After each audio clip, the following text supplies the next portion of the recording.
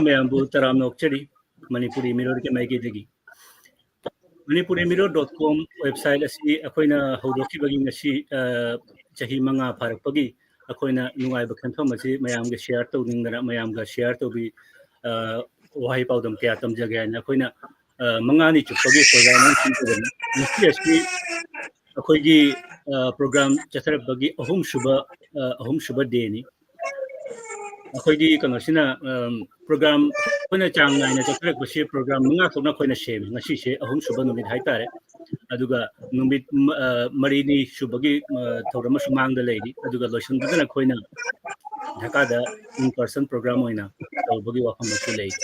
masigi thorama shi koina Bangladesh da sahitya lamda khwaitagi maru oina thawpubiri ba sangkha Bangladesh Manipuri Sahitya Sanshad hariba Sanshad asigi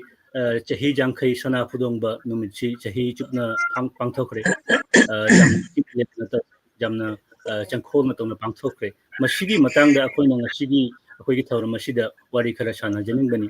aduna karigi haidi Bangladesh Manipuri Sahitya Sanshad haina hairiba sangkha sina puri bathabak haidi sahitya gi lamda sanskriti lamda Manipuri sanskriti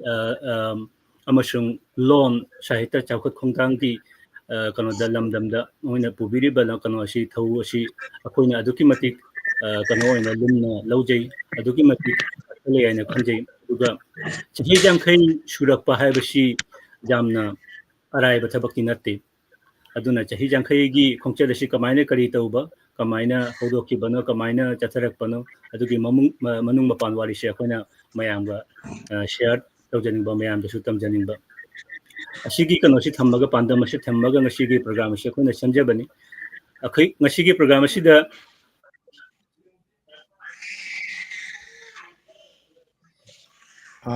sorry to interrupt mayam ai hamam promuni kuramjari akoi ripongi kano nangi kano se khajitang sholi net se I think net the male net ka shon baduna khajitang interrupt tor amo habiu namgana haida paigana gana sita thingana ripon gi ojasing akhoi kano da program da leire aduna ai kano ina mingoi da dum panjarakke Bangladesh tagi Bangladesh Manipuri Sahitya Sanshad ke president oibiriba amasung founder su president suni amasung hoji president ki phampai biriba kabi akesharam leijare ojabu taram nokchari amasung khuramjari Tripura dagi oja L Biramangal ming leiraba sahitya gi sahityakarni hoji sahitya parishad ki Tripura gi president oina phampai biriba oja shu khoi sida leibiri ojabu taram nokchari ngasi thoramasi Neri ma'am amasung nungaibadi Manipur dagi oja chungkham subadani kanogi lekolgi hoji president oibiriba ming chalaba sahityakar oja si akoina haibiru badang si lengsin na leibire oja puna makpu aina korambaga loina na akogi thoramasi da taram nokchari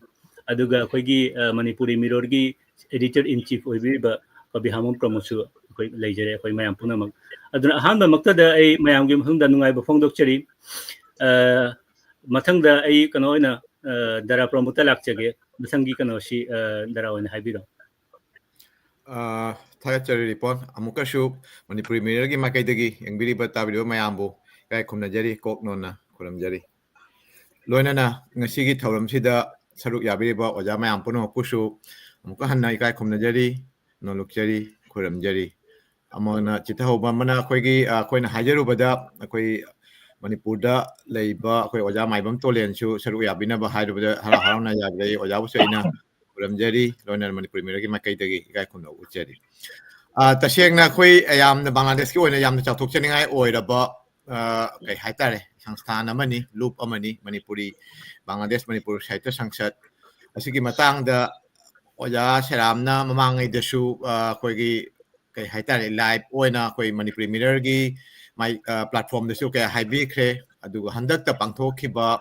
loisanba thoram 50 years khoi sanaphlong bagi khoi celebration gi loisanba mitasu wahi kya thambi kre aduga na hona nam kong adugi hai khiba wari mayam du na hona nam hai bagi keno di tanjawde khoi laujaba ngamjar kan yamna sangmani na tawbuto ngasi gi sege sega khoina sangna chahi chuppa pangthokhiba thoram dugi ꯂꯣꯏꯁꯤꯟꯕ ꯐꯥꯎꯗ ꯊꯦꯡꯅꯔꯛꯄ ꯅꯨꯡꯉꯥꯏꯕ ꯄꯥꯎꯗꯝ ꯊꯥꯖꯅꯤꯡꯉꯤ ꯂꯣꯏꯅꯅ ꯆꯍꯤ ꯌꯥꯡꯈꯩ ꯐꯥꯔꯛꯄ ꯍꯥꯏꯇꯥꯔꯦ from 25 to 2025ꯒꯤ ꯖꯔꯅꯤꯁꯦ ꯑꯁꯤꯒꯤ ꯀꯩꯅꯣꯁꯤꯗꯁꯨ ꯑꯋꯥ ꯅꯨꯡꯉꯥꯏ ꯑꯩꯈꯣꯏꯒꯤ ꯀꯩ ꯍꯥꯏꯇꯥꯔꯦ ꯌꯥꯝꯅ ꯅꯨꯡꯉꯥꯏꯕ ꯊꯧꯗꯣꯛ ꯀꯌꯥꯁꯨ ꯊꯣꯛꯑꯝꯒꯅꯤ ꯑꯗꯨꯒ ꯂꯣꯏꯅ ꯄꯨꯛꯅꯤꯡ ꯅꯨꯡꯁꯤꯕ ꯊꯧꯗꯣꯛ ꯀꯌꯥꯁꯨ ꯊꯣꯛꯑꯝꯒꯅꯤ ꯑꯗꯨꯒꯨꯝꯕ ꯊꯧꯗꯣꯛ ꯀꯌꯥꯗꯨꯁꯨ ꯑꯩꯈꯣꯏ ꯁꯨꯝ ꯅꯤꯡꯁꯤꯡꯃꯤꯟꯅꯁꯤ ꯍꯟꯗꯛꯀꯤ ꯆꯍꯤ ꯑꯃ ꯆꯨꯞꯅ ꯄꯥꯡꯊꯣꯛꯈꯤꯕ ꯀꯩꯅꯣꯁꯤꯗ ꯍꯥꯏꯍꯧꯕ ꯉꯝꯍꯧꯗꯕ ꯅꯠꯇ꯭ꯔꯒꯅ ꯍꯥꯏꯕꯒꯤ ꯈꯨꯗꯣꯡꯆꯥꯕ ꯉꯝꯍꯧꯗꯕ ꯇꯥꯡꯐꯝ kaya ꯂꯩꯔꯝꯃꯒꯁꯨ ꯑꯣꯖꯥ ꯉꯁꯤꯒꯤ ꯈꯨꯗꯣꯡꯆꯥꯕꯁꯤ ꯂꯧꯔꯒ ꯉꯁꯤꯒꯤ ꯀꯩꯅꯣꯁꯤ ꯂꯧꯔꯒ ꯑꯩꯈꯣꯏꯒꯤ ꯑꯣꯖꯥ ꯁꯦꯔꯥꯝꯗꯒꯤꯁꯨ ꯈꯔ ꯇꯥꯕꯤꯅꯕ ꯍꯥꯏꯅ ꯑꯩꯈꯣꯏ ꯃꯌꯥꯝꯗ ꯀꯩꯅꯣ ꯇꯧꯖꯕꯅꯤ ꯉꯁꯤꯒꯤ ꯁꯤꯟꯖꯕꯅꯤ ꯑꯩꯈꯣꯏ ꯃꯅꯤꯄꯨꯔꯤ ꯃꯤꯔꯔꯅ ꯃꯃꯥꯡꯉꯩꯗ ꯑꯩꯈꯣꯏ ꯈꯜꯂꯝꯃꯤ ꯑꯩꯈꯣꯏꯁꯨ 50 years ꯖꯔꯅꯤꯁꯤꯒꯤ ꯃꯇꯥꯡꯗ ꯑꯩꯈꯣꯏ ꯁꯤꯔꯤꯁ ꯑꯃ ꯇꯧꯁꯤꯔꯥ ꯍꯥꯏꯅ ꯇꯧꯕꯇꯕꯨ ꯂꯥꯏꯕꯛ ꯊꯤꯕꯗꯒꯤ ꯑꯩꯈꯣꯏ ꯏꯃꯨꯡ ꯃꯅꯨꯡꯒꯤ ꯑꯃꯒꯤ ꯄ꯭ꯔꯣꯕ꯭ꯂꯦꯝ kaya ꯂꯩꯕꯗꯒꯤ ꯑꯗꯨꯒꯤ ꯁꯤꯔꯤꯁ ꯑꯣꯏꯅ ꯄꯥꯡꯊꯣꯛꯄꯗꯤ ꯑꯩꯈꯣꯏ ꯉꯝꯖꯈꯤꯗ꯭ꯔꯦ ꯑꯗꯨ ꯇꯨꯡꯗ ꯑꯩꯈꯣꯏ ꯇꯧꯒꯦꯗꯤ ꯈꯜꯂꯤ ꯇꯥꯡꯉꯩꯁꯦꯟꯅ ꯉꯁꯤꯁꯤꯅ ꯁꯨꯝ ꯆꯨꯝꯅꯒꯤ 1 dayꯒꯤ ꯑꯣꯏꯕ ꯄ꯭ꯔꯣꯒ꯭ꯔꯥꯝ ꯑꯣꯏꯔꯒꯁꯨ ꯃꯊꯪꯗ ꯑꯩꯈꯣꯏ ꯑꯦꯠꯂꯤꯁ ꯆꯌꯣꯜ ꯑꯃ ꯑꯣꯏ ꯅꯠꯇ꯭ꯔꯒ ꯁꯤꯔꯤꯁ ꯑꯣꯏꯅ 3 ꯑꯣꯏꯔꯁꯨ 5 ꯑꯣꯏꯔꯁꯨ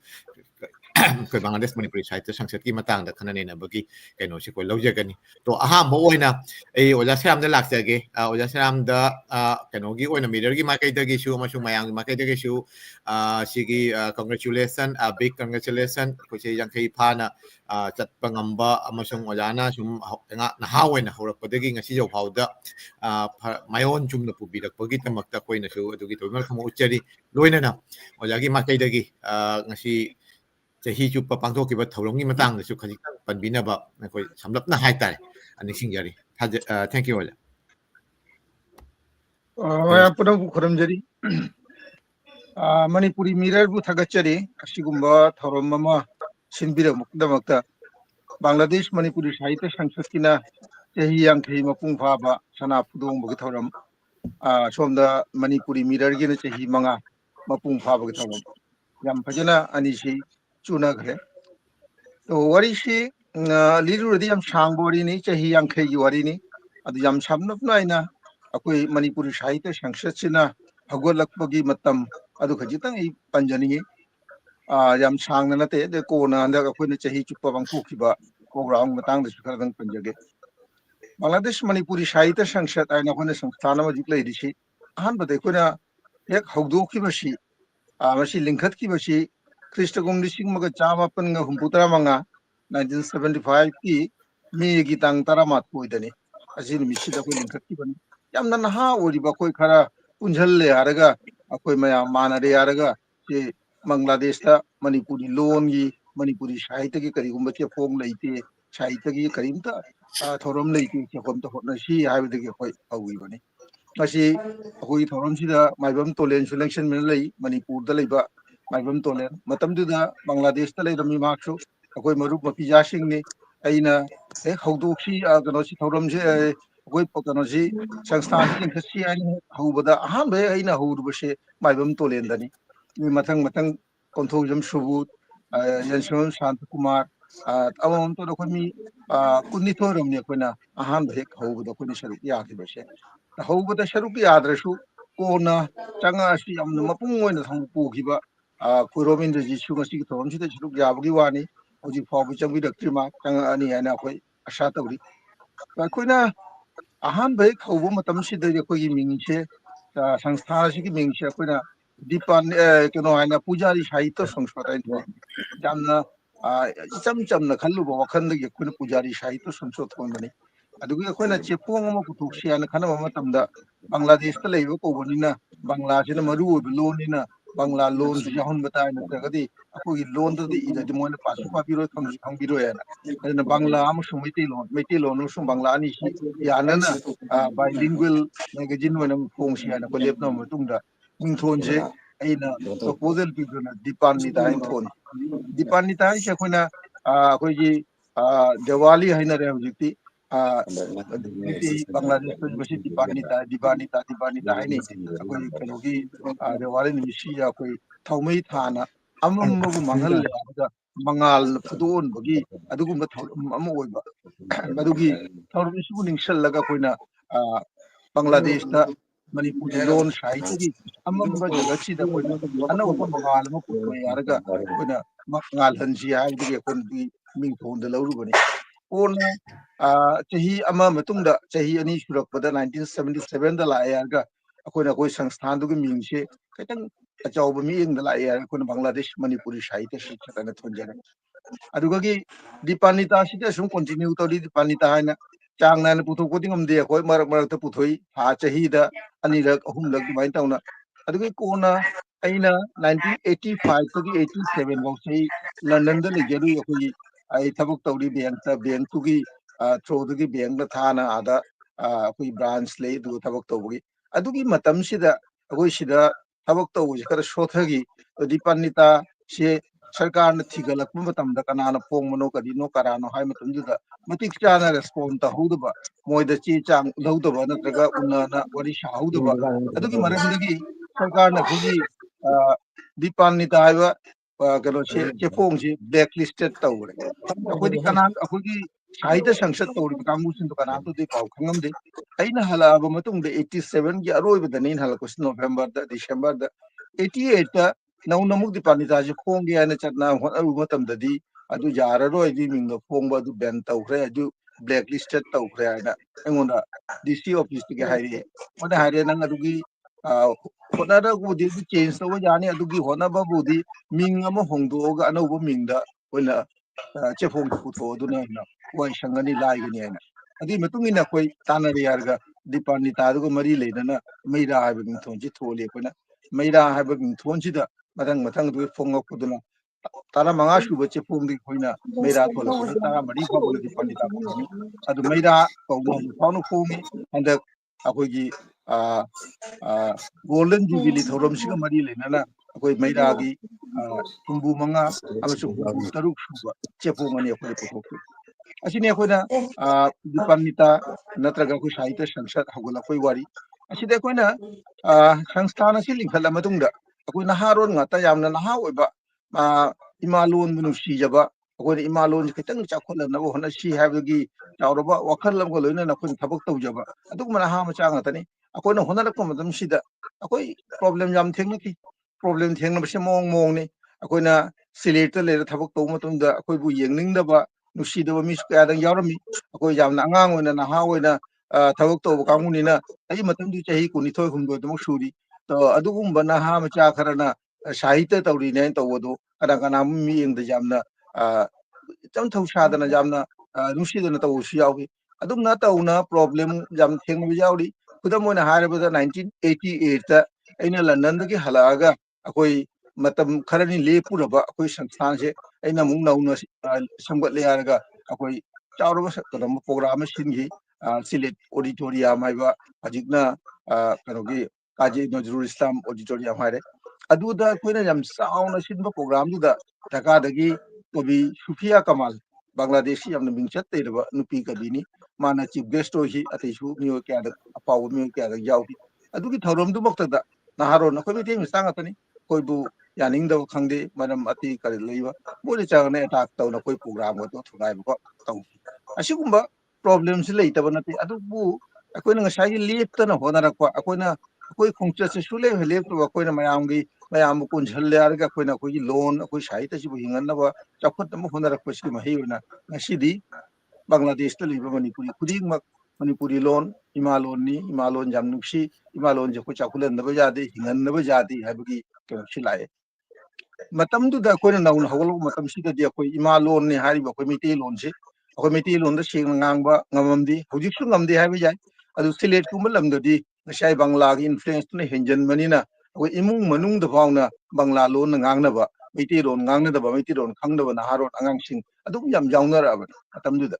अदुगी सिचुएशन दुदा अखोइना नौना हगुतपा मतमसिदा अखोइ इसामक मिते लोनना वा nganगनी अखोइ मीटिंग में फमगा दुदुगा मिते लोनना अखोइ स्पीच डिलीवर तौने जो वखन पोमदे अखोइ बांग्ला ngangnरम मैते रोन ngang मी मांड इकाय न खनरम अखोइना मपान थोकना माइकिंग तौ मतम मिते रोन तौबदा अदु मीना थीदा ngang को अदुगु मसि याम तौरम अदुबु ngसीदी चही यांखै फारकले अखोइगी मयामगी होनाबसिना कनो ओइरा पाम्बे ओइरा अखोइ अनोब चेंज अमदि पुरक ngmme ana खल्ली चेंज करिनो हाबिदा अखोइ अखोइ इमालोन मनु सिरे अखोइ इमालोन साहित्य की मतंग अखोइ खर थिजल्ले खंजरे खरदी अखोइ इमालोन से अखोइ ngang बदा ꯃꯁꯤꯗ ꯏꯕꯗ ꯑꯩꯈꯣꯏ ꯏꯀꯥꯏꯗ꯭ꯔꯦ ꯑꯩꯈꯣꯏ ꯍꯪꯒꯣꯏꯗ꯭ꯔꯦ ꯑꯩꯈꯣꯏ ꯀꯔꯤꯝꯇ ꯑꯗꯨꯒꯤ ꯆꯤꯡꯅꯕ ꯂꯩꯇ꯭ꯔꯦ ꯌꯥꯝꯅ ꯄꯥꯈꯧ ꯄꯣꯡꯅ ꯑꯩꯈꯣꯏ ꯑꯩꯒꯤ ꯏꯃꯥꯂꯣꯟ ꯃꯅꯤꯄꯨꯔꯤ ꯂꯣꯟꯅꯤ ꯃꯩꯇꯩ ꯂꯣꯟꯅꯤ ꯑꯩ ꯏꯃꯥꯂꯣꯟꯗ ꯋꯥ ꯉꯥꯡꯒꯅꯤ ꯑꯩꯈꯣꯏꯅ ꯐꯣꯡꯅ ꯉꯥꯡꯕꯗ ꯀꯔꯤꯝꯇ ꯏꯀꯥꯏꯗ꯭ꯔꯦ ꯃꯁꯤꯅꯦ ꯍꯧꯖꯤꯛ ꯂꯥꯛꯏꯕ ꯆꯦꯟꯖꯁꯦ ꯑꯩꯈꯣꯏ ꯕꯪꯒ꯭ꯂꯥꯗꯦꯁ ꯃꯅꯤꯄꯨꯔꯤ ꯁꯥꯍꯤꯇ꯭ꯌ ꯁꯪꯁꯠꯀꯤ ꯈ꯭ꯋꯥꯏꯗꯒꯤ ꯆꯥꯎꯕ ꯑꯦꯆꯤꯞꯃꯦꯟꯁꯤ ꯀꯔꯤꯅꯣ ꯍꯥꯏꯅ ꯍꯥꯏꯕ ꯇꯥꯔꯒꯗꯤ ꯆꯍꯤ 50ꯁꯤꯗ ꯑꯩꯈꯣꯏꯅ ꯄꯨꯔꯛꯏꯁꯦ ꯑꯩꯈꯣꯏ ꯕꯪꯒ꯭ꯂꯥꯗꯦꯁꯇ ꯂꯩꯔꯤꯕ ꯃꯅꯤꯄꯨꯔꯤꯁꯤꯡ ꯑꯩꯈꯣꯏꯒꯤ ꯅꯍꯥꯔꯣꯟꯁꯤꯡ ꯃꯍꯩꯔꯣꯏꯁꯤꯡꯁꯨ ꯌꯥꯎꯅ ꯃꯣꯏ ꯄꯨꯝꯅꯃꯛꯀꯤ ꯋꯥꯈꯜꯗ ꯃꯣꯏ ꯄꯨꯛꯅꯤꯡꯗ ꯑꯩꯈꯣꯏꯅ ꯃꯅꯤꯄꯨꯔꯤ ꯂꯣꯟ ꯏꯃꯥꯂꯣꯟꯁꯤꯡ ꯅꯨꯡꯁꯤꯍꯟꯕ ꯀꯣꯟꯕ ꯑꯩꯈꯣꯏ ꯂꯣꯟꯒꯤꯗꯃꯛꯇ ꯀꯔꯤꯒꯨꯝꯕ ꯈꯔꯗꯪ ꯇꯧꯕ ꯇꯥꯏ ꯍꯥꯏꯅ ꯈꯜꯍꯟꯕ ꯃꯅꯤꯄꯨꯔꯤ ꯂꯣꯟꯗ ꯋꯥ ꯉꯥꯡꯕꯗ ꯏꯕꯗ ꯈꯣꯠꯄꯗ ꯏꯀꯥꯏꯗꯕ ꯅꯨꯡꯁꯤꯠ ꯇꯧꯍꯟꯕ ꯑꯁꯤꯒꯤ ꯆꯦꯟꯖꯁꯤ ꯑꯩꯈꯣꯏ ꯄꯨꯔꯛꯄ ꯉꯝꯃꯦ ꯃꯁꯤꯅ ꯑꯩꯈꯣꯏꯒꯤ ꯈ꯭ꯋꯥꯏꯗꯒꯤ ꯆꯥꯎꯕ ꯑꯦꯆꯤꯞꯃꯦꯟꯅꯤ ꯍꯥꯏꯅ ꯂꯧꯖꯩ ꯑꯗꯨꯗꯒꯤ ꯑꯩꯈꯣꯏꯅ ꯁꯥꯍꯤꯇ꯭ꯌ ꯁꯪꯁꯠꯁꯤ ꯍꯧꯔꯛꯑ ꯃꯇꯨꯡꯗ ꯑꯩꯈꯣꯏꯅ ꯑꯍꯥꯟꯕ ꯑꯩꯈꯣꯏꯅ ꯄꯥꯎ ꯐꯥꯎꯅꯕ ꯍꯣꯠꯅꯕꯁꯤ ꯃꯅꯤꯄꯨꯔꯗꯅꯤ ꯑꯩꯈꯣꯏꯒꯤꯗꯤ ꯃꯦꯟ ꯁ꯭ꯇ꯭ꯔꯤꯝ ꯃꯦꯟꯂꯦꯟꯁꯤ ꯃꯅꯤꯄꯨꯔꯅꯤ ꯃꯅꯤꯄꯨꯔꯤ ꯁꯥꯍꯤꯇ꯭य ꯄꯔꯤषꯠꯀꯤ ꯋꯥ ꯑꯩꯈꯣꯏ ꯈꯪꯉꯝꯃꯤ ꯑꯩꯈꯣꯏ ꯃꯅꯤꯄꯨꯔꯤ ꯁꯥꯍꯤꯇ꯭य ꯄꯔꯤषꯠ ꯍꯥꯏꯅ ꯁꯪꯁꯊꯥꯟ ꯑꯃ ꯂꯩ ꯃꯣꯏꯗꯨꯗ ꯁꯥꯍꯤꯇ꯭ꯌꯒꯤ ꯊꯕꯛ ꯌꯥꯝ ꯇꯧꯅꯩ ꯍꯥꯏꯅ ꯑꯩꯈꯣꯏ ꯈꯪꯉꯤ ꯑꯗꯣ ꯑꯩꯈꯣꯏ ꯄꯥꯎꯗꯤ ꯐꯥꯎꯅꯔꯝꯗꯦ ꯃꯇꯝꯗꯨꯗ ꯑꯩꯈꯣꯏꯅ 75 76ꯀꯤ ꯃꯇꯝꯁꯤꯗꯒꯤ ꯃꯔꯨꯑꯣꯏꯅ ꯁꯥꯟꯇꯀꯨꯃꯥꯔ ꯍꯥꯏꯅ ꯑꯩꯒꯤ ꯃꯔꯨꯞ ꯂꯩꯔꯝꯃꯤ ꯍꯧꯖꯤꯛ ꯂꯩꯈꯤꯗ꯭ꯔꯦ ꯃꯥ ꯌꯥꯝꯅ ꯑꯦꯛꯇꯤꯚ ꯋꯥꯔꯀꯔꯕꯅꯤ ꯇꯣ ꯁꯥꯟꯇꯀꯨꯃꯥꯔꯁꯤꯅ ꯆꯤꯊꯤꯒ ꯏꯔꯅ ꯑꯩꯁꯨ ꯆꯤꯊꯤ ꯏꯔꯅ ꯑꯩꯈꯣꯏꯒꯤ ꯃꯇꯝꯗꯨꯗ ꯀꯦ ꯁꯅꯥꯍꯜ ꯕꯤꯀꯣꯝ ꯁꯅꯥꯍꯜ ꯈꯪꯅꯕ ꯑꯣꯖꯥꯁꯤꯅ ꯃꯅꯤꯄꯨꯔꯤ ꯁꯥꯍꯤꯇ꯭य ꯄꯔꯤषꯠꯀꯤ ꯄ꯭ꯔꯦꯁꯤꯗꯦꯟꯠ ꯑꯣꯏꯔꯝꯃꯤ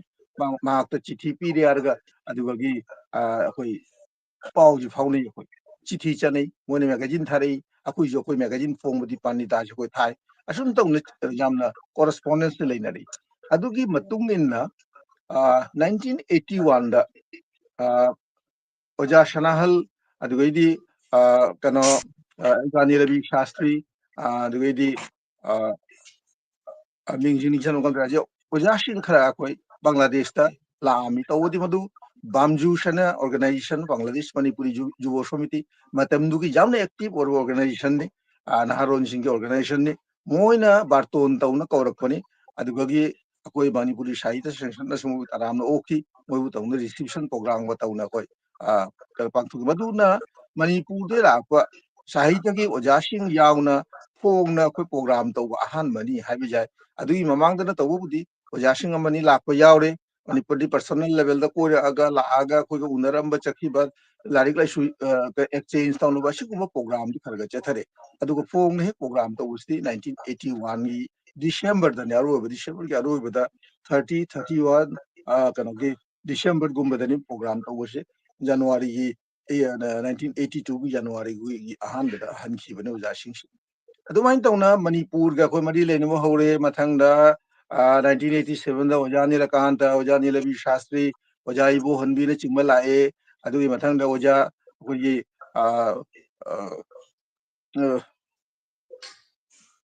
इलिशा अमगी महावगी रेक्टर अखोई मिंगसे हेगे कावगम तोली कुंजमोहन ओजा कुंजमोहन कुंजमोहन अखोई नंगफुमम कुंजमोहन ओजासी सु लाखिरमे अदुगी 82 दा मगा इंपोर्टेंट मगना अखोई ओजा कुंजमोहनगा ओजा खैरुद्दीन चौधरी मैतै बांगलगी मिंगचत लब कबिनी सिलचरगिनी सिलचर हाबि तारे कछारगिनी अदो मखोय नि सु अखोय बाटोन तौजबनी तो बाटोन तौबसिदा लाकनी हाइना मोइसु अखोयदा हाइबिरकोय मतुंग इन अखोय यामना चावना प्रोग्राम गा सिनगी अदुबो ओजा कुंजमोहन लाकपा ngखिदे माकी अतोप करिदो प्रॉब्लम लेबदगी ओजा खैरुद्दीन दि लाम ओजा खैरुद्दीन सि लाम से मसिसु चावरबो अखोयदा इथिलबो पोंगी अखोयदा यम चावरबो इनोट अम पीखी ओजा खैरुद्दीन सि जामना कनो तोबो कबिनी माना वा ngangusi मितिरोना ngangusu bangada ngangusu इंग्रेजी दा ngangusu यम सकिना अपीलिंग ओय अदुना ओजा खैरुद्दीन सि पुना खुना भानुगासी मोहम्मद चतना कोइबा मैतै पांगन अखोय चिनाव सिंगसु उनाहनबा असकुम प्रोग्राम के आवन चथकी ओजा खैरुद्दीन लामदुना अखोय यम चावरबा अखोय द इन्फ्लुएंस मा पिरम्मी असिसु कनोनी अदुमाइन तौना अखोयना मणिपुर की ओजा सिंग सामनरे मथंग मथंग लाकबा हौरे अखोयदसु अखोयबुसु बाटोन तौना चतबा हौरे अदुदगी ढाकादगी अखोयना बंगाली कवि साहित्यिक अखोयदी बांग्लादेश ता लेबनिना अखोयगी मेन कनोसे अखोय बंगाली कवि साहित्यिक सिगा अखोय मरी लेनबसिनी मोयगा अखोयना मणिपुरी साहित्य से मणिपुरी लोन से करिनो हाबिसे अयामना खंगमदे अखोय बाव खंगमदे मतमदुदा तो मसीगी थबकसिना अखोय याम कन्ना हजि होनरिसि बांग्लादेश मणिपुरी साहित्य संगठनसु अई इरनायनसु अखोय लोन अखोय साहित्य की मतंग से अखोयना सिगा अखोय थंगनबदा लेनरिबा अखोय बांग्लादेश की ख्वादि मपुंग ओरिबा community Bangali mogi loan Bangla chakot level loan osida akoi da hando yaga na Bangali kamu sing kangal le araga akoi loan sing matang da shahite ki matang da mayam bu kangal basine akoi target aduna akoi na matam na akoi na Bangali kabi shahidi select ki dilo ne akoi samlei ahu bodagi na moi akoi ga yaumi nei Dhaka da gisho akoi yan mingsat le da kabi shahidi sing akoi ba ton na purami moi ga akoi program ke adan to min nakhi moi na chi akoi bu matam da akoi bu tengwang ki mingun khara pan bata bata Bangla Academy ki DG Lami akoi kano da adugi International Mother Language Institute and hajik nauna ling khaliba sangsthana sigi ju DG akoi ki kano ki Bangladesh Manipuri Sahitya Sangsad ki program da chief guest ron lakpirame adugi akoi ki Bangladesh ki speaker minister sing natraga akoi ki Habibur Rahman Justice Habibur Rahman mahashi chief justice jormi Bangladesh ki adugi akoi ki caretaker government gi shu mak chief orame mak shu ma ai ba masuni yan maming chat pai bari mak shu lak na koi gi thorum ga dang jau bi ke sumain ta una tongan ba forum da gi shu koi na Bangla kabi shahiti sing samna ba moi ga mari leina ba moi ga koi relation ba create to wase aji hona re to ngasi chahi yang khai farak pagi matam si da la ga koi na tung hanna jeng bada na tra ga koi gi total koi na chahi yang khai si ta tawjar ko mayam asi mayam chi koi khana nei na ta ra di ai hai janingi akoi gi achievement si panglik likte jamna hanthade handa ga koi gi chahi yankhai phaba gi program akoi na pangthok si tangkak mari thokna koi pangthoi me da koi haugi bani 11 me da akoi 16 me da ahan program ji pangthoi ahan program si da koi na maru oina tawgi basina koi founder member o hi ba matam du da founder member se kunni thoi ni adi manung da koi mi tareti lekhidre lari pak tantre adugo leho khara du khara shu amung mapanda tongan beli bak le khibana koi lam phangre Bangladesh ta leiba kanu sing founder member sing mo ba koni kai kumna utki masina koi gi ahan ba thoram gi maru oiba pandam oi hi ani shu ba thoram sina koi na kanu da bangthok poni July gi tang kun manga da masida koi gi Agartala da gi koi Ojabir Bengal Manipuri Sahitya Parishad Tripura gi president amasung yan mingchat teraba ai babani wari bacha iba to Ojabir Mongol lengbirami adi silchar dagi oja manglemba literary society gi president mako ni lakbirami second program da adugona koina akoi chahi yankhai gi koi kongchat sida president oina secretary oina thabak pubirakpa mayamdo pubiram na pubirakpa mayamdo moibo koina ikai khunagi aduda sho koi mi tarani thoi lei akoi tara president secretary oibiramba adi manungda shu mi oi mari di lei khidre to asi na koi second program gi yam mapung pharo program gi adu sho koi na asi thorom ji pangthok ki ahum sibo program che masi yam important bo program oi ki akoi symposium mom pangthoi symposium si de koi na pami she Bangladesh ki Bangali writers sing Bangali writer mayam si de koi na khangan ning bani koi Bangladesh ta Manipuri Sahitya na koi na honari se Manipuri loan gi damakta koi na honari si chahi yang kai shure chahi yang kai kari tawba ngamme kari tawba jari na si puna makse ko detail da khangan ning ba aduna koi na symposium du da paper mari puthoi koi na Bangla da oin tawre maru na koi gi discussion gi thik kano do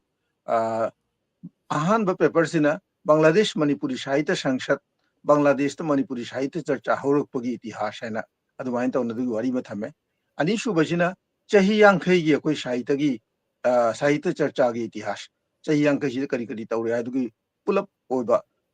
paper ba de ahum shu ba paper sina o chahi yankhai sida akoi kari achievement tawba ngamme kari akoi phangjaba leide kari basigi nainaba ma adugi amana atopa amana Bengali writer ama bu ihalli akoi na mana maki mieng dagi akoi Bangladesh ta akoi na Manipuri Sahitya Charcha tawri wase chahi yankhai phare chahi yankhai sida koi kari tawba ngamkhre siga maru oina Bangla literature ga Manipuri literature ga samnaba mari leinaba bari samgotpa mari natraga moi gi Sahityakar singa koi Sahityakar singa relation create tawse asi kari karma mawong da kadai ho kari tawba ngamme haidugi maramda nainaba oina masi jamno fruitful ogi akoi symposium do to asi gi symposium sina akoi su kana hauri akoi ju moi Bangali writer atop ahum mana adugi mathakta naina ki akoi pathok paper sing di mathakta मोगी नैनाब तारगा दुगी नत्रगा Bengali writer दुने इरेइबा article दु पारगा कुइसु अकोई अशोइबा अवातपा लेरमसु अदुसु कोइगन तौ असिना कोइने third programme होगी fourth programme सिदा कोइने हंदक ता पांगथोकी बनि नवंबर की 14 दा मधु भानुगास तो पांगथोए कल्चरल कॉम्प्लेक्स की ममांग दुदा अदुदा नै कोइना कनोगी मणिपुरी जगोई की लमदा बांग्लादेश ते यामना मिंगचत लेरबा मणिपुरी जगोई की लमदा याम कंट्रीब्यूशन तौरबा जगोई की ओजा मरी अमने शर्मिला बंदोपाध्याय अमने तमन्ना रहमान अमने वारदारी हाब अमने कोई मेटी कनोनी जगोई गुरुनी कनोनी शांतना देवी है मोई मरी बु कोइना रिसेप्शन पिना मोई बु काय कुनकी अदुदसु कोइना कोई कनोगी मणिपुर दगी बातोन तौजना कोई ओजा तरानी लंबिरे इबा मणिपुरी साहित्य परिषद साहित्य थौपांगलुप साथौलुप अदुगई अमना लेकोल ngasi लेकोल की प्रेसिडेंट कोई ओजा चुंखाम कनो शुभोदिनी ओजा शुभोदिनी कोइना सुबदनी अजु जाउबिरी सिदा तो ओजा सुबदनी सिलंबिरा आमी खोइ कनो जुदा कोन बुगी प्रोग्राम सिदा अदुगई 15 दना कोइना सिलेक्ट तला यारगा कोई मणिपुरी साहित्य की यामना मणिपुरी साहित्य दनते नाट की सु यामना मरु ओइबा मिओइ मरी लाइस्रम समरेंद्र कवि अदुगई दि अमना एलांगम सुनामनी वारी मचा इबनी मरु ओइना अते अमना आरकेसीएस हाइना कोइ लाइक पुगी लमदा पायोनियर ओइबा यामना मिंगचत लेबा माकी तोंगानबा गैलरी मजि मणिपुर की कन माय ओरी बने आरकेसीएस गैलरी हैना मखोय हुमसिगी हंदक बार्ट सेंटिनरी सुताबा अदुगी उज्जापुन जु ओइना मोइबु काय खुमनबा ओइना अदुगी प्रोग्राम अदुगो लोइना ना कोइना कोई थिएटर की लेजेंडरी पर्सनालिटी रतन थियाम महाकुशी काय खुमनबा मोइ मरी सिगी कोई प्रोग्राम तौखी अदुदा मणिपुर दे लाको यासिंगना मी अमोमना मी अमोमगी मरमदा पाथोकपी पेपर अमोम ओदा खोदि जाम काना बपीखी अखोगी पुनमुक्ति लोइन मसु लोइन खंगब नते अदु खा ताहौरी खंगौरी अखोने नैनखी यामना मरु ओइबा कनो मोइ असिनी चौराकना अखोने चही यांखै सिदा अखोगी अचीवमेंट अखोने तौजबा खरा अदुगी हंदक प्रोग्राम सु तौना कोई प्रोग्राम सु लोइसिनरे ngarang dune koina bhanuwa chale arga koina han bhanuwa chi program tawda yaumin nakhiba organization mangani koi ga lena do moising du so koina kauphat le arga wayam una na wari shana na nungai phongdok nei amasung chakchara ba chami nei ko ala dugi program ngarang pakthu charakna asini aina haijaningba adana bangladesh manipuri sahitya sangsad aiba sangsthana lingkhat lamba se ahan da koina 1975 ki 11 pe da machina ko da kayam kana puri ya da ngasi bangladesh da manipuri lon se siraroi habegi thajaba mu de koi manung da poe nata dimarakta manipuri lon se sigrada manipuri lon je mangkrada habegi chingnaba leiramma pani adugumba situation leiramma pani hojikti manipuri lon siraroi ya koi thajaba poe akoi manung da ai ba kaya dang thore dari kaya dang phongnare maitei lon da asi phawada larik oina magazine natabada larik oina phongmuda humbuga mari shure seireng yauri wareng yauri wari macha yauri adida upanashu yauri tauna handoko karasu yauna adugai bangla su da shi akogi bangladesh ki manipuri kabi lekhak sing jina da moina bangla da ibelari su phongi akoina madugi larik na adusu humbu mari shure akoina bangla da iba manipuri writer na iba bangla da iba larik shin adugo ju seireng wareng wari macha na chimba tongan ba जनवरी कनो जाउरी लारिक जाउरी तो असिनी अकोगी चही यांखैगी खोंचत की समलप पवारी आई हजिकी ओना सि मतांग सिदा संजरगे मयाम बहिना मुखना खरमजरी थागचरे ओजा तबोदे ngसाइगी हारिबदुने ina chahi yankhai surakpagi keno se koi yam nungai je harau je wari suluna tajaning bani adu matam haiba sina dingai haiba yadamnina koi khalitang samjanjare tabotabu ngasi sigei siga khwaidagi koina harau ba nungai ba phongdok chaning badi khoi oja tolen khoi saita sangja thodok padagi yauram ba yau kai ka indi ka ko khoi oja sera moiga chatpinaram ba hai tare mahak so ina hajaru bada hara haron ja mahak ke pau su ta si adu hojiki oina di khoi tripura da mutang lakse ke bangladesh ka su khara nakna ba aduga khoi oja si khoi bangladesh ke thoram am ba matam da not only saita sangsad ki nataba saita sangsad ki ta nataba atopa thoram kya da su oja si khoi na hajaru bada sum lai ngambu ngamagadi natragana thodokpa masagi achinba natragana topa keno toba leitragadi dano ja khoi bangladesh ke makai de ge ei nam kasu hanna khuramjari ikai khumnajari not only bangladesh ta lakpata na ina hajaru bada khoi gi manipuri minor gi hꯧꯕꯗꯒꯤ ꯍꯥꯏꯇꯥꯔꯦ ꯍꯧꯗꯣꯛꯄꯗꯒꯤ ꯍꯧꯔꯅ ꯑꯣꯖꯥꯁꯤ ꯁꯨꯝ ꯄꯨꯛꯅꯤꯡ ꯂꯧꯁꯤꯡ ꯀꯌꯥ ꯇꯥꯛꯄꯤꯕꯒ ꯂꯣꯏꯅꯅ ꯑꯩꯈꯣꯏꯒꯤ advice ꯑꯗꯨꯒ ꯂꯣꯏꯅꯅ ꯀꯣꯃꯦꯟꯁ ꯐꯖꯔꯕ ꯋꯥꯍꯩ ꯀꯌꯥꯁꯨ ꯊꯝꯕꯤꯈꯤ ꯑꯗꯨꯒ ꯂꯣꯏꯅꯅ ꯑꯩꯈꯣꯏ ꯁꯔꯨꯛ ꯌꯥꯕꯁꯨ ꯌꯥꯎꯈꯤ ꯑꯗꯨ ꯉꯁꯤ ꯅꯨꯡꯉꯥꯏꯔꯕ ꯑꯩꯈꯣꯏ ꯃꯅꯤꯄꯨꯔꯤ ꯃꯤꯔꯔꯒꯤꯅ ꯆꯍꯤ 5 ꯁꯨꯕ ꯑꯗꯨꯒ ꯀꯩꯅꯣꯒꯤ ꯑꯩꯈꯣꯏ ꯕꯪꯒ꯭ꯂꯥꯗꯦꯁ ꯃꯅꯤꯄꯨꯔꯤ ꯁꯥꯍꯤꯇ꯭ꯌ ꯁꯪꯁꯠ ꯕꯝꯁꯥꯁꯀꯤ ꯆꯍꯤ 50 ꯁꯨꯕꯒꯤ ꯀꯩꯅꯣꯁꯤꯗ ꯑꯣꯖꯥꯅ ꯁꯔꯨꯛ ꯌꯥꯕꯤꯕꯁꯤ ꯑꯩꯈꯣꯏ ꯌꯥꯝ ꯍꯔꯥꯎꯖꯩ ꯑꯣꯖꯥꯗꯒꯤ ꯉꯁꯤ ꯈꯖꯤꯛꯇꯪ ꯇꯦꯟꯇꯛꯅ ꯍꯥꯏꯇꯥꯔꯦ ꯕꯝꯁꯥꯁ ꯑꯃꯁꯨꯡ ꯀꯩꯅꯣꯒꯤ ꯃꯇꯥꯡꯗ ꯑꯣꯖꯥꯁꯨ ꯆꯠꯄꯤꯔꯨꯏ ꯄꯨꯝꯅꯃꯛꯁꯤꯒꯤ ꯃꯇꯥꯡꯗ ꯑꯣꯖꯥꯁꯨ ꯁꯝꯂꯞꯅ ꯈꯖꯤꯛꯇꯪ ꯑꯩꯅ ꯍꯪꯖꯅꯤꯡꯕ ꯊꯥꯏꯅ ꯐꯣꯀꯁ ꯇꯧꯅꯤꯡꯕꯗꯤ ꯀꯃꯥꯏꯅ ꯕꯪꯒ꯭ꯂꯥꯗꯦꯁꯀꯤ ꯑꯩꯈꯣꯏ ꯑꯏꯕ ꯑꯏꯕꯤꯁꯤꯡꯒ ꯑꯣꯖꯥꯒ ꯈꯪꯅꯔꯛꯈꯤꯕ ꯑꯣꯖꯥꯅ ꯀꯃꯥꯏꯅ ꯁꯝꯅꯔꯛꯈꯤꯕ ꯑꯁꯤꯒꯤ ꯈꯖꯤꯛꯇꯪ ꯑꯣꯏꯔꯁꯨ ꯈꯔ ꯄꯟꯕꯤꯔꯝꯃꯣ ꯑꯣꯖꯥ ꯑꯩꯈꯣꯏ ꯃꯌꯥꯝ ꯑꯁꯤꯒꯤ ꯀꯩꯅꯣꯁꯤ ꯑꯩꯈꯣꯏ ꯇꯥꯖꯗ꯭ꯔꯤ ꯃꯃꯥꯡꯉꯩꯗ ꯑꯣꯖꯥꯅ ꯄꯟꯈꯤꯕ ꯂꯩꯔꯝꯃꯁꯨ ꯈꯪꯗꯦ ꯑꯗꯣ ꯑꯩꯈꯣꯏꯒꯤ ꯑꯣꯏꯅꯗꯤ ꯀꯌꯥ ꯀꯩꯅꯣ ꯇꯧꯗ꯭ꯔꯤ मैम पुनमकु खोरमजरी अखोई यामना नुंगाइबनी बांग्लादेश मणिपुरी साहित्य संसद की चही यांखई सुबा सनाफुदोंग थौरम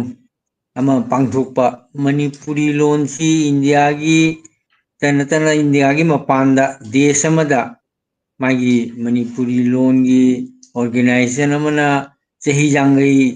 सुरक्पा हाइबजी अखोई याम चाकथोकचनिंगाइनी अई हंदकता इम्फाल लिटरेरी फेस्टिवल जाउजरुई अदुगी हौदोकपगी चीफ गेस्ट ओइबा निंगथौजम मुनिसनेसु असि वाजे पल्ली अखोई याम चाकथोकचनिंगाइ मासु बांग्लादेश चरुई सि साहित्य संसद अमा लिंहटपजी चही यांखई पांगथोकपा सि लोन की याम चाकथोकनिंगाइ नासु माना दुगी वफम सि पल्ली अदो अखोई यामना असि चाकथोकचिंगाइनी याम नुंगाइबनी लोइनाना अखोइना इंटरनेशनल प्लेटफॉर्म अमा ऑनलाइन की प्लेटफॉर्म अमा लिंहटकिबा मणिपुरी मिरर माइसु चही मंगा सुबगी थौरम पांगथोई सि मथंग मथंग माइसु सि सुम सांगलग चही 15 अखोई सिल्वर जुबिली गोल्डन जुबिली चसरकनी अखोई यामना नुंगाइजी मणिपुरी साहित्य की मतांगदा अखोई अखोई इम्फालदबु खंगदे आगरतला गुवाहाटी सिलचर मफम मफमदा अखोई मणिपुरी साहित्य तौरिबा मयामजे पुंजनबगी खुदुंचाबा मा अखोई लेरी अदुगी मथक्ता 2013 दगी मोइ साथोलंगा सिलना इम्फाल लिटरेचर फेस्टिवल में लिंगपची मणिपुरी नते अतै लोन द लास्ट चही अमनिदगी दी मपानगी इंडिया की मपानदगी बांग्लादेश का लोइनना अतै अतै देश मोइ श्रीलंका जापान अदे हंदकना अखोगी थाईलैंड दगी एंगोला दगी सुलाई असुमाइना अदे अखोई सोमदेना वेस्ट बेंगल दगी असम दगी त्रिपुरा देशु ए मणिपुरी का लोइनना बेंगोली राइटर मसु जाउरी राइटर अमसुंग माकी लोइनबी मासु कवि मनी अखोई मरी जाउजरुई अदुना सही खुदिंगी असि पांगथोका अखोई मणिपुर मपांदी यंगपजी मणिपुर हाई मफमजे जामना अखोई कम्युनल राइट्स ओइबा खतना चनेबा जामना एक्सट्रीमिस्ट एक्टिविटीज कनबा लेपाक मने मयाम मपान इन मणिपुर की मपानदगी मयामना असुमाइना येंगबा मिफम असि तो मोइना राइटर मयामसिना सि मणिपुर लागा मणिपुर की जामना अवांग थाकता लिटरेचर की वखन तोरिबा कल्चर की तोरिबा नाटक की तोरिबा मयाम की मनुंगदा कोई हॉस्पिटलिटी नुसीबा आइगे चपिनबा कोई सुभाष दास मसामक कोई इंफॉर्मेशन एंड कल्चरल डिपार्टमेंट की डायरेक्टर रमी जामना अईबा मनी डेवलप पृथ्वी मफम थुंगना माकोर मनी डेवलप क्या इग्रे थिएटर की जो मा डायरेक्टर नी हुजिक त्रिपुरा की ख्वाइदगी ममिंग चटलबा थिएटर की संस्थान नाट्यभूमि हाइदुगिसु president knee नाट्यभूमि सिनानी invite तौरना त्रिपुरादा अगरतलादा Kanhailal amasung Rotongthiam bu invite to no poraga moi theater ehanbisi moinani aduna mana iron jamkan hai Manipur se mutang koi se kya bisika adu Imphal Literature Festival gi khudung jawalor ga ma bu pujan chali ma puraga Rotongthiam complex engmada prithvi meam koi bagi khwaidagi mana nungai je basi Rotongthiam complex se chalaga machani paurapa di moigi lairimbigi ise ana ama rehearsal to huri adu rehearsal ju koi engjari machanupa thamoi gi pamina wari watai chana rei maonda jam chu impression nama oiki de thamoi da mana hairami amukam mai theater gi team ma puna agotora da utnabagi thamoi na jo haihuri koi last Rotongthiam gi theater Kanupriya aduga loina na lairimbi ise haiba lila ani si purnama lakna bi soidena honagani haiba wafum ma thamhuri do mayam su cheguding ni silieptana pangthokpa akoigi loan si akoigi manung tana te loan mayam su Manipuri ke loan theater akoigi sahitya ji kem chakolai si mayam khangan bagi darkar ne ba wafum ma akoi lai asida chauba rule lori bisi Manipur akoi India gi mapanda Bangladesh Sahitya Sangsad na chauba rule man lori loina na international platform da Manipuri myo na su si chauba rule man lori adu khwaidi jam nungai ba madi akoi gi su Manipuri Sahitya Parishad Tripura gi 1960 da lingit pani maki golden jubilee thoram pangthokre 60 year gi diamond jubilee thoram ji pangthokre aduga akoina golden jubilee thoram pangthokpa matamda akoi founder member sing aduga hingna leibada akoina phangbada mi mari phangbasiga ayamba masanamdana ani khaktangdi aduga mi amatani participate togiba Viras Prabha na masu leihidre huji hingna leirise akoigi Rajkumar Ponchamjit Singh maktani hingiba 90 years sure anda kaina Shillong chappada Guwahati da malei adu chatna unajari yamna masa sole aduga Bangladesh Sahitya Sangsad ki di akoi Manipuri Sahitya Parishad ki di founder president secretary kanamata golden jubilee thoram da jawba phangi de maramdi moina Sahitya Parishad linghat pasi ayamba chahi chatlaba matungda moina linghat pani aduga oja Seramoi di oja akoigi oja Tulen ju leibiri naha oina moina linghat kibani karigumba sangsana ma linghat laga adugi linghat pada leading loromba mi siksina magi golden jubilee da diamond jubilee da saruk jaba jam rare case ni adu koi oja Seramoi jam laibak phai tare golden jubilee thoram du jaure diamond jubilee thoram du soidena jobi kini an khali duga Bangladesh ki hujik oja Seramna wari topikiba loan gi jamna matamada Manipuri loan ngangnaramdaba Manipuri inat ki phije selamdaba Manipuri loan se sijarakpagi haibi wafam asi Agartala da su asi oramabani Tripura da adi matamda koi Manipur da chatpaga haiji jamna kogi remote orami Dimapur train na gari na tawna Dimapur no chatna numit marini humni changaga Manipur chatlami aduna communication jam watlamana akoi Manipur gi phiron mayam phangamde larik pabu phangamde ade akoi masen aduna Bangla da mangangnaramba mapan thoyaga mitir ngam ikairamba akoi gi Manipuri phanek inafi inbas ikairamba sumasi toromi lerami Sahitya Parishad sina adugi loan culture chakotnabagi chauba ahaningina platform ji linghatlaga moina torambagi matungina Tripura dasu Manipuri Sahitya phajana chathare mai culture hi jam phajana chathare Tripura dasu Manipuri loan khoi Sahitya si ate loan gi mina ju jamna regard torobani khoi gi Bangla gek mathangda Sahitya gi jam kanna tori basi Manipuri loan ne basi moju si torobani aduna Bangladesh tu ai sama hanan chathare Bangladesh ta mai gi culture mai loan hingna leirane basi phajana oja Seramna habi doi thajaji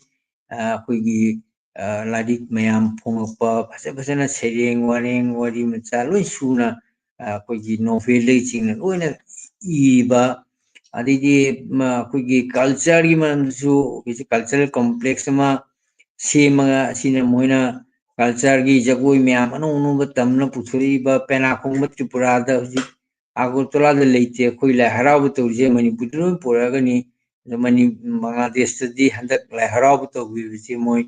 ꯑꯣꯖꯥꯁꯤꯡ ꯄꯨꯔꯛꯅ ꯁꯤꯒꯤ ꯄꯦꯅꯥ ꯈꯣꯡꯕ ꯐꯖꯅ ꯊꯣꯛꯂꯛꯑꯦ ꯏꯁꯩ ꯁꯛꯄ ꯊꯣꯛꯂꯛꯑꯦ ꯑꯗꯩꯗꯤ ꯑꯩꯅ ꯎꯖꯔꯛꯄꯗ ꯑꯉꯥꯡ ꯄꯤꯁꯛ ꯄꯤꯁꯛꯁꯤꯡꯁꯤꯅ ꯄꯨꯡ ꯌꯩꯕ ꯁꯣꯡꯀꯣꯜꯒꯤ ꯃꯆꯥ ꯈꯪꯗꯦ ꯑꯃ ꯈꯪꯗꯦ ꯃꯣꯏꯅ ꯑꯉꯥꯡꯁꯤ ꯑꯩꯈꯣꯏꯒꯤ ꯃꯄꯥ ꯒꯥꯔꯖꯤꯌꯟꯁꯤꯡꯁꯤꯅꯁꯨ ꯄꯨꯔꯒ ꯄꯨꯡ ꯌꯩꯕ ꯇꯝꯍꯜꯂꯛꯄ ꯑꯗꯩ ꯑꯩ ꯒꯨꯔꯨ ꯀꯤꯔꯇꯣꯟ ꯑꯃꯗ ꯌꯥꯎꯖꯔꯨꯔꯦ ꯑꯗꯨ ꯅꯍꯥ ꯃꯌꯥꯝ ꯏꯟꯈꯠꯂꯛꯄ ꯃꯌꯥꯝꯁꯤꯅ ꯄꯨꯡ ꯌꯩꯕ ꯏꯁꯩ ꯁꯛꯄ ꯑꯗꯩ ꯑꯩꯈꯣꯏ ꯁꯤꯒ ꯇ꯭ꯔꯤꯄꯨꯔꯥꯗꯗꯤ ꯃꯇꯝ ꯑꯃꯗ ꯀꯟꯅ ꯀꯜꯆꯔ ꯀꯜꯂꯝꯃꯒꯁꯨ ꯍꯧꯖꯤꯛ ꯏꯁꯩ ꯁꯛꯑꯒ ꯄꯥꯂꯥꯁꯤ ꯁꯨꯝ ꯂꯦꯞꯄ ꯏꯁꯩꯗꯤ ꯈꯨꯝꯅꯕ ꯑꯗꯨꯒꯗꯤ ꯖꯪ ꯂꯥꯎꯅ ꯃꯌꯥꯝꯅ ꯏꯁꯩ ꯈꯨꯝꯅꯒ ꯇꯧꯔꯤꯕ ꯎꯔꯤꯕꯁꯤꯡꯗꯨ ꯑꯩꯉꯣꯟꯗ ꯌꯥꯝꯅ ꯏꯝꯄ꯭ꯔꯦꯁꯟ ꯑꯣꯏ ꯂꯣꯏꯅꯅ ꯂꯩꯃꯉꯥꯛꯀꯤ ꯃꯥꯏꯀꯩꯗꯁꯨ ꯑꯩꯈꯣꯏ ꯔꯣꯗ ꯀꯥꯡ ꯆꯤꯡꯕꯩ ꯃꯇꯝꯗ ꯔꯦꯀꯥꯕꯤ ꯕꯖꯥꯔꯗ ꯃꯌꯥꯝ ꯄꯨꯟꯅ ꯁꯔꯀꯥꯔꯅ ꯑꯗꯨ ꯁꯤꯟ ꯂꯥꯡꯅ ꯇꯧꯔꯤꯕꯗꯨ ꯎꯔꯛꯏ ꯒꯨꯔꯨ ꯀꯤꯔꯇꯣꯟꯗꯨꯁꯨ ꯃꯣꯏꯅ ꯒꯣꯚꯔꯟꯃꯦꯟꯠꯅ ꯐꯤꯅꯥꯟꯁꯤꯌꯦꯜ ꯍꯦꯜꯞ ꯄꯤꯅ ꯇꯧꯔꯤ ꯑꯁꯤ ꯃꯌꯥꯝꯁꯤ ꯌꯥꯝꯅ ꯄꯨꯛꯅꯤꯡ ꯊꯧꯒꯠꯅꯤꯡꯉꯥꯏꯅꯤ ꯑꯩꯈꯣꯏꯒꯤ ꯕꯔꯃꯥꯗꯗꯤ ꯑꯗꯨꯒꯨꯝꯕ ꯕꯪꯒ꯭ꯂꯥꯗꯦꯁ ꯁꯥꯍꯤꯇ꯭ꯌ ꯁꯪꯁꯠꯀꯨꯝꯕ ꯁꯪꯁꯊꯥꯟ ꯑꯃ ꯂꯩꯔꯝꯗꯕꯒꯤ ꯃꯔꯝꯅ ꯕꯔꯃꯥꯗꯗꯤ ꯃꯅꯤꯄꯨꯔꯤ ꯂꯣꯟ ꯁꯤꯊꯔꯛꯑꯦ ꯀꯜꯆꯔ ꯂꯩꯇ꯭ꯔꯦ ꯍꯥꯏꯖꯥꯏ ꯕꯪꯒ꯭ꯂꯥꯗꯦꯁꯇꯗꯤ ꯁꯤ ꯂꯩꯈꯤꯅꯤ ꯑꯍꯥꯟꯕ ꯕꯪꯒ꯭ꯂꯥꯗꯦꯁꯁꯤꯒ ꯑꯩꯈꯣꯏꯒ ꯄꯥꯎ ꯐꯥꯎꯅꯕꯁꯤ ꯃꯔꯨꯑꯣꯏꯅ ꯑꯩꯒꯗꯤ ꯃꯃꯥꯡ ꯑꯉꯟꯕ ꯃꯇꯝꯗ ꯑꯩꯒ ꯀꯣꯃꯣꯜꯖꯤ ꯑꯩꯈꯣꯏꯒꯤ ꯄ꯭ꯔꯦꯁꯤꯗꯦꯟ ꯃꯅꯤꯄꯨꯔꯤ ꯁꯥꯍꯤꯇ꯭ꯌ ꯄꯔꯤꯁꯠ ꯂꯩꯔꯝꯃꯤ ꯃꯇꯝꯗ ꯃꯥꯒꯤ ꯑꯩꯈꯣꯏꯒꯤ ꯑꯣꯖꯥ ꯁꯦꯔꯥꯝ ꯍꯣꯏꯒꯁꯨ ꯄꯥꯎ ꯐꯥꯎꯅꯔꯝꯃꯤ ꯑꯗꯨꯒ ꯑꯩꯒ ꯑꯣꯖꯥ ꯁꯦꯔꯥꯝ ꯕꯪꯒ꯭ꯂꯥꯗꯦꯁ ꯁꯥꯍꯤꯇ꯭ꯌ ꯁꯪꯁꯊꯥꯟꯒꯤ ꯄ꯭ꯔꯦꯁꯤꯗꯦꯟ ꯑꯣꯏꯔꯤ ꯃꯇꯝꯗ ꯏꯌꯥꯔꯁꯦ ꯑꯦꯛꯖꯦꯛ ꯏꯌꯥꯔꯁꯦ ꯍꯥꯏꯕ ꯉꯝꯗ꯭ꯔꯦ 80ꯒꯤ ꯗꯤꯀꯦꯠꯇꯅꯤ ꯑꯣꯖꯥ ꯁꯦꯔꯥꯝꯁꯦ ꯑꯩꯈꯣꯏꯅ ꯁꯤꯒ ꯑꯩꯈꯣꯏꯒꯤ ꯁꯥꯍꯤꯇ꯭ꯌ ꯁꯝꯃꯦꯂꯟ ꯑꯃꯗ ꯑꯩꯈꯣꯏꯅ ꯏꯟꯚꯥꯏꯠ ꯇꯧꯕꯁꯤꯒ ꯑꯣꯖꯥ ꯑꯗꯨꯒꯤ ꯃꯇꯝꯗ ꯕꯦꯡꯀꯤ ꯁꯣꯅꯥꯂꯤ ꯕꯦꯡꯀꯤ ꯃꯥ ꯑꯣꯐꯤꯁꯥꯔ ꯑꯣꯏꯔꯤ ꯑꯗꯨꯅ ꯄꯥꯔꯃꯤꯁꯟ ꯂꯧꯅ ꯃꯥ ꯂꯥꯛꯈꯤ ꯑꯗꯩꯗꯤ ꯑꯇꯩ ꯀꯥꯃꯤꯅꯤ ꯑꯩꯈꯣꯏ ꯃꯔꯨꯞ ꯀꯥꯃꯤꯅꯤ ꯍꯣꯏ ꯁꯥꯟꯇꯥ ꯕꯤꯁꯀꯥꯎꯗꯤ ꯃꯣꯏꯗꯤ ꯁꯨꯝ ꯑꯗꯨꯒ ꯐꯦꯟꯁꯤꯡ ꯂꯩꯔꯝꯗꯦ ꯂꯥꯏꯟ ꯑꯃ ꯆꯪꯉꯛꯄ ꯅꯝꯃꯤ ꯃꯣꯏꯁꯨ ꯂꯥꯛꯅ ꯆꯥꯎꯅ ꯑꯩꯈꯣꯏ ꯕꯪꯒ꯭ꯂꯥꯗꯦꯁꯀꯤ ꯔꯥꯏꯇꯔꯁꯤꯡꯒ ꯇ꯭ꯔꯤꯄꯨꯔꯥꯒꯤ ꯔꯥꯏꯇꯔ ꯃꯌꯥꯝꯒ ꯁꯝꯃꯦꯂꯣꯟ ꯑꯃꯗ ꯏꯟꯇꯔꯦꯛꯁꯟ ꯇꯧꯕꯒꯤ ꯈꯨꯗꯣꯡꯆꯥꯕ ꯑꯃ ꯐꯪꯈꯤ ꯑꯗꯩ ꯃꯊꯪꯗ ꯕꯪꯒ꯭ꯂꯥꯗꯦꯁ ꯁꯥꯍꯤꯇ꯭ꯌ ꯁꯪꯁꯊꯥꯟꯅ ꯏꯟꯚꯥꯏꯠ ꯇꯧꯔꯛꯄꯗꯒꯤ ꯃꯇꯝꯗꯨꯒꯤ ꯖꯦꯅꯔꯦꯜ ꯁꯦꯀ꯭ꯔꯦꯇꯔꯤ ꯑꯣꯏꯅ ꯂꯩꯔꯝꯕ ꯔꯥꯖꯀꯨꯃꯥꯔ ꯀꯃꯜꯖꯤꯠ ꯁꯤꯡ ꯑꯩꯅ ꯑꯦꯁꯤꯁꯇꯦꯟ ꯖꯦꯅꯔꯦꯜ ꯁꯦꯀ꯭ꯔꯦꯇꯔꯤ ꯑꯣꯏꯔꯤ 2003ꯗꯅꯤ ꯑꯗꯨꯒꯤ ꯃꯇꯝꯗ ꯍꯧꯖꯤꯛ ꯂꯥꯏꯅ ꯕꯪꯒ꯭ꯂꯥꯗꯦꯁꯇ ꯆꯠꯊꯣꯛ ꯆꯠꯁꯤꯟ ꯇꯧꯕꯁꯤ ꯌꯥꯝ ꯋꯥꯔꯝꯃꯤ ꯑꯗꯒꯤ ꯑꯩꯈꯣꯏꯒꯤ ꯐꯥꯔꯁ ꯀ꯭ꯂꯥꯁ ꯃꯦꯖꯤꯁꯇ꯭ꯔꯦꯠꯅ ꯑꯩꯈꯣꯏ ꯑꯦꯐꯤꯗꯦꯕꯤꯠ ꯇꯧꯔꯒ ꯏꯟꯚꯥꯏꯇꯦꯁꯟ ꯊꯥꯔꯛꯄ ꯇꯥꯔꯝꯃꯤ ꯑꯗꯨ ꯑꯩ ꯅꯤꯡꯁꯤꯡꯂꯤ ꯕꯤꯔꯂꯥꯜ ꯃꯍꯥꯛꯅ ꯑꯗꯨꯒ ꯇ꯭ꯔꯦꯖꯔꯔ ꯑꯣꯏꯔꯝꯃꯔꯦ ꯃꯥꯅ ꯊꯥꯔꯛꯄ ꯄꯨꯁꯇꯦꯜꯗ ꯑꯩꯈꯣꯏ ꯇꯦꯂꯤꯐꯣꯟꯗꯁꯨ ꯋꯥꯔꯤ ꯁꯥꯟꯅꯕ ꯌꯥꯗꯦ ꯄꯨꯁꯇꯦꯜꯗ ꯆꯤꯊꯤ ꯏꯅꯔꯒꯅꯤ ꯏꯟꯚꯥꯏꯠ ꯇꯧꯅ ꯊꯥꯔꯛꯄ ꯑꯗꯨꯒ ꯑꯗꯨꯒꯤ ꯆꯤꯊꯤ ꯐꯪꯉꯒ ꯑꯩꯈꯣꯏꯅꯤ ꯆꯠꯅ ꯑꯈꯧꯔꯥꯗꯒꯤ ꯇ꯭ꯔꯦꯟ ꯇꯤꯀꯦꯠ ꯐꯪꯗꯅ ꯀꯌꯥꯝ ꯋꯥꯅ ꯁꯤꯟꯅ ꯈꯣꯠꯅ ꯑꯩꯈꯣꯏ ꯆꯠꯅ ꯌꯥꯎꯖꯔꯛꯏ ꯑꯩꯉꯣꯟꯗ ꯌꯥꯝꯅ ꯃꯇꯝꯗꯨꯗ ꯌꯥꯝꯅ ꯑꯩꯉꯣꯟꯗ ꯏꯝꯄ꯭ꯔꯦꯁ ꯑꯣꯏꯈꯤ ꯚꯥꯅꯨꯒꯥꯁꯇ ꯆꯠꯄꯒꯁꯤ ꯑꯗꯨꯒꯤ ꯃꯇꯝꯗ ꯑꯌꯥꯝꯕ ꯈꯣꯡꯅ ꯆꯠꯄ ꯇꯥꯔꯝꯃꯤ ꯂꯝꯕꯤ ꯂꯩꯔꯝꯗꯦ ꯑꯣꯖꯥ ꯁꯦꯔꯥꯝ ꯁꯨꯇꯤ ꯂꯧꯔꯒ ꯃꯥꯅ ꯄꯨꯖꯝꯃꯒ ꯈꯣꯡꯅ ꯚꯥꯅꯨꯒꯥꯁꯤ ꯈꯨꯟ ꯃꯌꯥꯝ ꯍꯥꯃꯣꯟ ꯈꯨꯟꯒꯥꯁꯦ ꯈꯣꯡꯅ ꯂꯣꯏꯅ ꯀꯣꯏꯖꯔꯛꯏ ꯑꯗꯨꯒꯤ ꯃꯊꯪꯗꯗꯤ ꯁꯨꯝ ꯑꯩꯈꯣꯏ ꯇꯣꯏꯅ ꯌꯥꯎꯖꯕ ꯐꯪꯖꯈꯤ ꯑꯗꯩ ꯑꯩꯈꯣꯏꯒꯤ ꯕꯪꯒ꯭ꯂꯥꯗꯦꯁꯀꯤꯁꯨ ꯑꯣꯖꯥ ꯁꯦꯔꯥꯝꯅꯆꯤꯡꯕ ꯑꯩꯈꯣꯏꯒꯤ ꯑꯇꯩ ꯔꯥꯖꯦꯁ ꯈꯪꯗꯦ ꯅꯤꯔꯟꯖꯣꯟ ꯁꯣꯃꯦꯟꯗ꯭ꯔꯣ ꯑꯗꯩ ꯍꯥꯃꯣꯝ ꯍꯧꯖꯤꯛꯀꯤ ꯁꯅꯥꯇꯣꯟ ꯁꯣꯡꯀꯣꯔ ꯃꯌꯥꯝ ꯑꯃꯁꯨ ꯑꯩꯈꯣꯏ ꯁꯤꯒ ꯌꯥꯎꯅ ꯏꯟꯇꯔꯦꯛꯁꯟꯁꯤ ꯑꯣꯏꯅꯤ ꯇ꯭ꯔꯤꯄꯨꯔꯥꯒ ꯕꯪꯒ꯭ꯂꯥꯗꯦꯁꯀꯗꯤ ꯃꯥꯒꯤ ꯍꯧꯖꯤꯛꯀꯤ ꯖꯤꯑꯣꯒ꯭ꯔꯥꯐꯤꯀꯦꯜ ꯁꯨ ꯑꯩꯈꯣꯏꯒꯤ ꯋꯦꯗꯔ ꯑꯗꯩ ꯋꯥꯈꯜ ꯀꯜꯆꯔ ꯐꯤꯖꯦꯠ ꯂꯣꯏꯅ ꯃꯥꯟꯅꯕꯇꯅꯤ ꯑꯩꯈꯣꯏꯁꯤ ꯑꯇꯩꯁꯨꯒ ꯅꯛꯁꯟꯅꯕꯒꯤ ꯌꯥꯝꯅ ꯃꯊꯧ ꯂꯩꯔꯤ ꯍꯥꯏꯅ ꯈꯜꯂꯤ ꯑꯗꯨꯅ ꯑꯃꯠꯇꯅꯤ ꯇ꯭ꯔꯤꯄꯨꯔꯥꯗꯁꯨ ꯕꯪꯒ꯭ꯂꯥꯗꯦꯁꯇꯁꯨ ꯂꯣꯟꯁꯦ ꯍꯤꯡꯍꯟꯅ ꯊꯝꯕ ꯀꯜꯆꯔ ꯍꯤꯡꯍꯟꯕ ꯑꯁꯤꯒꯤ ꯃꯇꯥꯡꯗ ꯑꯩꯈꯣꯏ ꯄꯨꯔꯤꯁꯣꯠꯅ ꯁꯥꯍꯤꯇ꯭ꯌ ꯄꯨꯔꯤꯁꯣꯠꯅ ꯂꯧꯔꯤꯕ ꯔꯨꯜ ꯑꯁꯤ Bangladesh Sahitya Sangsad mati chan lauri lone international platform da Manipuri miwar su rules lauri asigi rules se ate active oina launa hoi loan culture je national international level da fajana chakol hanba mani asi thaja baji thamaga ai side ai first down gi wa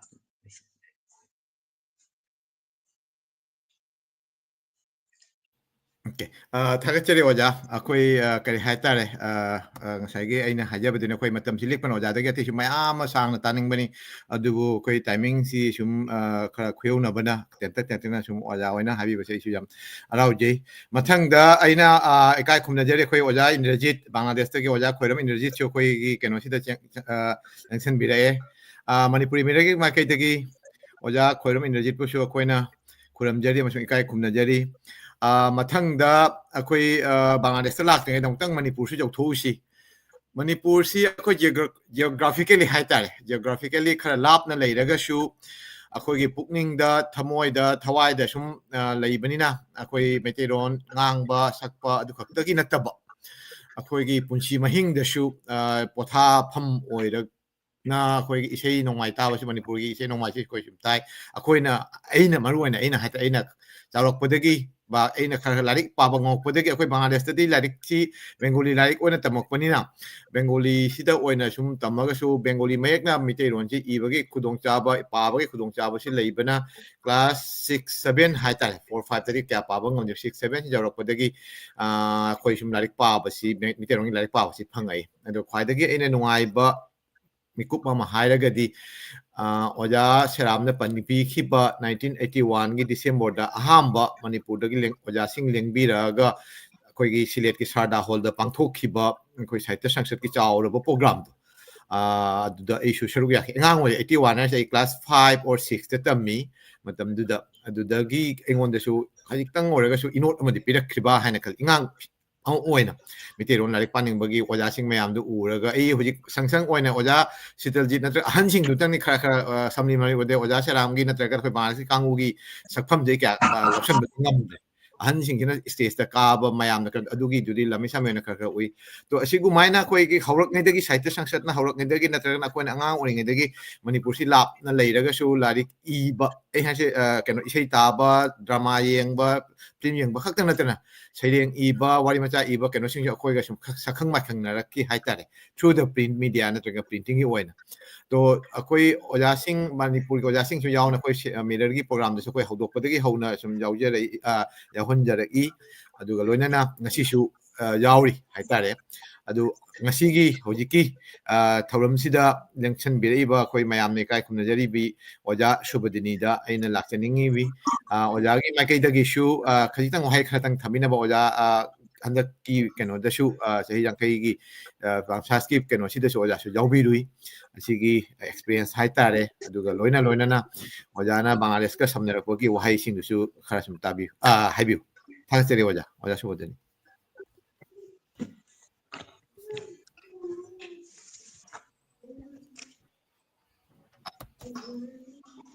ngasi November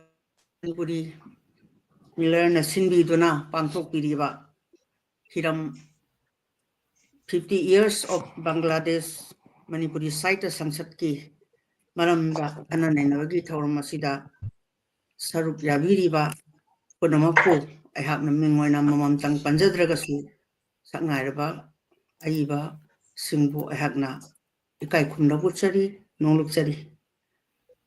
loinana ngasigi thauram asibu sinbiriba aikoigi Bangladesh tagi tamna leibiraba aikoi Canada da leibiriba aikoigi promote amadi aikoigi ripon na singbabu aina hamamokta da ikai khumna buchari nonglukchari ngasigi thauram asidai sidaisa mamangda so aikoigi ngairaba Bangladesh ki kabi J.K. Seramna aikoigi Bangladesh Manipuri Sahitya Sangsad na sahi yangkai supna aikoigi mapung pharakpa sahi yangkai mapung pharakpagi thauram sigi matangda su aikoigi ꯑꯏꯕꯅ ꯌꯥꯝ ꯐꯖꯅ ꯑꯩꯈꯣꯏꯒꯤ ꯉꯁꯤꯒꯤ ꯀꯩꯅꯣꯁꯤꯗ ꯑꯩꯈꯣꯏꯒꯤ ꯐꯣꯡꯗꯣꯛꯄꯤꯈ꯭ꯔꯦ ꯑꯗꯨꯅ ꯑꯩꯈꯣꯏꯒꯤ 1975 ꯍꯧꯅ ꯑꯩꯈꯣꯏꯒꯤ ꯃꯅꯤꯄꯨꯔꯤ ꯁꯥꯍꯤꯇ꯭ꯌ ꯁꯪꯁꯠ ꯕꯪꯒ꯭ꯂꯥꯗꯦꯁꯅ ꯁꯥꯐꯣꯡꯂꯛꯇꯅ ꯑꯩꯈꯣꯏ ꯉꯁꯤ ꯆꯍꯤ 50 ꯁꯨꯔꯛꯄ ꯍꯥꯏꯕꯁꯤ ꯌꯥꯝꯅ ꯁꯥꯡꯉꯕ ꯑꯗꯨꯒꯨꯝꯕ ꯖꯔꯅꯤ ꯑꯃꯅꯤ ꯇꯁꯦꯡꯃꯛ ꯃꯁꯤ ꯍꯤꯁꯇ꯭ꯔꯤ ꯑꯃ ꯁꯣꯏꯗꯅ ꯑꯣꯏꯔꯒꯅꯤ ꯑꯣꯏꯁꯨ ꯑꯣꯏꯔꯤꯕꯅꯤ ꯑꯗꯨꯅ ꯃꯁꯤꯗꯩꯁꯤꯗ ꯊꯦꯡꯅꯈꯤꯕ ꯑꯋꯥ ꯑꯅꯥ ꯀꯌꯥ ꯑꯃ ꯑꯗꯣ ꯆꯞ ꯆꯥꯅ ꯑꯩꯈꯣꯏꯒꯤ ꯁꯛꯅꯥꯏꯔꯤꯕ ꯑꯦ.ꯀꯦ. ꯁꯦꯔꯥꯝꯅꯁꯨ ꯑꯩꯈꯣꯏ ꯌꯥꯝ ꯐꯖꯅ ꯄꯥꯎꯗꯝꯕꯤꯈ꯭ꯔꯦ ꯑꯩ ꯇꯥꯖꯕꯗ ꯌꯥꯝꯅ ꯅꯨꯡꯉꯥꯏ ꯇꯁꯦꯡꯃꯛ ꯑꯩ ꯏꯁꯥꯃꯛꯇꯤ ꯑꯩꯈꯣই ꯃꯔꯤꯔꯛ ꯁꯨꯖꯔꯦ ꯃꯔꯤꯔꯛ ꯁꯨꯖꯔꯒꯁꯨ ꯑꯩꯈꯣꯏꯅ ꯂꯥꯛꯆꯔꯝꯕꯗꯗꯤ 2011 ꯁꯤꯗ ꯑꯃꯨꯛ ꯂꯥꯛꯆꯔꯝꯃꯤ 2014ꯗ ꯑꯃꯨꯛ ꯂꯥꯛꯆꯔꯝꯃꯤ ꯑꯗꯨꯒꯤ ꯃꯊꯪꯗ ꯑꯩꯈꯣꯏꯅ ꯑꯇꯣꯞꯄ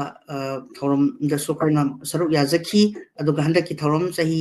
50 years of Bangladesh Manipuri Sahitya Sangsatki ꯑꯩꯈꯣꯏꯒꯤ ꯊꯧꯔꯝ ꯁꯤꯗꯩꯁꯤꯗ ꯑꯩꯅ ꯌꯥꯝ ꯅꯨꯡꯉꯥꯏꯖꯔꯤꯕꯗꯤ ꯑꯩꯈꯣꯏꯒꯤ ꯃꯅꯤꯄꯨꯔꯗꯒꯤ ꯑꯩꯈꯣꯏ ꯂꯩꯀꯣꯜ ꯅꯨꯄꯤ ꯉꯥꯛꯇꯅ ꯑꯩꯈꯣꯏꯒꯤ ꯅꯨꯄꯤ ꯉꯥꯛꯇꯒꯤ ꯑꯣꯏꯖꯕ ꯑꯗꯨꯒꯨꯝꯕ ꯁꯪꯁꯊꯥꯟ ꯑꯩꯈꯣꯏꯒꯤ ꯋꯨꯃꯦꯟ ꯂꯤꯇꯔꯦꯔꯤ ꯑꯣꯔꯒꯅꯥꯏꯖꯦꯁꯟ ꯍꯥꯏꯇꯥꯔꯦ ꯃꯁꯤꯗ ꯁꯤꯒꯨꯝꯕ ꯁꯪꯁꯊꯥꯟ ꯑꯃꯕꯨ ꯑꯩꯈꯣꯏꯒꯤ ꯕꯪꯒ꯭ꯂꯥꯗꯦꯁꯀꯤ ꯃꯥꯏꯀꯩꯗꯒꯤ ꯑꯩꯈꯣꯏꯕꯨ ꯕꯥꯇꯣꯟ ꯇꯧꯕꯤꯔꯛꯇꯅ ꯁꯤꯒꯨꯝꯕ ꯑꯩꯈꯣꯏ ꯆꯍꯤꯒꯤ ꯊꯧꯔꯝ ꯑꯁꯤꯗ ꯑꯩꯈꯣꯏꯕꯨ ꯌꯥꯎꯕꯒꯤꯗꯃꯛꯇ ꯑꯩꯅ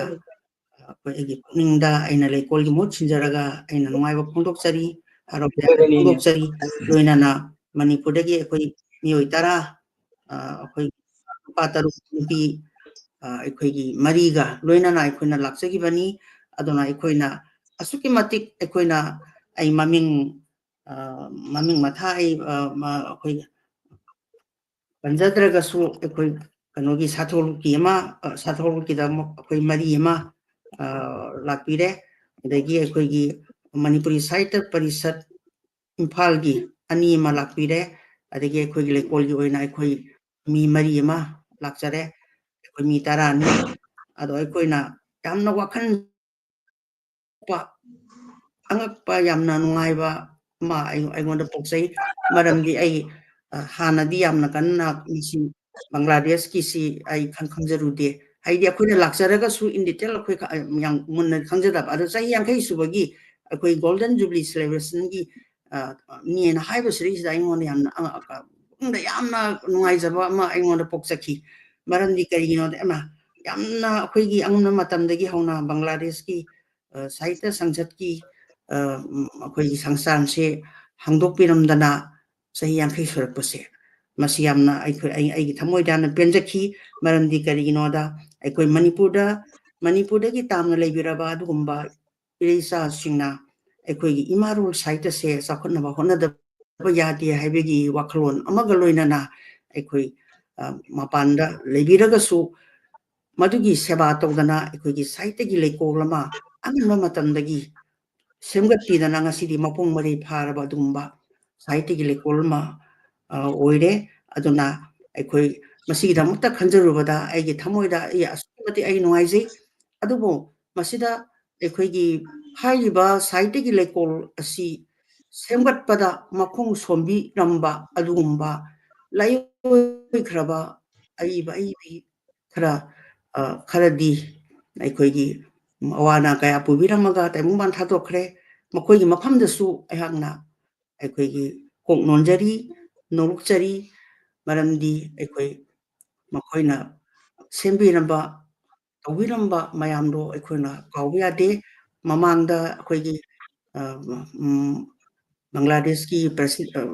ꯃꯅꯤꯄꯨꯔꯤ ꯁꯥꯍꯤꯇ꯭ꯌ ꯄꯔꯤꯁꯠ ꯕꯪꯒ꯭ꯂꯥꯗꯦꯁꯀꯤ ꯑꯩꯈꯣꯏꯒꯤ ꯑꯦ.ꯀꯦ. ꯁꯦꯔꯥꯝꯅꯁꯨ ꯐꯣꯡꯗꯣꯛꯄꯤꯈ꯭ꯔꯦ ꯍꯥꯏꯔꯤꯕ ꯑꯩꯈꯣꯏꯒꯤ 2025ꯀꯤ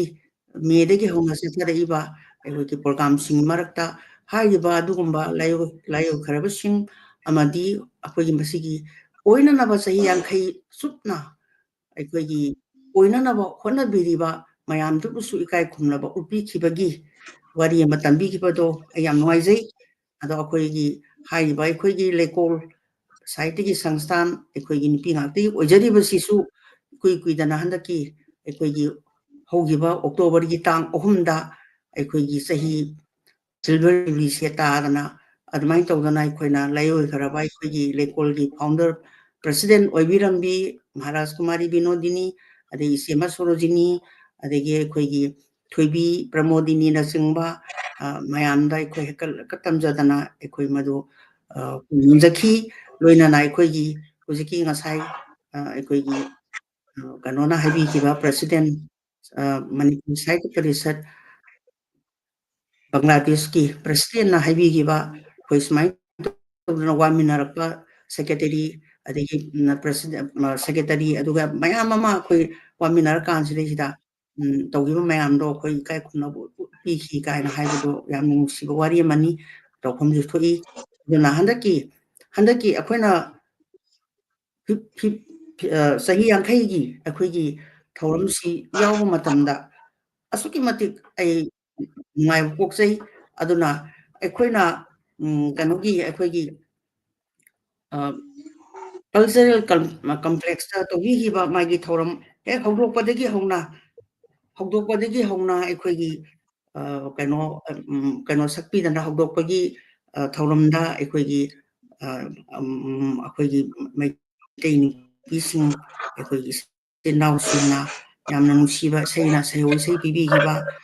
ꯑꯗꯨꯗ ꯅꯠꯇꯅ ꯑꯩꯈꯣꯏꯒꯤ ꯍꯥꯏꯕꯤꯈꯤꯕ ꯙꯥꯀꯥꯗꯒꯤ ꯑꯩꯈꯣꯏꯒꯤ ꯖꯒꯣꯏꯒꯤ ꯒꯨꯔꯨ ꯃꯌꯥꯝ ꯑꯃ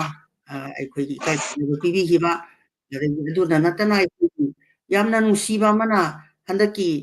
ꯑꯩꯈꯣꯏꯒꯤ ꯗꯥꯏꯁ ꯇꯦꯂꯦꯟ ꯁꯤꯟꯕꯤꯈꯤꯕ ꯑꯩꯈꯣꯏꯒꯤ ꯕꯪꯒꯥꯂꯤ ꯑꯩꯈꯣꯏꯒꯤ ꯃꯥꯙꯕ ꯆꯟꯗ꯭ꯔ ꯃꯃꯤꯡꯁꯦ ꯑꯩꯅ ꯀꯩꯅꯣ ꯇꯧꯔꯦ ꯑꯩꯈꯣꯏꯒꯤꯗ ꯌꯥꯎꯈꯤꯕꯗ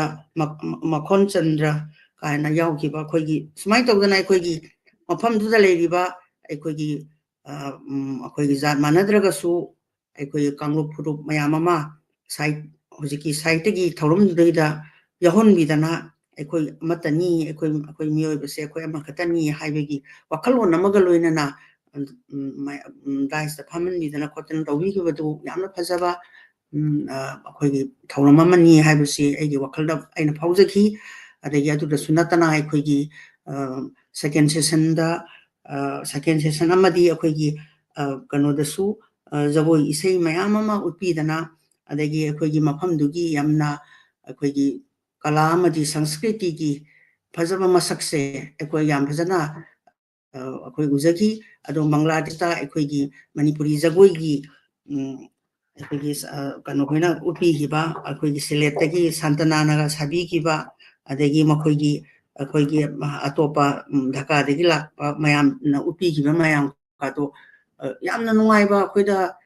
ꯑꯉꯛꯄ ꯀꯩꯅꯣ ꯑꯃ ꯑꯣꯏꯅ ꯑꯩꯒꯤ ꯋꯥꯈꯜꯁꯤꯗꯩꯁꯤꯗ ꯑꯩꯅ ꯄꯣꯛꯆꯈꯤ ꯑꯗꯨꯒ ꯌꯥꯝ ꯅꯨꯡꯁꯤꯕ ꯑꯗꯨꯏ ꯃꯊꯛꯇ ꯑꯩꯈꯣꯏꯒꯤ ꯃꯐꯝꯗꯨꯗ ꯂꯩꯕꯤꯔꯤꯕ ꯑꯩꯈꯣꯏꯒꯤ ꯏꯆꯤꯜ ꯏꯅꯥꯎꯁꯤꯡ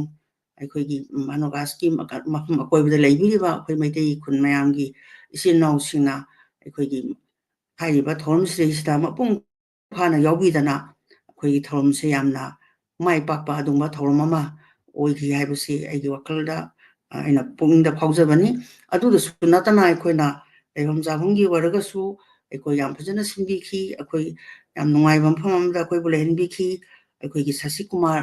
ꯁꯤꯡ ꯑꯩꯈꯣꯏ ꯔꯤꯇꯤꯌꯔ ꯑꯦꯗꯤꯁꯅꯦꯜ ꯁꯦꯀ꯭ꯔꯦꯇꯔꯤ ꯒꯣꯔꯃꯦꯟꯠ ꯑꯣꯐ ꯕꯪꯒ꯭ꯂꯥꯗꯦꯁꯀꯤ ꯌꯨꯝꯗ ꯑꯩꯈꯣꯏ ꯅꯨꯄꯤ ꯃꯔꯤ ꯑꯃ ꯂꯩꯍꯟꯕꯤꯔꯦ ꯑꯗꯒꯤ ꯑꯩꯈꯣꯏꯒꯤ ꯆꯠꯃꯤꯟꯅꯔꯤꯕ ꯑꯩꯅ ꯒꯦꯁ ꯍꯥꯎꯁꯀꯤꯗ ꯂꯩꯔꯦ ꯑꯗꯒꯤ ꯑꯗꯨꯗ ꯅꯠꯇꯅ ꯑꯩꯈꯣꯏꯅ ꯌꯥꯝꯅ ꯑꯩꯈꯣꯏꯒꯤ ꯀꯔꯤ ꯍꯥꯏꯅꯤ ꯑꯩꯈꯣꯏꯅ ꯕꯪꯒ꯭ꯂꯥꯗꯦꯁꯀꯤꯗ ꯂꯩꯕ ꯃꯇꯝꯗ ꯑꯩꯈꯣꯏꯒꯤ ꯑꯩꯈꯣꯏ ꯃꯥꯗꯔꯂꯦꯟ ꯑꯩꯈꯣꯏꯒꯤ ꯏꯃꯥ ꯂꯩꯕꯥꯛꯇ ꯂꯩꯕꯗꯧꯅ ꯑꯩꯈꯣꯏꯅ ꯄꯨꯛꯅꯤꯡꯗ ꯐꯤꯜ ꯇꯧꯏ ꯑꯩꯈꯣꯏꯅ ꯒꯥꯔꯤꯗ ꯆꯠꯂꯒ ꯑꯩꯈꯣꯏꯅ ꯒꯥꯔꯤ ꯇꯣꯡꯗꯅ ꯆꯠꯄ ꯃꯇꯝꯗꯁꯨ ꯑꯩꯈꯣꯏꯅ ꯍꯥꯏꯅꯩ ꯀꯩꯅꯣꯅꯦ ꯑꯩꯈꯣꯏꯅ ꯕꯪꯒ꯭ꯂꯥꯗꯦꯁꯇ ꯂꯩ ꯍꯥꯏꯕꯁꯦ ꯑꯩꯈꯣꯏꯅ ꯁꯨꯡꯊꯥ ꯊꯥꯖꯗꯦ ꯑꯩꯈꯣꯏ ꯃꯅꯤꯄꯨꯔꯗ ꯑꯩꯈꯣꯏ ꯃꯥꯗꯔꯂꯦꯟ ꯑꯩꯈꯣꯏ ꯏꯃꯥ ꯃꯅꯤꯄꯨꯔꯗ ꯂꯩꯕꯗꯧꯅ ꯑꯩꯈꯣꯏꯅ ꯐꯤꯜ ꯇꯧꯔꯤꯁꯦ ꯃꯁꯤꯁꯨ ꯑꯉꯛꯄ ꯑꯃꯅꯤꯀꯣ ꯍꯥꯏꯅ ꯇꯧ ꯋꯥꯔꯤ ꯁꯥꯗꯅ ꯆꯠꯆꯩ ꯑꯗ ꯁꯤꯗ ꯅꯠꯇꯅ ꯑꯩꯈꯣꯏꯒꯤ ꯀꯩꯅꯣꯗ ꯔꯥꯖꯕꯥꯔꯤꯒꯤ ꯀꯩꯅꯣꯗ ꯀꯣꯅꯨꯡꯒꯤ ꯃꯥꯝꯗꯣꯞꯇ ꯇꯧꯈꯤꯕ ꯑꯩꯈꯣꯏꯒꯤ ꯁꯦꯀꯦꯟ ꯗꯦꯒꯤ ꯑꯩꯈꯣꯏꯒꯤ ꯊꯧꯔꯝꯗꯨꯗꯁꯨ ꯑꯩꯈꯣꯏꯒꯤ ꯅꯕꯦꯝꯕꯔꯒꯤ ꯇꯥꯡ 15ꯗ ꯇꯧꯈꯤꯕ ꯊꯧꯔꯝꯁꯤꯗꯁꯨ ꯑꯩꯈꯣꯏ ꯌꯥꯝꯅ ꯐꯖꯅ ꯑꯩꯈꯣꯏ ꯄꯥꯡꯊꯣꯛꯄꯤꯈꯤ ꯑꯩꯈꯣꯏ ꯆꯥꯛꯂꯦꯟ ꯑꯃꯒ ꯂꯣꯏꯅꯅ ꯌꯥꯝ ꯅꯨꯡꯁꯤꯕ ꯑꯩꯈꯣꯏꯒꯤ ꯀꯨꯏꯅ ꯎꯅꯗ꯭ꯔꯕ ꯑꯩꯗꯤ ꯈꯔ ꯑꯗꯨꯝ ꯃꯃꯥꯡꯗꯁꯨ ꯂꯥꯛꯆꯔꯝꯃꯕꯅꯤꯅ ꯈꯪꯅꯕꯁꯨ ꯑꯗꯨꯝ ꯃꯌꯥꯝ ꯑꯃ ꯊꯦꯡꯅꯖꯩ ꯑꯩꯈꯣꯏꯒꯤ ꯀꯩꯅꯣ ꯍꯣꯏ ꯀꯩꯅꯥꯍꯟꯒꯤ ꯍꯣꯏ ꯀꯔꯤ ꯍꯣꯏ ꯑꯗꯒꯤ ꯑꯟꯖꯨ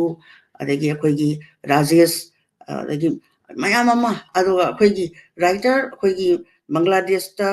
ꯉꯁꯥꯏ ꯍꯥꯏꯕꯤꯈ꯭ꯔꯦ ꯂꯥꯏꯔꯤꯛ 94 ꯐꯣꯡꯕꯤꯈ꯭ꯔꯦꯅ ꯍꯥꯏ ꯑꯗꯣ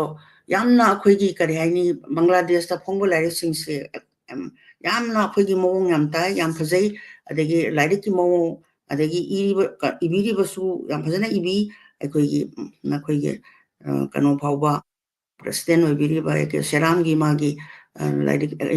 ꯂꯣꯏꯅ ꯑꯌꯥꯝꯕ ꯄꯥꯖꯩ ꯑꯗꯨꯅ ꯌꯥꯝꯅ ꯐꯖꯅꯁꯨ 이비 ꯑꯗꯨꯒ ꯅꯝꯕꯒꯤ ꯃꯑꯣꯡꯁꯤꯁꯨ ꯌꯥꯝ ꯐꯖꯅ ꯅꯝꯕꯤ ꯂꯥꯏꯔꯤꯛꯁꯤꯡꯁꯦ ꯑꯩꯈꯣꯏꯅꯕꯨ ꯍꯥꯏꯅꯩ ꯕꯪꯒ꯭ꯂꯥꯗꯦꯁꯀꯤ ꯗ ꯐꯣꯡꯉꯤꯕ ꯂꯥꯏꯔꯤꯛꯁꯤꯡꯁꯦ ꯌꯥꯝ ꯐꯖꯅ ꯃꯥꯒꯤ ꯀꯩꯅꯣ ꯗꯤꯖꯥꯏꯟ ꯑꯣꯏꯔꯁꯨ ꯑꯃ ꯑꯣꯏꯔꯁꯨ ꯑꯗꯒꯤ ꯖꯔꯅꯦꯜ ꯑꯣꯏꯔꯁꯨ ꯑꯗꯒꯤ ꯂꯣꯏꯅꯃꯛꯁꯦ ꯑꯩꯈꯣꯏꯒꯤ ꯌꯥꯝꯅ ꯇꯣꯉꯥꯟ ꯇꯥꯕꯒꯤ ꯀꯩꯅꯣꯝꯃ ꯂꯩ ꯑꯗꯣ ꯃꯁꯤꯁꯨ ꯌꯥꯝꯅ ꯐꯖꯩꯅꯦꯅ ꯇꯧꯗꯅ ꯑꯩꯈꯣꯏ ꯀꯩꯅꯣ ꯇꯧꯒꯗꯕꯅꯤ ꯑꯩꯈꯣꯏ ꯃꯌꯥꯝ ꯁꯤꯁꯨ ꯈꯔ ꯌꯦꯡꯒꯗꯕꯅꯤ ꯀꯥꯏꯅ ꯑꯩꯈꯣꯏ ꯃꯌꯥꯝꯁꯨ ꯑꯗꯨꯝ ꯍꯥꯏꯅꯩ ꯑꯗꯨꯗ ꯅꯠꯇꯅ ꯑꯩꯈꯣꯏꯒꯤ ꯌꯥꯝꯅ ꯅꯨꯡꯉꯥꯏꯖꯔꯤꯕꯗꯤ ꯑꯩꯈꯣꯏꯒꯤ ꯃꯅꯤꯄꯨꯔꯒꯤ ꯂꯩꯔꯣꯏꯈ꯭ꯔꯕ ꯑꯩꯈꯣꯏꯒꯤ ꯁꯛꯅꯥꯏꯔꯕ ꯑꯏꯕ ꯑꯍꯨꯝ ꯑꯃꯗꯤ ꯑꯩꯈꯣꯏꯒꯤ ꯗ꯭ꯔꯃꯥꯒꯤ ꯂꯝꯗ ꯃꯁꯛ ꯅꯥꯏꯔꯕ ꯃꯥꯂꯦꯝ ꯃꯁꯛ ꯅꯥꯏꯔꯕ ꯔꯇꯟ ꯁ꯭ꯌꯥꯝ ꯑꯗꯒꯤ ꯑꯣꯖꯥ ꯁꯣꯅꯥꯃꯅꯤ ꯑꯗꯨꯒ ꯂꯥꯏꯁ꯭ꯔꯝ ꯁꯃꯔꯦꯟꯗ꯭ꯔ ꯑꯗꯒꯤ ꯑꯃꯗꯤ RKCSꯀꯤ ꯃꯔꯝꯗ ꯑꯩꯈꯣꯏꯒꯤ ꯀꯩꯅꯣ ꯈꯖꯤꯛꯇꯪ ꯑꯩꯈꯣꯏꯒꯤ ꯋꯥꯐꯝ ꯈꯔ ꯊꯝꯕꯤꯗꯅ ꯇꯧꯕꯤꯕꯗꯣ ꯃꯗꯨꯁꯨ ꯌꯥꯝꯅ ꯑꯩ ꯃꯃꯜ ꯌꯥꯝꯃꯦꯅ ꯑꯩꯅ ꯈꯟꯖꯩ ꯌꯥꯝꯅ ꯃꯗꯨꯅꯁꯨ ꯌꯥꯝꯅ ꯅꯨꯡꯉꯥꯏꯈꯤ ꯑꯗꯨꯒ ꯑꯩꯈꯣꯏꯅ ꯀꯕꯤ ꯁꯦꯃꯤꯂꯦꯟ ꯑꯃ ꯇꯧꯗꯅ ꯑꯩꯈꯣꯏꯒꯤ ꯁꯩꯔꯦꯡ ꯁꯩꯗꯤꯅꯕ ꯑꯃ ꯄꯥꯡꯊꯣꯛꯇꯅ ꯇꯧꯕꯤꯈꯤꯕ ꯑꯗꯒꯤ ꯑꯩꯈꯣꯏꯅ ꯕꯪꯒ꯭ꯂꯥꯗꯦꯁꯇ ꯆꯠꯄ ꯈꯨꯗꯤꯡꯒꯤ ꯃꯐꯝꯁꯤꯗ ꯂꯩꯕꯤꯔꯤꯕ ꯑꯩꯈꯣꯏꯒꯤ ꯏꯃꯥ ꯏꯆꯥ ꯏꯔꯤꯇ ꯑꯩꯈꯣꯏ ꯃꯔꯤ ꯃꯇꯥ ꯃꯌꯥꯝꯁꯤꯅ ꯑꯁꯨꯛꯀꯤ ꯃꯇꯤꯛ ꯑꯩꯈꯣꯏꯗ ꯅꯨꯡꯁꯤꯅ ꯂꯨꯅ ꯇꯧꯕꯤꯔꯛꯄꯁꯦ ꯑꯩꯈꯣꯏꯅ ꯀꯩꯗꯧꯉꯩꯗꯁꯨ ꯀꯥꯎꯕ ꯉꯝꯖꯗꯦ ꯑꯗꯨꯅ ꯑꯩꯅ ꯕꯪꯒ꯭ꯂꯥꯗꯦꯁꯇ ꯂꯩꯕꯤꯔꯤꯕ ꯑꯩꯈꯣꯏꯒꯤ ꯁꯥꯍꯤꯇ꯭ꯌꯕꯨ ꯆꯥꯎꯈꯠꯅꯕ ꯍꯣꯠꯅꯕꯤꯔꯤꯕ ꯏꯃꯥꯔꯣꯜ ꯁꯥꯍꯤꯇ꯭ꯌꯕꯨ ꯆꯥꯎꯈꯠꯅꯕ ꯍꯣꯠꯅꯕꯤꯔꯤꯕ ꯑꯁꯦ ꯑꯁꯨꯛꯀꯤ ꯃꯇꯤꯛ ꯑꯩꯈꯣꯏꯒꯤ ꯃꯃꯜ ꯌꯥꯝꯃꯤ ꯍꯥꯏꯕꯁꯤ ꯑꯩꯒꯤ ꯄꯨꯛꯅꯤꯡꯗ ꯑꯩꯅ ꯃꯇꯝ ꯆꯨꯞꯄꯗ ꯑꯩꯅ ꯌꯥꯝꯅ ꯑꯩꯈꯣꯏꯒꯤ ꯊꯧꯅꯥ ꯂꯩꯕ ꯑꯗꯒꯤ ꯑꯩꯈꯣꯏꯒꯤ ꯆꯨꯝꯅꯒꯤ ꯑꯩꯈꯣꯏꯒꯤ ꯃꯁꯤ ꯀꯩꯅꯣ ꯑꯩꯈꯣꯏ ꯕꯪꯒ꯭ꯂꯥꯗꯦꯁꯀꯤ ꯋꯥꯁꯨ ꯋꯥꯅꯤ ꯑꯗꯨꯒ ꯑꯇꯣꯞꯄ ꯇ꯭ꯔꯤꯄꯨꯔꯥꯒꯤꯕꯨ ꯑꯣꯏꯔꯁꯨ ꯑꯗꯒꯤ ꯀꯩꯅꯣꯒꯤ ꯁꯤꯜꯆꯔꯒꯤꯕꯨ ꯑꯣꯏꯔꯁꯨ ꯑꯁꯥꯝ ꯚꯦꯂꯤꯒꯤ ꯑꯣꯏꯔꯒꯁꯨ ꯃꯄꯥꯟꯗ ꯈꯨꯟꯗꯥꯕꯤꯔꯤꯕ ꯑꯩꯈꯣꯏꯒꯤ ꯏꯆꯤꯟ ꯏꯅꯥꯎꯁꯤꯡ ꯏꯃꯔꯤꯁꯤꯡꯅ ꯑꯩꯈꯣꯏꯒꯤ ꯏꯃꯥꯔꯣꯜ ꯁꯥꯍꯤꯇ꯭ꯌꯁꯦ ꯆꯥꯎꯈꯠꯅꯕ ꯍꯣꯠꯅꯕꯒꯤ ꯃꯥꯒꯤ ꯍꯣꯠꯅꯔꯤꯕ ꯃꯑꯣꯡ ꯑꯗꯒꯤ ꯍꯟꯗꯛꯇꯁꯨ ꯑꯩꯍꯥꯛ ꯀꯩꯅꯣꯗ ꯁꯤꯂꯣꯡꯒꯤ ꯃꯣꯏꯒꯤ ꯃꯅꯤꯄꯨꯔꯤ ꯁꯥꯍꯤꯇ꯭य ꯄꯔꯤꯁꯠ ꯃꯦꯘꯥꯂꯌꯥꯒꯤ ꯊꯧꯔꯝꯁꯦ ꯑꯩ ꯌꯥꯎꯕ ꯆꯠꯆꯔꯨꯏ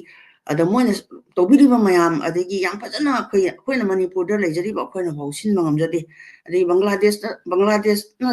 ꯑꯩꯈꯣই ꯁꯣꯝꯗꯒꯤ ꯃꯅꯤꯄꯨꯔꯗꯒꯤ ꯑꯩꯈꯣই ꯆꯠꯆꯔꯤꯕ ꯑꯩꯈꯣꯏꯗ ꯇꯧꯕꯤꯔꯛꯏꯕ ꯑꯗꯨꯃꯥꯏꯅ ꯑꯩꯈꯣꯏꯅ ꯃꯅꯤꯄꯨꯔꯁꯤꯗꯩꯁꯤꯗ ꯑꯩꯈꯣꯏꯒꯤ ꯇꯧꯕ ꯉꯝꯗꯦꯅꯦ ꯌꯥꯝ ꯐꯖꯅ ꯇꯧꯕꯤꯔꯛꯏꯅꯦꯅ ꯍꯥꯏꯗꯅ ꯑꯩꯈꯣꯏꯅ ꯃꯇꯝ ꯆꯨꯞꯄꯗ ꯑꯩꯈꯣꯏ ꯍꯥꯏꯅꯖꯩ ꯑꯗꯨꯅ ꯑꯩꯈꯣꯏ ꯃꯁꯤ ꯑꯩꯈꯣꯏꯒꯤ ꯌꯥꯝꯅ ꯆꯥꯎꯊꯣꯛꯆꯅꯤꯡꯉꯥꯏ ꯑꯣꯏꯕ ꯆꯨꯝꯅꯒꯤ ꯑꯩꯈꯣꯏꯒꯤ ꯃꯅꯤꯄꯨꯔꯒꯤ ꯃꯅꯨꯡꯗꯁꯨ ꯑꯩꯈꯣꯏꯒꯤ ꯁꯥꯍꯤꯇ꯭ꯌꯒꯤ ꯁꯪꯁꯊꯥꯟꯕꯨꯗꯤ ꯌꯥꯝꯅ ꯂꯩꯔꯦ ꯑꯗꯣ ꯂꯩꯔꯒꯁꯨ ꯑꯩꯈꯣꯏꯅ ꯃꯄꯥꯟꯒꯤꯁꯨ ꯍꯣꯠꯅꯕꯤꯔꯤꯕ ꯃꯌꯥꯝꯁꯦ ꯃꯁꯤ ꯑꯩꯈꯣꯏꯒꯤ ꯌꯥꯝꯅ ꯂꯥꯏꯕꯛ ꯐꯕ ꯑꯗꯨꯒꯨꯝꯕ ꯑꯩꯈꯣꯏꯒꯤ ꯈꯣꯡꯊꯥꯡ ꯑꯃꯅꯤ ꯍꯥꯏꯕꯁꯦ ꯑꯩꯅ ꯊꯝꯖꯔꯤ ꯑꯗꯨꯅ ꯑꯩꯈꯣꯏꯅ ꯃꯇꯨꯡꯗꯁꯨ ꯑꯩꯈꯣꯏꯒꯤ ꯕꯪꯒ꯭ꯂꯥꯗꯦꯁꯀꯤ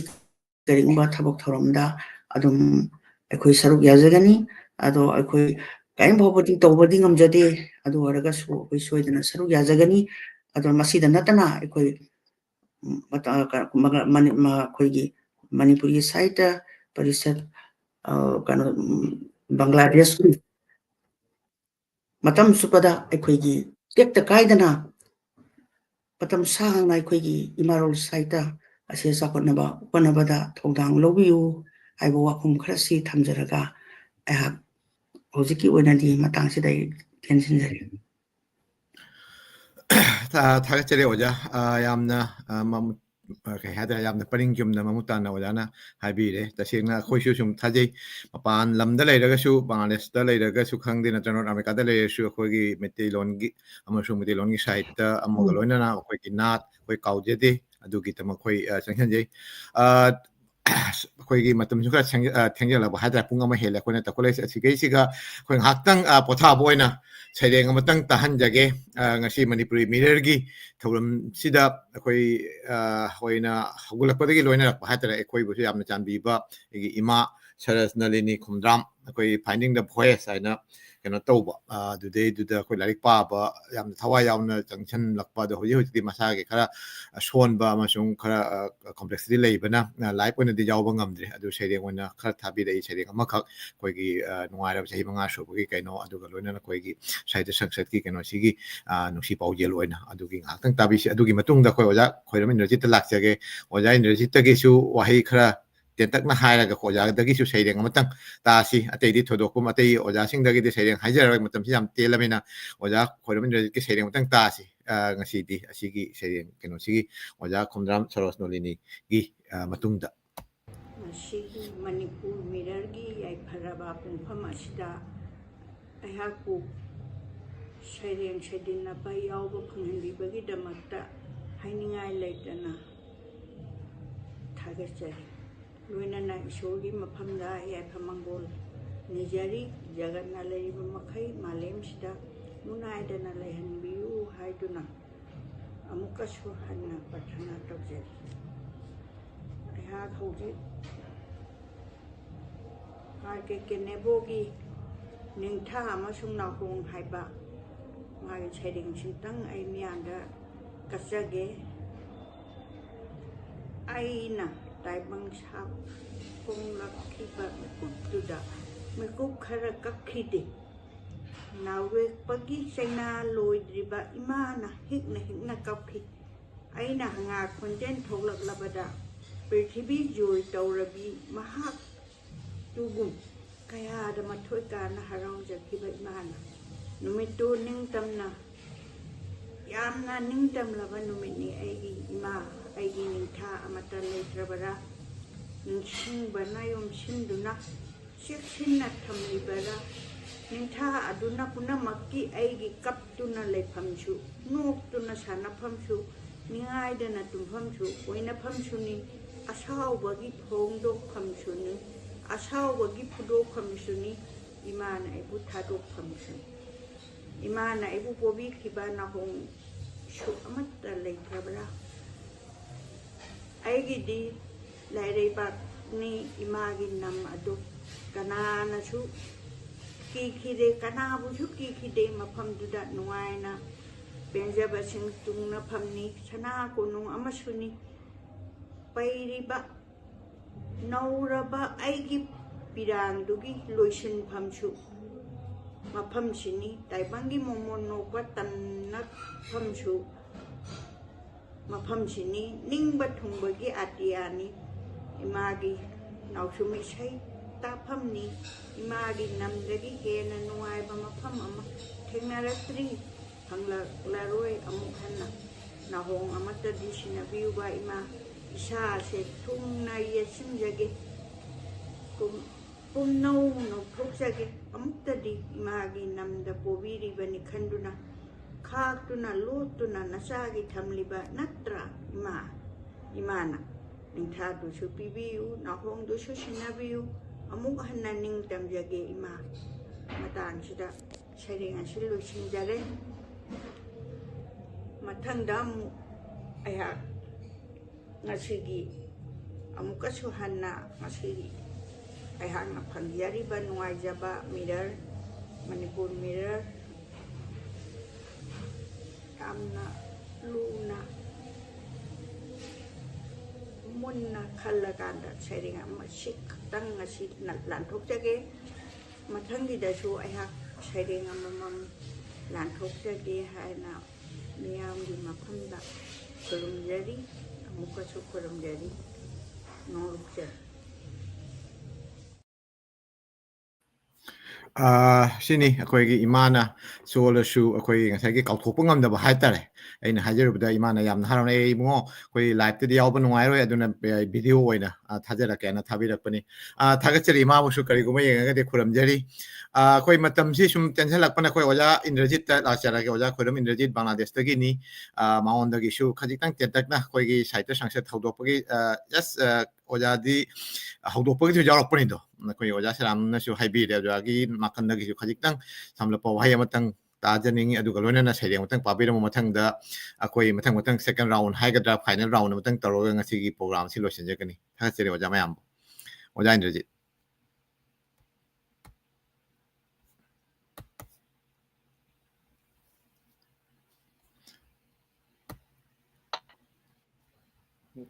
ꯇꯥꯏ ꯑꯣꯖꯥ ꯌꯥꯅꯤ ꯈꯔ ꯏꯀꯣꯗꯤ ꯑꯣꯏꯔꯦ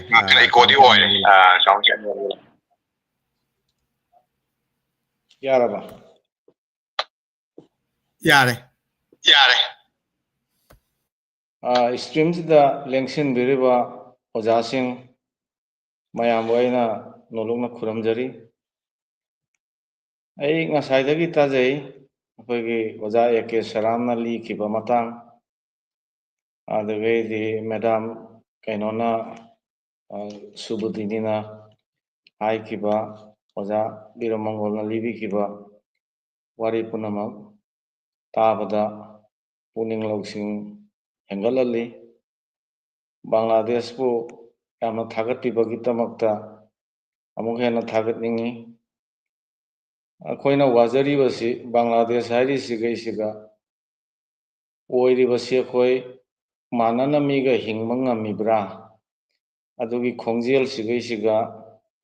ꯆꯍꯤ 50 ꯂꯦꯞꯇꯅ A.K. ꯁꯔꯥꯝꯅ ꯄꯨꯖꯥꯔꯤ ꯁꯥꯍꯤꯇ꯭ꯌ ꯁꯪꯁꯠ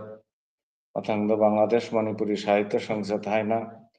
ꯍꯧꯔꯛꯄꯒꯤ ꯂꯝꯖꯦꯟꯗ ꯑꯩꯈꯣꯏꯁꯨ ꯈꯖꯤꯛꯇꯪ ꯑꯣꯏꯁꯨ ꯅꯍꯥ ꯑꯣꯏꯅ ꯃꯇꯝꯗꯨꯒ ꯌꯥꯎꯔꯝꯃꯤ ꯌꯥꯝ ꯀꯟꯅ ꯌꯥꯎꯔꯝꯃꯤ ꯆꯦꯟ ꯆꯣꯡꯕ ꯈꯪꯅ ꯍꯩꯅ ꯌꯥꯎꯕꯁꯨ ꯅꯠꯇꯦ ꯇꯨꯡ ꯏꯟꯅ ꯆꯠꯄ ꯄꯨꯡꯌꯥꯎꯇ ꯌꯥꯎꯕ ꯄꯨꯡꯅꯨꯡꯗ ꯅꯨꯡꯉꯥꯏꯕ ꯃꯇꯝ ꯑꯃꯅꯤ ꯑꯩꯈꯣꯏꯅ ꯑꯣꯏꯔꯤꯉꯩ ꯃꯇꯝꯗꯨꯒ ꯃꯅꯤꯄꯨꯔꯁꯨ ꯆꯠꯆꯔꯨꯔꯦ ꯃꯅꯤꯄꯨꯔꯁꯨ ꯕꯥꯔꯇꯣꯟ ꯇꯧꯔꯛꯅ ꯕꯪꯒ꯭ꯂꯥꯗꯦꯁꯇꯒꯤ ꯑꯣꯖꯥ A.K. ꯁꯔꯥꯝ ꯌꯥꯎꯅ ꯑꯩꯈꯣꯏ ꯃꯌꯥꯝ ꯑꯃ ꯁꯥꯊꯧꯂꯨꯞꯀꯤ ꯄ꯭ꯔꯣꯒ꯭ꯔꯥꯝꯗꯁꯨ ꯁꯔꯨꯛ ꯌꯥꯖꯔꯨꯏ ꯌꯥꯝꯅ ꯂꯨ ꯆꯥꯟꯅ ꯇꯧꯔꯛꯏ ꯑꯗꯨꯕꯨ ꯃꯦꯗꯥꯝ ꯁꯨꯕꯨꯗꯤꯟꯅ ꯂꯤꯕꯗꯗꯤ ꯕꯪꯒ꯭ꯂꯥꯗꯦꯁꯁꯤ ꯌꯥꯝ ꯍꯦꯟꯅ ꯊꯥꯒꯠꯄꯗꯨꯁꯨ ꯑꯩꯈꯣꯏꯗ ꯄꯨꯛꯅꯤꯡ ꯍꯦꯟꯅ ꯅꯨꯡꯁꯤꯍꯜꯂꯤ ꯑꯩꯈꯣꯏꯅꯗꯤ ꯄꯦꯜꯂꯣꯏꯗ꯭ꯔꯥ ꯃꯄꯥꯟꯗꯒꯤ ꯂꯥꯛꯄ ꯑꯩꯈꯣꯏꯒꯤ ꯑꯣꯇꯤꯁꯁꯤꯡꯗꯨ ꯄꯦꯜꯂꯣꯏꯗ꯭ꯔꯥ ꯍꯥꯏꯅ ꯈꯟꯕ ꯉꯥꯛꯅꯤ ꯃꯗꯨ ꯑꯩꯈꯣꯏꯒꯤ ꯆꯥꯎꯊꯣꯛꯆꯩ A.K. ꯁꯔꯥꯝꯒꯤꯁꯨ ꯃꯗꯨ ꯁꯥꯔꯊꯣꯛꯄ ꯇꯥꯗꯕꯩꯗꯨꯒ ꯂꯩ ꯉꯁꯥꯏ ꯑꯣꯖꯥ ꯕꯤꯔꯃꯪꯒꯣꯜꯅ ꯍꯥꯏꯕꯤꯈꯤꯕꯗꯨꯅꯤ ꯀꯅꯥꯒꯨꯝꯕꯗꯤ ꯑꯁꯤꯒꯨꯝꯕ ꯁꯅꯥꯄꯨꯗꯣꯡꯕꯒꯤ ꯄ꯭ꯔꯣꯒ꯭ꯔꯥꯝꯁꯤ ꯈꯨꯗꯣꯡ ꯆꯥꯕ ꯐꯪꯗꯅ ꯑꯗꯨꯃꯛꯇ ꯃꯥꯏ ꯄꯨꯟꯁꯤ ꯂꯣꯏꯈꯤ ꯑꯗꯨꯒꯤ ꯍꯥꯏꯔꯨꯔꯗꯤ ꯕꯪꯒ꯭ꯂꯥꯗꯦꯁꯇ A.K. ꯁꯔꯥꯝ ꯂꯥꯏꯕꯛ ꯐꯕ ꯃꯤꯑꯣꯏ ꯃꯤꯁꯛ ꯑꯃꯅꯤ ꯃꯍꯥꯛꯀꯤ ꯃꯒꯨꯟꯗꯨꯕꯨꯗꯤ ꯃꯁꯥꯗ ꯌꯥꯎꯖꯅ ꯂꯩꯕꯗꯣ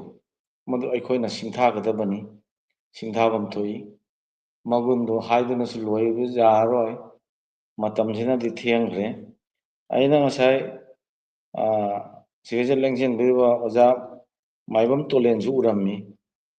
ꯃꯥꯏꯕꯝ ꯇꯣꯂꯦꯟ ꯌꯥꯎꯔꯤꯕ ꯌꯥꯎꯗ꯭ꯔꯤꯕ ꯑꯣꯖꯥ ꯇꯣꯂꯦꯟꯁꯤ ꯈꯔ ꯇꯦꯛꯅꯤꯀꯦꯜ ꯄ꯭ꯔꯣꯕ꯭ꯂꯦꯝ ꯍꯥꯏꯇꯥꯔꯦ ꯇꯦꯛꯅꯤꯀꯦꯜ ꯑꯩ ꯑꯃꯨꯛꯀ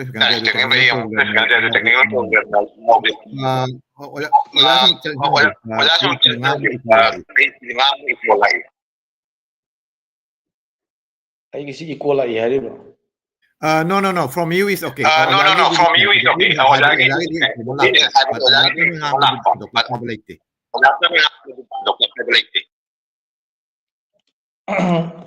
ꯍꯧꯖꯤꯛ ꯑꯣꯖꯥ ꯃꯥꯏꯕꯝ ꯇꯣꯂꯦꯟ ꯍꯣꯏꯅ ꯃꯇꯝꯗꯨꯒꯩꯗꯨꯒ ꯑꯩꯈꯣꯏꯒꯗꯤ ꯌꯥꯝꯅ ꯅꯛꯅꯕ ꯃꯔꯤ ꯑꯃꯁꯨ ꯂꯩꯔꯝꯃꯤ ꯚꯥꯅꯨꯚꯤꯜꯗ ꯑꯣꯖꯥ ꯃꯥꯏꯕꯝ ꯇꯣꯂꯦꯟꯒꯤ ꯃꯆꯦ ꯂꯩꯔꯝꯃꯤ ꯑꯗꯨꯅ ꯌꯥꯝ ꯇꯣꯏꯅ ꯎꯅꯩ ꯃꯇꯝꯗꯣ ꯑꯩꯈꯣꯏ ꯌꯥꯝ ꯅꯍꯥꯅꯤ ꯑꯣꯖꯥ ꯃꯥꯏꯕꯝ ꯇꯣꯂꯦꯟ ꯍꯣꯏꯅ ꯈꯪꯉꯤꯕ ꯑꯗꯨꯝꯅ ꯑꯩꯈꯣꯏ ꯈꯪꯕ ꯅꯠꯇꯦ A.K. ꯁꯔꯥꯝꯅ ꯈꯪꯉꯤ ꯑꯗꯨꯝꯅ ꯈꯪꯕ ꯅꯠꯇꯦ ꯁꯥꯍꯤꯇ꯭ꯌꯕꯨ ꯅꯨꯡꯁꯤꯔꯤꯕ꯭ꯔꯥ ꯅꯠꯇ꯭ꯔꯒ A.K. ꯁꯔꯥꯝ ꯅꯨꯡꯁꯤꯔꯤꯕ꯭ꯔꯥ ꯀꯔꯤꯅꯣ ꯑꯩꯈꯣꯏꯁꯨ ꯈꯪꯄꯣꯟꯇꯦ ꯍꯦꯛꯇ ꯄꯨꯡꯏꯟꯇ ꯏꯟꯕ ꯃꯇꯝꯗꯨꯅꯤ ꯌꯥꯝ ꯅꯨꯡꯉꯥꯏꯈꯤ ꯍꯥꯏꯔꯤꯕ ꯄ꯭ꯔꯣꯒ꯭ꯔꯥꯝ ꯈꯨꯗꯤꯡ ꯃꯅꯤꯄꯨꯔꯗꯒꯤ ꯂꯦꯡꯉꯛꯄ ꯑꯣꯖꯥꯁꯤꯡ ꯑꯣꯛꯄꯗꯒꯤ ꯆꯤꯡꯕ ꯑꯣꯖꯥ ꯈꯩꯔꯨꯗꯤꯟ ꯂꯥꯛꯄ ꯑꯣꯖꯥ ꯅꯤꯂꯕꯤꯔ ꯁꯥꯁꯇ꯭ꯔꯤ ꯍꯣꯏ ꯂꯦꯡꯉꯛꯑꯝꯕ ꯑꯣꯖꯥ ꯏꯕꯣꯍꯟꯕꯤ ꯍꯣꯏ ꯂꯦꯡꯉꯛꯑꯝꯕ ꯄꯨꯝꯅꯃꯛꯁꯤ ꯂꯣꯏ ꯊꯦꯡꯅꯍꯧꯏ ꯑꯗꯨꯒꯒꯤꯗꯤ ꯑꯁꯨꯝ ꯇꯧꯅ ꯑꯩꯒꯤ ꯂꯅꯥꯏꯒꯤ ꯑꯣꯏꯕ ꯀꯌꯥꯗꯒꯤ ꯑꯩ ꯌꯥꯝꯅ ꯁꯣꯡꯅ ꯌꯥꯎꯕ ꯍꯥꯏꯗꯨ ꯊꯣꯛꯇ꯭ꯔꯦ ꯑꯗꯨꯅ ꯃꯇꯝꯁꯤ ꯊꯦꯡꯉꯕꯅꯤ ꯀꯧꯕꯅꯤꯅ ꯑꯔꯣꯏꯕꯗ ꯁꯩꯔꯦꯡ ꯑꯃ ꯑꯣꯏꯅ ꯑꯩ ꯈꯨꯗꯣꯟ ꯇꯝꯖꯒꯦ ꯑꯁꯣꯏ ꯑꯔꯥꯝ ꯌꯥꯎꯔꯁꯨ ꯉꯥꯛꯄꯤꯌꯨ ꯐꯖꯗꯕꯁꯨ ꯄꯥꯏꯔꯛꯀꯤ ꯑꯣꯏꯅ ꯉꯥꯏꯍꯥꯛꯀꯤ ꯑꯣꯏꯅ ꯑꯩꯅ ꯑꯗꯨꯝ ꯁꯩꯔꯦꯡ ꯑꯃ ꯃꯌꯥꯝꯒꯤ ꯃꯃꯥꯡꯗ ꯑꯩ ꯂꯥꯟꯊꯣꯛꯆꯔꯛꯀꯦ ꯃꯩ ꯋꯥꯏꯔ ꯏꯃꯥꯒꯤ ꯐꯤꯖꯤ ꯑꯩꯒꯤ ꯁꯩꯔꯦꯡꯒꯤ ꯃꯤꯡꯊꯣꯟꯅꯤ ꯅꯣꯡꯃꯩꯒ ꯊꯥꯡꯒ ꯂꯝꯕꯥ ꯄꯥꯅꯈꯤꯕ ꯕ꯭ꯔꯤꯇꯤꯁꯀꯤ ꯀꯜꯂꯕ ꯃꯄꯥꯡꯒꯜꯕꯨ ꯁꯤꯡꯅꯈꯤꯕ ꯑꯊꯧꯕ ꯃꯄꯥꯔꯤ ꯀꯌꯥꯅ ꯊꯋꯥꯏ ꯀꯠꯈꯤꯕ ꯁꯤꯡꯊꯥꯕꯗ ꯂꯣꯏ ꯅꯥꯏꯗ꯭ꯔꯕ ꯃꯅꯤꯄꯨꯔ ꯂꯩꯕꯥꯛꯅꯤ ꯕ꯭ꯔꯤꯇꯤꯁꯀꯤ ꯀꯨꯞꯅ ꯁꯤꯟꯕ ꯂꯥꯂꯣꯡ ꯃꯔꯛꯇ ꯁꯔꯤꯠ ꯁꯔꯥꯠ ꯇꯧꯗꯨꯅ ꯑꯀꯤꯕ ꯂꯩꯇꯅ ꯆꯣꯡꯁꯟꯕ ꯉꯝꯕ ꯃꯊꯧꯅꯥ ꯂꯩꯕ ꯃꯔꯤꯡꯖꯦꯜ ꯈꯥꯔꯕ ꯃꯤꯇꯩꯅꯤ ꯑꯗꯨꯕꯨ ꯑꯩꯈꯣꯏꯒꯤ ꯑꯊꯧꯕ ꯏꯄꯨꯙꯧꯁꯤꯡꯕꯨ ꯁꯥꯖꯤꯟꯕ ꯅꯝꯊꯥꯛꯀꯤ ꯋꯥꯌꯦꯜꯅ ꯉꯛꯁꯝꯗ ꯊꯧꯔꯤ ꯍꯥꯞꯈꯤ ꯄ꯭ꯔꯖꯥ ꯃꯤꯌꯥꯝ ꯃꯃꯤꯠꯇꯒꯤ ꯄꯤꯔꯥꯡꯇꯅ ꯇꯔꯄꯣꯟ ꯀꯠꯈꯤ ꯈꯥ ꯆꯤꯛꯇꯨꯅ ꯈꯥꯡꯍꯧꯕ ꯁꯨꯔꯣꯟꯁꯤꯡꯗꯁꯨ ꯍꯟꯖꯤꯟ ꯍꯟꯖꯤꯟ ꯀꯥꯍꯧ ꯍꯧꯔꯔꯤ ꯃꯅꯤꯄꯨꯔ ꯃꯆꯦꯠ ꯊꯨꯒꯥꯏꯗꯒꯤ ꯇꯪꯗꯨ ꯂꯩꯇꯥꯍꯟꯗꯦ ꯁꯅꯥ ꯂꯩꯕꯥꯛ ꯃꯅꯤꯄꯨꯔꯗ ꯃꯩ ꯆꯨꯔꯔꯤ ꯏꯃꯥꯒꯤ ꯐꯤꯖꯤꯗ ꯃꯩꯅ ꯋꯥꯏꯔꯛꯂꯕ ꯏꯃꯥꯒꯤ ꯐꯤꯖꯤ ꯇꯝꯅ ꯆꯦꯟꯁꯟꯅꯔꯛꯂꯤ ꯃꯩ ꯃꯨꯊꯠꯅꯃ ꯃꯩꯁꯥ ꯅꯪꯂꯕ ꯏꯃꯥꯗꯤ ꯈꯥꯡꯂꯤ ꯁꯤꯡꯅꯕ ꯑꯃꯒ ꯂꯣꯏꯅꯅ ꯀꯌꯥꯔꯛꯇꯤ ꯁꯨꯔꯦ ꯏꯃꯥꯒꯤ ꯐꯤꯖꯣꯜ ꯍꯣꯡꯂꯤꯕ ꯉꯝꯈꯩ ꯉꯥꯛꯄꯒꯤ ꯑꯋꯥꯕꯅꯦ ꯂꯥꯟꯒꯥꯏꯕꯒꯤ ꯑꯋꯥꯕꯅꯦ ꯈꯨꯟꯇꯥꯛꯄꯒꯤ ꯄꯦꯟꯗꯕꯅꯦ ꯑꯁꯨꯝꯅ ꯐꯤꯖꯤꯗ ꯃꯩ ꯋꯥꯏꯔꯛꯂꯤꯕꯁꯦ ꯇꯣꯏꯔꯕꯅꯤ ꯍꯛꯃꯜꯂꯕꯅꯤ ꯏꯃꯥꯗꯤ ꯈꯥꯡꯈꯤꯒꯦꯀꯣ ꯏꯆꯥꯆꯥ ꯅꯈꯣꯏꯁꯨ ꯃꯇꯤꯛ ꯆꯥꯔꯕꯅꯤ ꯇꯤꯡ ꯇꯤꯡ ꯂꯥꯎꯅ ꯆꯥꯎꯔꯕꯅꯤ ꯏꯃꯥꯒꯤ ꯅꯥꯛꯇ ꯂꯦꯞꯄꯔꯥꯎ ꯃꯄꯥꯝꯕꯣꯝ ꯇꯤꯡꯅ ꯂꯣꯏꯁꯤꯟꯖꯔꯦ ꯃꯌꯥꯝꯕꯨ ꯈꯨꯔꯨꯝꯖꯔꯤ ꯊꯦꯡꯛ ꯌꯨ ꯊꯥꯒꯠꯆꯔꯤ ꯑꯩꯈꯣꯏ ꯀꯔꯤ ꯍꯥꯏꯇꯥꯔꯦ ꯌꯥꯝꯅ ꯇꯦꯟꯇꯛꯅ ꯅꯨꯡꯁꯤꯔꯕ ꯋꯥꯍꯩ ꯈꯔꯁꯨ ꯊꯝꯕꯤꯔꯝꯕꯗꯨꯒ ꯂꯣꯏꯅꯅ ꯐꯖꯔꯕ ꯁꯩꯔꯦꯡ ꯑꯃꯁꯨ ꯄꯥꯊꯣꯛꯄꯤꯔꯝꯃꯤ ꯑꯣꯖꯥꯅ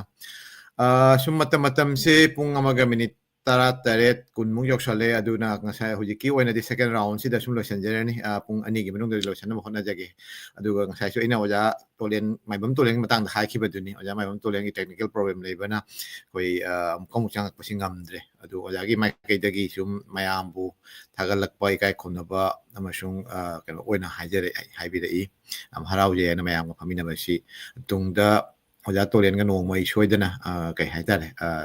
ꯄ꯭ꯔꯣꯒ꯭ꯔꯥꯝ ꯑꯃ ꯁꯣꯏꯗꯅ ꯁꯤꯟꯖꯒꯅꯤ ꯑꯗꯨꯒ ꯑꯣꯖꯥꯗꯒꯤ ꯇꯥꯅꯤꯡꯕ ꯋꯥꯍꯩ ꯑꯃꯗꯤ ꯑꯩꯈꯣꯏ ꯁꯥꯍꯤꯇ꯭ꯌ ꯁꯪꯁꯠ ꯍꯧꯗꯣꯛꯄꯒꯤ ꯑꯗꯒꯤ ꯑꯣꯖꯥ ꯃꯥꯏꯕꯝ ꯇꯣꯂꯦꯟꯁꯤ ꯕꯪꯂꯥꯗꯒꯤ ꯃꯤꯇꯩꯔꯣꯟ ꯍꯟꯗꯣꯛꯄ ꯂꯥꯏꯔꯤꯛ ꯀꯌꯥꯁꯨ ꯐꯣꯡꯈ꯭ꯔꯦ ꯑꯁꯤꯒꯤ ꯃꯇꯥꯡꯗꯁꯨ ꯑꯩ ꯋꯥꯔꯤ ꯁꯥꯟꯅꯖꯒꯅꯤ ꯑꯗꯨ ꯉꯁꯤꯒꯤ ꯑꯣꯏꯅꯗꯤ ꯃꯌꯥꯝꯒꯤ ꯌꯥꯊꯪ ꯂꯧꯔꯒ ꯍꯟꯗꯛꯀꯤ ꯁꯦꯀꯦꯟ ꯔꯥꯎꯟꯁꯤꯅ ꯉꯁꯤꯒꯤ ꯏꯚꯦꯟꯠ ꯑꯁꯤꯒꯤ ꯄ꯭ꯔꯣꯒ꯭ꯔꯥꯝ ꯑꯁꯤꯒꯤ ꯂꯣꯏꯁꯤꯟꯕ ꯑꯣꯏꯒꯅꯤ ꯑꯗꯨꯅ ꯑꯩꯈꯣꯏꯒꯤ ꯑꯣꯖꯥꯁꯤꯡꯅ ꯍꯥꯏꯅꯤꯡꯕ ꯋꯥꯍꯩꯒ ꯂꯣꯏꯅꯅ ꯀ꯭ꯂꯣꯖꯤꯡ ꯔꯤꯃꯥꯔꯛꯁꯨ ꯁꯨꯝ ꯊꯝꯕꯤꯔꯝꯃꯨ ꯑꯗꯨ ꯃꯊꯪꯗ ꯍꯧꯖꯤꯛ ꯂꯥꯛꯑꯁꯤ ꯑꯣꯖꯥ ꯁꯦꯔꯥꯝꯗ ꯑꯣꯖꯥ ꯑꯦ.ꯀꯦ. ꯁꯦꯔꯥꯝ ꯁꯤꯗꯩꯁꯤꯗ ꯋꯥꯍꯪ ꯑꯃꯇꯪꯒ ꯂꯥꯛꯏ ꯋꯥꯍꯪ ꯍꯥꯏꯒꯗ꯭ꯔꯥ ꯅꯠꯇ꯭ꯔꯒ ꯅꯤꯡꯁꯤꯡꯅꯤꯡꯕ ꯑꯩꯈꯣꯏ ꯚꯤꯋꯥꯔꯁꯤꯡꯗꯒꯤ ꯔꯤꯗꯔꯁꯤꯡꯗꯒꯤ ꯑꯃꯁꯨꯡ ꯃꯃꯥꯡꯉꯩꯗꯁꯨ ꯊꯦꯡꯅꯕ ꯈꯔ ꯂꯩ ꯑꯗꯨ ꯑꯩꯅꯁꯨ ꯁꯨꯝ ꯍꯥꯏꯈꯤ ꯁꯪꯁꯊꯥꯟ ꯑꯃꯅ ꯊꯕꯛ ꯄꯨꯝꯅꯃꯛꯇꯤ ꯇꯧꯕ ꯉꯝꯗꯦ ꯃꯌꯥꯝꯒꯤ ꯄꯨꯛꯅꯤꯡꯁꯨ ꯑꯩꯈꯣꯏꯅ ꯄꯦꯜꯍꯟꯕꯁꯨ ꯉꯝꯗꯦ ꯑꯗꯨꯒ ꯂꯣꯏꯅꯅ ꯑꯃꯅ ꯈꯜꯂꯝꯕ ꯅꯠꯇ꯭ꯔꯒ ꯇꯧꯍꯟꯅꯤꯡꯕ ꯃꯌꯥꯝ ꯑꯃꯁꯨ ꯂꯩꯔꯝꯒꯅꯤ ꯑꯩꯈꯣꯏꯅ ꯄꯥꯡꯊꯣꯛꯄ ꯉꯝꯗꯕ ꯀꯌꯥ ꯑꯃꯁꯨ ꯂꯩ ꯑꯗꯨꯒꯤ ꯃꯔꯛꯇ ꯍꯥꯏꯔꯒꯗꯤ ꯃꯌꯥꯝꯅ ꯄꯥꯝꯕ ꯍꯥꯏꯒꯗ꯭ꯔꯥ ꯅꯤꯡꯁꯤꯡꯉꯛꯄ ꯀꯩꯅꯣ ꯑꯃ ꯑꯣꯏꯔꯒꯅ ꯑꯩꯈꯣꯏꯒꯤ ꯕꯪꯒ꯭ꯂꯥꯗꯦꯁꯀꯤ ꯃꯤꯇꯩꯂꯣꯟ ꯉꯥꯡꯕ ꯅꯠꯇ꯭ꯔꯒꯅ ꯃꯤꯇꯩ ꯃꯌꯦꯛ ꯇꯝꯕ ꯅꯠꯇꯕ ꯃꯤꯇꯩꯂꯣꯟ ꯉꯥꯡꯕꯗꯤ ꯂꯣꯏꯅ ꯐꯖꯅ ꯈꯪꯉꯤ ꯉꯝꯃꯤ ꯑꯗꯨꯒ ꯄꯥꯕ ꯑꯃꯁꯨꯡ ꯏꯕꯒꯤ ꯃꯇꯥꯡꯁꯦ ꯑꯩꯈꯣꯏ ꯄꯥꯝꯖꯕ ꯈꯔꯇꯅ ꯍꯩꯕ ꯅꯠꯇ꯭ꯔꯒꯅ ꯉꯥꯡꯕ ꯅꯠꯇ꯭ꯔꯒꯅ ꯏꯕ ꯅꯠꯇ꯭ꯔꯒꯅ ꯄꯥꯕꯁꯤ ꯉꯝꯕ ꯑꯣꯏꯅ ꯑꯣꯏ ꯑꯗꯨꯒ ꯃꯥꯁ ꯄꯤꯄꯜ ꯍꯥꯏꯒꯗ꯭ꯔꯥ ꯃꯌꯥꯝꯒꯤ ꯃꯅꯨꯡꯗ ꯑꯁꯤꯒꯤ ꯊꯣꯏꯗꯣꯛꯅ ꯄꯥꯝꯅ ꯃꯩꯇꯩꯂꯣꯟ ꯄꯥꯕ ꯅꯠꯇ꯭ꯔꯒꯅ ꯏꯕꯒꯤ ꯀꯩꯅꯣ ꯆꯠꯅꯕꯁꯦ ꯍꯧꯖꯤꯛꯁꯨ ꯈꯔ ꯋꯥꯠꯂꯤ ꯑꯁꯤꯒꯤ ꯃꯇꯥꯡꯗꯁꯨ ꯑꯩꯈꯣꯏ ꯁꯥꯍꯤꯇ꯭ꯌ ꯁꯪꯁꯠꯀꯤ ꯀꯔꯤ ꯚूमिका ꯀꯔꯤ ꯔꯣꯜ ꯂꯩꯈꯤꯕ ꯅꯠꯇ꯭ꯔꯒ ꯀꯔꯤ ꯑꯋꯥꯠꯄ ꯂꯩꯕ ꯅꯠꯇ꯭ꯔꯒ ꯀꯔꯤ ꯇꯧꯔꯒꯗꯤ ꯑꯇꯩꯁꯨ ꯍꯦꯟꯅ ꯐꯒꯗꯕ ꯑꯁꯤꯒꯨꯝꯕ ꯋꯥꯍꯪ ꯀꯌꯥꯁꯨ ꯂꯥꯛꯄ ꯌꯥꯎꯏ ꯑꯗꯨꯒ ꯂꯣꯏꯅꯅ ꯑꯩꯈꯣꯏꯒꯤ ꯅꯍꯥꯔꯣꯟꯁꯤꯡꯒꯤ ꯃꯅꯨꯡꯗ ꯑꯩꯈꯣꯏꯒꯤ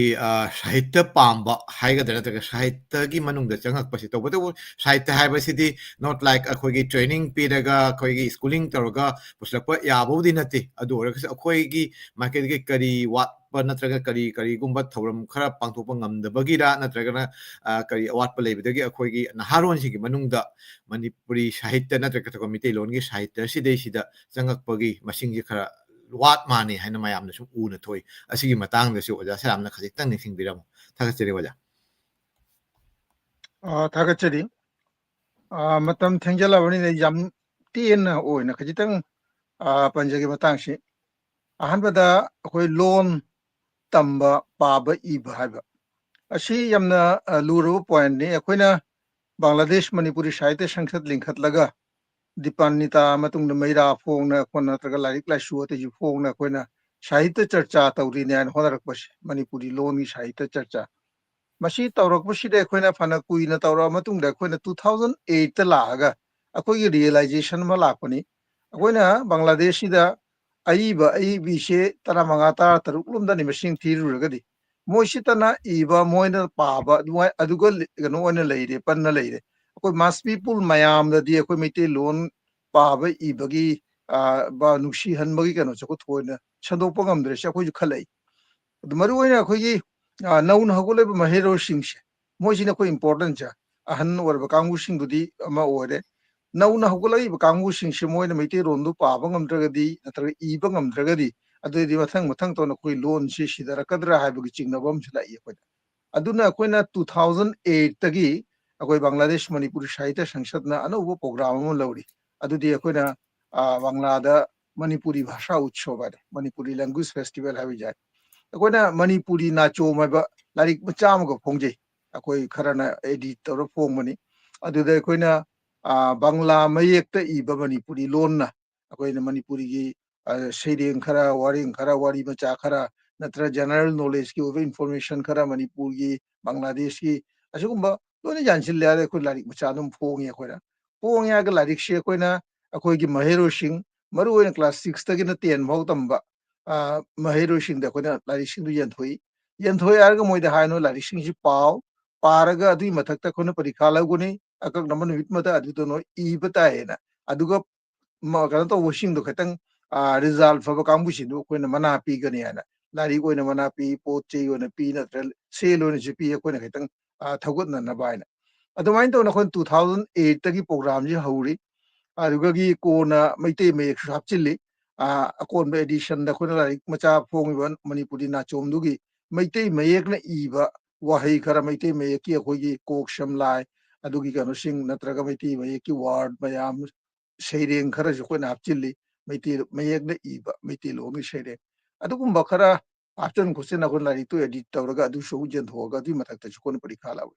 ꯑꯗꯨꯝꯅ ꯇꯧꯅ ꯑꯉꯥꯡꯁꯤꯡꯁꯦ ꯑꯍꯥꯟꯕꯗꯤ ꯄꯥꯕ ꯉꯝꯃꯝꯗꯦ ꯏꯕ ꯉꯝꯃꯝꯗꯦ ꯑꯩꯈꯣꯏꯅ ꯂꯩꯀꯥꯏꯗ ꯈꯔ ꯇꯧꯅ ꯑꯩꯈꯣꯏꯇ ꯅꯠꯇꯦ ꯑꯩꯈꯣꯏ ꯄꯨꯝꯅꯃꯛꯇ ꯍꯥꯏ ꯂꯩꯀꯥꯏꯗ ꯈꯤꯇꯪ ꯍꯩꯕ ꯈꯪꯕꯗꯨ ꯃꯉꯣꯟꯗ ꯆꯪꯗꯅ ꯀ꯭ꯂꯥꯁ ꯇꯧ ꯍꯥꯏꯅ ꯑꯗꯨꯃꯥꯏꯅ ꯇꯧꯍꯟꯅ ꯍꯧꯖꯤꯛ ꯈꯔ ꯍꯩꯅꯔꯦ ꯑꯉꯥꯡꯁꯤꯡꯁꯦ ꯄꯔꯤꯈꯥ ꯊꯥꯕꯗ ꯌꯥꯎꯔꯤ ꯃꯤ 100-150ꯔꯣꯝꯒ ꯄꯔꯤꯈꯥ ꯊꯥꯏ ꯑꯩꯈꯣꯏ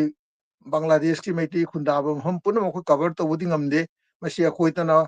ꯇꯧꯁꯤ ꯍꯥꯏꯔꯒꯁꯨ ꯌꯥꯗꯦ ꯇꯧꯒꯗꯕ ꯀꯥꯡꯕꯨꯗꯨꯒꯤꯁꯨ ꯃꯣꯏꯁꯦ ꯊꯋꯥꯏ ꯌꯥꯎꯕ ꯑꯃꯁꯨ ꯆꯪꯉꯤ ꯑꯩꯈꯣꯏꯅ ꯄꯔꯤꯈꯥ ꯂꯧꯔꯤꯕ ꯃꯅꯤꯄꯨꯔꯤ ꯂꯦꯡꯒ꯭ꯋꯦꯖ ꯐꯦꯁꯇꯤꯚꯦꯜ ꯍꯥꯏꯅ ꯄꯥꯡꯊꯣꯛꯏꯕ ꯊꯧꯔꯝꯁꯤꯗ ꯁꯔꯨꯛ ꯌꯥꯔꯤꯁꯦ ꯁꯤꯂꯦꯠ ꯂꯣꯝꯗꯒꯤ ꯈꯔ ꯌꯥꯎꯔꯤ ꯑꯗꯨꯁꯨ ꯁꯤꯂꯦꯠꯀꯤ ꯈꯨꯟ ꯄꯨꯝꯅꯃꯛ ꯑꯩꯈꯣꯏ ꯀꯚꯔ ꯇꯧ ꯉꯝꯗꯦ ꯚꯥꯅꯨꯒꯥꯁꯂꯣꯝꯗꯒꯤꯁꯨ ꯈꯨꯟ ꯈꯔ ꯌꯥꯎꯔꯤ ꯑꯗꯨꯒꯤ ꯙꯃꯥꯏꯔꯣꯝꯗꯒꯤ ꯈꯔ ꯌꯥꯎꯔꯤ ꯕꯤꯁꯀꯥꯎꯔꯣꯝꯗꯒꯤ ꯈꯔ ꯌꯥꯎꯔꯤ ꯑꯇꯩ ꯈꯨꯟ ꯀꯌꯥ ꯑꯃ ꯑꯩꯈꯣꯏ ꯀꯚꯔ ꯇꯧ ꯉꯝꯗꯦ ꯑꯗꯨꯒꯨꯝꯕ ꯑꯩꯈꯣꯏꯅ ꯆꯍꯤꯒꯤ ꯃꯍꯩꯔꯣꯏ 100-150ꯔꯣꯝꯁꯦ ꯑꯩꯈꯣꯏꯅ ꯈꯣꯝꯖꯤꯜꯂꯒ ꯄꯔꯤꯈꯥ ꯂꯧꯔꯤ ꯄꯔꯤꯈꯥ ꯂꯧꯔꯒ ꯑꯗꯨꯏꯗꯨꯒ ꯃꯅꯥ ꯃꯁꯤꯡ ꯌꯦꯟꯊꯣꯛꯏ ꯅꯨꯃꯤꯠ ꯆꯨꯞꯄꯒꯤ ꯄ꯭ꯔꯣꯒ꯭ꯔꯥꯝ ꯑꯃ ꯇꯧꯔꯤ ꯀꯜꯆꯔꯦꯜ ꯄ꯭ꯔꯣꯒ꯭ꯔꯥꯝꯁꯨ ꯌꯥꯎꯔꯤ ꯅꯩꯅꯕ ꯃꯤꯐꯝ ꯌꯥꯎꯔꯤ ꯑꯗꯨꯅ ꯀꯔꯤ ꯔꯤꯖꯜ ꯂꯩ ꯍꯥꯏꯗ ꯍꯧꯖꯤꯛ ꯑꯉꯥꯡꯁꯤꯡ ꯃꯍꯩꯔꯣꯏꯁꯤꯡ ꯑꯗꯨꯒꯤ ꯃꯊꯪ ꯇꯧꯅ ꯀꯣꯂꯦꯖ ꯀꯥꯈ꯭ꯔꯕꯒꯗ ꯃꯣꯏꯁꯤꯡꯗꯣ ꯂꯣꯏꯅ ꯃꯩꯇꯩꯂꯣꯟ ꯄꯥꯕ ꯉꯝꯃꯦ ꯏꯕ ꯉꯝꯃꯦ ꯑꯗꯨ ꯃꯩꯇꯩ ꯃꯌꯦꯛꯁꯨ ꯃꯣꯏ ꯏꯕ ꯄꯥꯕ ꯉꯝꯃꯦ ꯑꯌꯥꯝꯕꯅ ꯃꯁꯤ ꯌꯥꯝ ꯆꯥꯎꯔꯕ ꯑꯦꯆꯤꯞꯃꯦꯟ ꯑꯩ ꯈꯜꯂꯤ ꯑꯁꯤ ꯑꯩꯈꯣꯏ ꯆꯠꯊꯔꯤ ꯑꯗꯨꯒ ꯌꯥꯝꯅ ꯑꯇꯩꯁꯨ ꯄꯥꯛꯁꯟꯅ ꯑꯇꯩꯁꯨ ꯍꯦꯟꯅ ꯀꯩꯅꯣ ꯇꯧꯕꯗꯨꯗꯤ ꯇꯧꯐꯝ ꯊꯣꯛꯏ ꯑꯗꯣ ꯑꯩꯈꯣꯏꯁꯨ ꯂꯤꯃꯤꯇꯦꯁꯟ ꯀꯌꯥꯗꯪ ꯂꯩ ꯑꯩꯈꯣꯏ ꯁꯥꯍꯤꯇ꯭య ꯁꯪꯁꯠꯀꯤꯁꯨ ꯃꯤ ꯌꯥꯝꯗꯦ ꯑꯩꯈꯣꯏꯅ ꯁꯦꯟꯇ꯭ꯔꯦꯜ ꯀꯣꯃꯤꯇꯤꯅ ꯑꯩꯅ ꯇꯧꯔꯤꯁꯦ ꯑꯈꯟꯅꯕ ꯃꯤ ꯈꯔ ꯇꯅ ꯑꯩꯈꯣꯏ ꯍꯣꯠꯅꯖꯕꯅꯤ ꯑꯗꯨꯅ ꯌꯥꯝ ꯋꯥꯏ ꯑꯩꯈꯣꯏꯅ ꯉꯝꯕꯗꯨ ꯑꯩꯈꯣꯏ ꯈꯔ ꯇꯧꯖꯕꯅꯤ ꯑꯗꯣ ꯈꯔ ꯑꯇꯩ ꯃꯤꯑꯣꯏꯁꯨ ꯇꯣꯉꯥꯟ ꯇꯣꯉꯥꯟꯅ ꯆꯣꯡꯊꯣꯔꯛꯅ ꯔꯅꯥꯏ ꯑꯣꯏꯔꯁꯨ ꯀꯌꯥꯗ ꯇꯧꯔꯛꯄꯁꯨ ꯌꯥꯎꯔꯤ ꯃꯁꯤ ꯑꯩꯈꯣꯏꯒꯤ ꯌꯥꯝ ꯅꯨꯡꯉꯥꯏꯕ ꯋꯥꯐꯝ ꯑꯃꯅꯤ ꯗꯦ ꯑꯇꯣꯞꯄ ꯑꯃꯅ ꯉꯁꯥꯏ ꯀꯔꯤꯅꯣ ꯀ꯭ꯋꯦꯁꯟ ꯑꯃꯗꯨꯅ ꯋꯥꯐꯝ ꯑꯗꯨꯅ ꯍꯝ ꯄ꯭ꯔꯃꯣꯗ ꯑꯩꯈꯣꯏ ꯀꯕꯤ ꯀꯔꯤꯅꯣ ꯍꯥꯏꯈꯤꯗ ꯑꯃꯅ ꯑꯣ ꯀꯩꯅꯣꯒꯤꯅꯤꯗ ꯑꯩꯈꯣꯏ ꯁꯨꯝ ꯑꯇꯩ ꯑꯇꯣꯞꯄ ꯀꯩ ꯍꯥꯏꯇꯥꯔꯦ ꯑꯩꯈꯣꯏ ꯂꯥꯏꯔꯤꯛ ꯂꯥꯏꯁꯨ ꯐꯣꯡꯕꯒꯤ ꯃꯁꯤꯡ ꯂꯤꯛꯄ ꯑꯃꯁꯨꯡ ꯑꯗꯨꯒꯤ ꯂꯥꯏꯔꯤꯛ ꯁꯥꯍꯤꯇ꯭ꯌꯒꯤ ꯈꯣꯡꯆꯠ ꯅꯠꯇꯦ ꯍꯥꯏꯇꯥꯔꯦ ꯑꯩꯈꯣꯏ ꯅꯍꯥꯔꯣꯟꯁꯤꯡ ꯌꯥꯎꯁꯜꯂꯛꯇꯕ ꯅꯠꯇ꯭ꯔꯒꯅ ꯈꯔ ꯀꯩꯅꯣ ꯅꯍꯥꯔꯣꯟꯁꯤꯡ ꯑꯣꯏꯔꯛꯄ ꯆꯤꯡꯁꯤꯜꯂꯛꯄ ꯉꯝꯗꯕꯁꯨ ꯑꯗꯨꯁꯨ ꯀ꯭ꯋꯦꯁꯟ ꯍꯣꯏ ꯑꯃꯅꯤ ꯍꯣꯏ ꯑꯗꯨꯁꯨ ꯌꯥꯎꯈꯤ ꯎꯝ ꯂꯥꯏꯔꯤꯛ ꯂꯥꯏꯁꯨ ꯐꯣꯡꯕꯗꯤ ꯃꯁꯤꯡ ꯌꯥꯝꯗꯦ ꯍꯥꯏꯕꯁꯨ ꯌꯥꯗꯦ ꯆꯍꯤ ꯌꯥꯡꯈꯩꯁꯤꯗ ꯑꯍꯥꯟꯕꯗ ꯂꯥꯏꯔꯤꯛ ꯑꯣꯏꯅ ꯐꯣꯡꯉꯝꯗꯦ ꯀꯣꯟꯅ ꯂꯥꯏꯔꯤꯛ ꯑꯣꯏꯅ ꯐꯣꯡꯉꯛꯏꯁꯤ 82ꯗꯒꯤ ꯍꯧꯕꯅꯤ 82ꯗ ꯑꯩꯒꯤ ꯁꯩꯔꯦꯡ ꯂꯥꯏꯔꯤꯛꯄꯨꯅ ꯑꯍꯥꯟꯕ ꯂꯥꯏꯔꯤꯛꯅꯤ ꯑꯗꯩ ꯃꯊꯪ ꯐꯣꯡꯅꯔꯛꯄꯅꯤ ꯕꯪꯒ꯭ꯂꯥꯗꯦꯁꯁꯤꯗ ꯄꯥꯕꯤꯅꯕ ꯃꯤꯁꯨ ꯂꯩꯇꯦ ꯂꯩꯕꯤꯅꯕ ꯃꯤꯁꯨ ꯂꯩꯇꯦ ꯑꯩꯈꯣꯏꯅ ꯐꯣꯡꯉꯤꯁꯤ ꯏꯔꯟꯅꯥꯏꯒꯤ ꯄꯣꯀꯦꯠꯇꯒꯤ ꯄꯨꯊꯣꯛꯑꯒ ꯄꯩꯁꯥꯅ ꯐꯣꯡꯕꯅꯤ ꯑꯗꯩ ꯂꯥꯏꯔꯤꯛꯇꯨ ꯌꯦꯟꯊꯣꯛꯄꯅꯤ ꯑꯗꯨ ꯀꯅꯥꯅꯁꯨ ꯂꯥꯏꯔꯤꯛꯇꯨ ꯂꯩꯗꯦ ꯑꯗꯨꯅ ꯑꯩꯈꯣꯏꯅ 64 ꯍꯨꯝꯐꯨꯒ ꯃꯔꯤ ꯂꯥꯏꯔꯤꯛ ꯐꯣꯡꯉꯦꯅ ꯍꯥꯏꯔꯤꯁꯤ ꯃꯩꯇꯩꯂꯣꯟꯒꯤ ꯁꯩꯔꯦꯡ ꯋꯥꯔꯦꯡ ꯋꯥꯔꯤ ꯃꯆꯥ ꯅꯣꯚꯦꯜꯅꯆꯤꯡꯕ ꯃꯁꯤ ꯑꯩꯒꯤ ꯃꯤꯠꯌꯦꯡꯗꯗꯤ ꯄꯪꯂꯤꯛ ꯂꯤꯛꯇꯦ ꯍꯥꯏꯅ ꯈꯜꯂꯤ ꯃꯁꯤ ꯍꯥꯏꯐꯦꯠ ꯌꯥꯝꯃꯤ ꯃꯁꯤ ꯌꯥꯝꯅ ꯍꯟꯊꯅ ꯌꯦꯡꯕꯒꯤ ꯀꯩꯅꯣ ꯂꯩꯇꯦ ꯑꯗꯣ ꯑꯇꯣꯞꯄ ꯑꯃꯅ ꯑꯉꯥꯡꯁꯤꯡ ꯅꯍꯥꯔꯣꯟꯁꯤꯡꯕꯨ ꯑꯩꯈꯣꯏꯅ ꯆꯤꯡꯁꯤꯜꯂꯛꯄ ꯉꯝꯗꯕꯁꯦ ꯑꯏꯕ ꯑꯅꯧꯕ ꯑꯏꯕ ꯄꯨꯊꯣꯛꯄ ꯉꯝꯗ ꯑꯏꯕꯤ ꯄꯨꯊꯣꯛꯄ ꯉꯝꯗꯕꯁꯦ ꯃꯁꯤ ꯑꯋꯥꯕ ꯑꯃꯅꯤ ꯑꯁꯤꯒꯤꯗꯃꯛꯇꯁꯨ ꯈꯔꯗꯤ ꯑꯩꯈꯣꯏ ꯍꯣꯠꯅꯕ ꯂꯩ ꯈꯔꯅꯤ ꯃꯃꯥꯡꯗ ꯑꯩꯈꯣꯏ ꯚꯥꯅꯨꯒꯥꯁꯀꯤ ꯀꯩꯅꯣꯒꯤ ꯁ꯭ꯇꯨꯗꯦꯟꯠ ꯂꯦꯚꯦꯜꯗ ꯃꯍꯩꯔꯣꯏ ꯑꯩꯈꯣꯏ ꯀꯣꯂꯦꯖꯇ ꯇꯝꯕ ꯑꯣꯅꯔꯁ ꯇꯝꯕ ꯅꯠꯇ꯭ꯔꯒ ꯌꯨꯅꯤꯚꯔꯁꯤꯇꯤ ꯇꯝꯕ ꯑꯗꯨꯒꯨꯝꯕ ꯑꯉꯥꯡꯁꯤꯡ ꯅꯍꯥꯔꯣꯟꯁꯤꯡ ꯈꯔꯒ ꯋꯦꯕꯤꯅꯥꯔꯗ ꯋꯥꯔꯤ ꯁꯥꯟꯅꯈꯤꯕ ꯌꯥꯎꯔꯤ ꯑꯌꯦꯛꯄ ꯃꯟꯖꯨꯗ ꯁꯤꯟꯕ ꯋꯦꯕꯤꯅꯥꯔ ꯑꯃꯗ ꯃꯣꯏꯗꯤ ꯌꯥꯝ ꯊꯋꯥꯏ ꯌꯥꯎꯅ ꯎꯏ ꯑꯩꯒꯤ ꯃꯤꯠꯌꯦꯡꯗ ꯌꯥꯝꯅ ꯀꯩꯅꯣ ꯇꯧꯔꯤꯕꯒꯤ ꯃꯣꯏꯅ ꯀꯔꯤꯒꯨꯝꯕ ꯄ꯭ꯔꯣꯒ꯭ꯔꯥꯝ ꯑꯃꯗ ꯁꯔꯀꯥꯔꯗ ꯆꯠꯄꯗ ꯑꯗꯨꯒ ꯀꯔꯤꯅꯣ ꯏꯔꯛꯎ ꯍꯥꯏꯅ ꯏꯔꯦ ꯑꯗꯣ ꯑꯩꯕꯨ ꯑꯝꯇ ꯌꯦꯡꯕꯤꯌꯨ ꯍꯥꯏꯅ ꯑꯩꯅꯁꯨ ꯌꯦꯡꯕꯤ ꯈꯣꯠꯄꯤꯅ ꯈꯔ ꯁꯦꯝꯕꯗ ꯁꯦꯝꯗꯣꯛ ꯁꯦꯝꯖꯤꯟ ꯇꯧꯅꯁꯨ ꯄꯤ ꯑꯗꯨ ꯌꯥꯝꯅ ꯊꯋꯥꯏ ꯌꯥꯎꯕ ꯑꯉꯥꯡꯁꯤꯡꯗꯣ ꯃꯣꯏꯒꯤ ꯃꯑꯣꯡꯗꯣ ꯎꯔꯒ ꯃꯣꯏꯅ ꯏꯊꯣꯔꯛꯏꯕꯗꯨꯁꯨ ꯌꯥꯝꯅ ꯃꯥꯅꯦ ꯃꯆꯨ ꯇꯥꯅ ꯌꯥꯝ ꯅꯤꯡꯊꯤꯖꯅ ꯑꯗꯨꯅ ꯑꯩꯅ ꯍꯟꯗꯛ ꯑꯩꯈꯣꯏꯒꯤ ꯃꯩꯔꯥ ꯐꯣꯡꯕ ꯃꯇꯝꯁꯤꯗ ꯑꯩꯅ ꯃꯣꯏꯗ ꯍꯥꯏ ꯅꯣꯏꯁꯨ ꯑꯥꯔꯇꯤꯀꯜ ꯄꯤꯔꯛꯎ ꯅꯣꯏꯒꯤ ꯑꯥꯔꯇꯤꯀꯜꯁꯤꯡꯁꯨ ꯑꯩꯈꯣꯏ ꯐꯣꯡꯒꯦ ꯍꯥꯏꯅ ꯃꯣꯏ ꯃꯔꯤꯗꯨꯒꯤ ꯃꯣꯏ ꯑꯍꯨꯝꯈꯛ ꯑꯃꯅ ꯁꯨꯆꯤ ꯑꯃꯅ ꯂꯥꯕꯣꯅꯤ ꯑꯃꯅ ꯔꯣꯕꯦꯟ ꯃꯣꯏ ꯑꯍꯨꯝꯁꯤ ꯑꯥꯔꯇꯤꯀꯜ ꯄꯤꯔꯛꯏ ꯑꯥꯔꯇꯤꯀꯜ ꯑꯍꯨꯝꯗꯣ ꯑꯩꯈꯣꯏ ꯍꯟꯗꯛꯀꯤ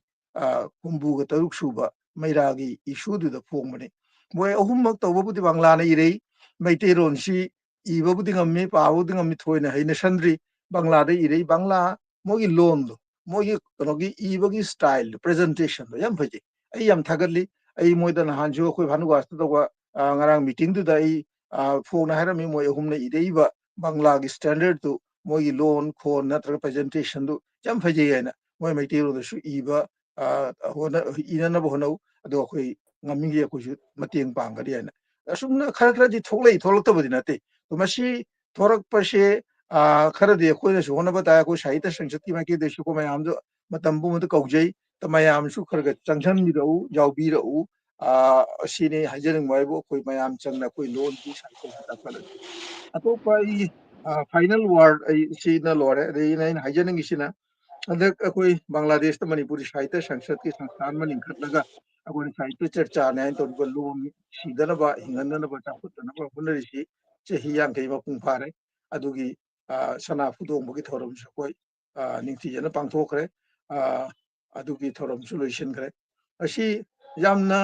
ꯑꯩꯇꯒꯤ ꯑꯣꯏꯅꯗꯤ ꯌꯥꯝ ꯄꯦꯟꯖꯩ ꯑꯩꯈꯣꯏ ꯁꯤꯗ ꯌꯥꯎꯔꯤꯕ ꯑꯩꯈꯣꯏ ꯁꯥꯍꯤꯇ꯭ꯌ ꯁꯪꯁꯠꯀꯤ ꯊꯧꯔꯝꯗ ꯌꯥꯎꯔꯤꯕ ꯑꯩꯈꯣꯏ ꯄꯨꯝꯅꯃꯛ ꯑꯁꯤ ꯌꯥꯝꯅ ꯅꯨꯡꯉꯥꯏꯖꯩ ꯑꯩꯈꯣꯏ ꯄꯦꯟꯖꯩ ꯆꯍꯤ 50 ꯆꯨꯞꯅ ꯍꯣꯠꯅꯔꯛꯅ ꯑꯩꯈꯣꯏꯅ ꯁꯤ ꯃꯄꯨꯡ ꯐꯥꯍꯟꯕ ꯉꯝꯕꯁꯤ ꯑꯩꯈꯣꯏ ꯁꯤꯂꯦꯠꯇ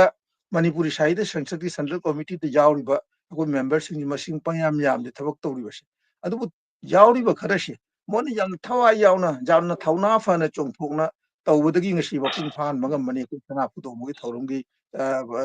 ꯊꯧꯔꯝꯁꯤꯡꯁꯦ ꯑꯗꯨꯅ ꯑꯩ ꯃꯣꯏ ꯄꯨꯝꯅꯃꯛꯄꯨ ꯊꯥꯒꯠꯆꯩ ꯃꯣꯏ ꯄꯨꯝꯅꯃꯛꯄꯨ ꯑꯩꯅ ꯄꯨꯛꯅꯤꯡ ꯁꯦꯡꯅ ꯊꯥꯒꯠꯆꯩ ꯑꯗꯨꯒ ꯂꯣꯏꯅꯅ ꯅꯍꯥꯟ ꯑꯔꯣꯏꯕ ꯅꯨꯃꯤꯠ ꯑꯩꯈꯣꯏ ꯅꯣꯚꯦꯝꯕꯔꯒꯤ ꯇꯥꯡ 14ꯗ ꯚꯥꯅꯨꯒꯥꯁꯇ ꯄꯥꯡꯊꯣꯛꯈꯤꯕ ꯑꯔꯣꯏꯕ ꯊꯧꯔꯝꯅꯤ ꯍꯥꯏꯕ ꯌꯥꯏ ꯑꯗꯨꯗ ꯑꯩꯈꯣꯏꯅ ꯚꯥꯅꯨꯒꯥꯁꯀꯤ ꯁꯪꯁꯊꯥꯟ 5ꯕꯨ ꯑꯩꯈꯣꯏꯅ ꯀꯣꯟꯁꯤꯟꯖꯩ ꯃꯣꯏꯕꯨ ꯍꯥꯏ ꯅꯣꯏꯁꯨ ꯑꯩꯈꯣꯏꯕꯨ ꯇꯦꯡꯕꯥꯡꯕꯤꯌꯨ ꯈꯔ ꯍꯥꯏꯅ ꯃꯣꯏꯁꯨ ꯌꯥꯝ ꯍꯔꯥꯎꯅ ꯌꯥꯝ ꯇꯔꯥꯝꯅ ꯆꯣꯡꯊꯣꯔꯛꯅ ꯑꯩꯈꯣꯏꯕꯨ ꯇꯦꯡꯕꯥꯡꯕꯤ ꯁꯪꯁꯊꯥꯟ 5ꯗꯨꯗꯤ ꯃꯤꯡ ꯑꯣꯏꯅ ꯄꯜꯂꯕꯗ ꯕꯪꯒ꯭ꯂꯥꯗꯦꯁ ꯃꯅꯤꯄꯨꯔꯤ ꯁꯥꯍꯤꯇ꯭ꯌ ꯁꯪꯁꯠꯀꯤ ꯑꯩꯈꯣꯏ ꯀꯣꯃꯜꯒꯣꯟꯖ ꯕ꯭ꯔꯥꯟꯆ ꯑꯗꯨꯒꯤ ꯃꯅꯤꯄꯨꯔꯤ ꯀꯜꯆꯔꯦꯜ ꯀꯣꯝꯄ꯭ꯂꯦꯛꯁ ꯃꯅꯤꯄꯨꯔꯤ ꯁꯃꯥꯖ उन्नयन संस्था मणिपुरी कल्याण परिषद अमना पांगल साहित्य संसद संस्थान मरीसी 5 सिगी मोगी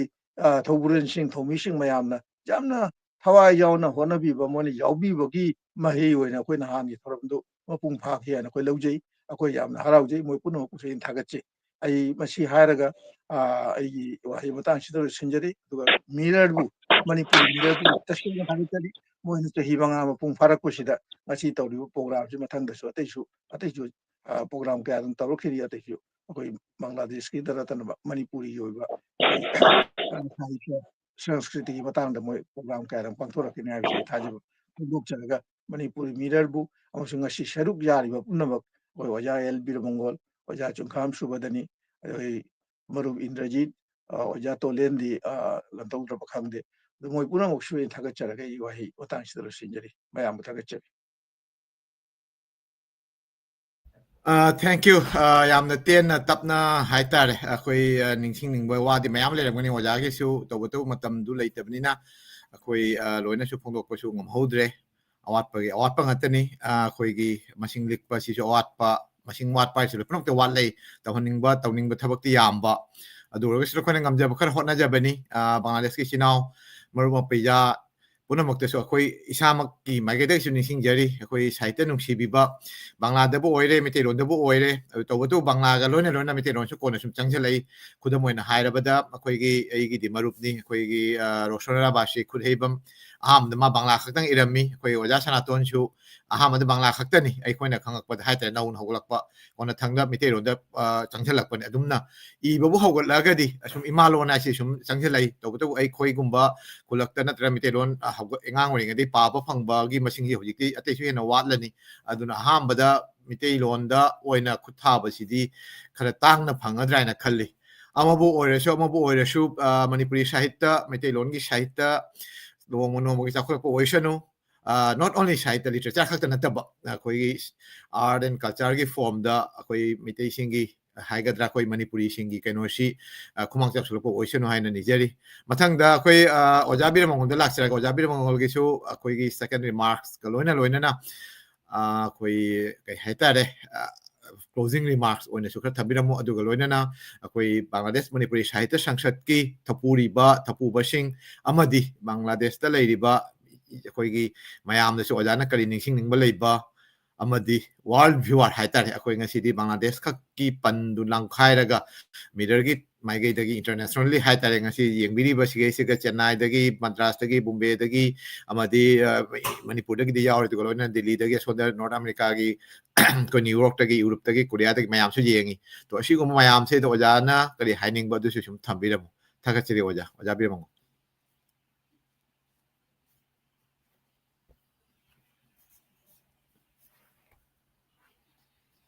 oja gi admu to tare sorry sorry aina haijeningbadi akhoi jam popular manipuri isei leiriba lona jati gi saktamni mirol tangba jati di magini soidena nomadi haibasi lon si akhoina kawra gadi akhoi gi mirol singji ga akhoi lon ji phajana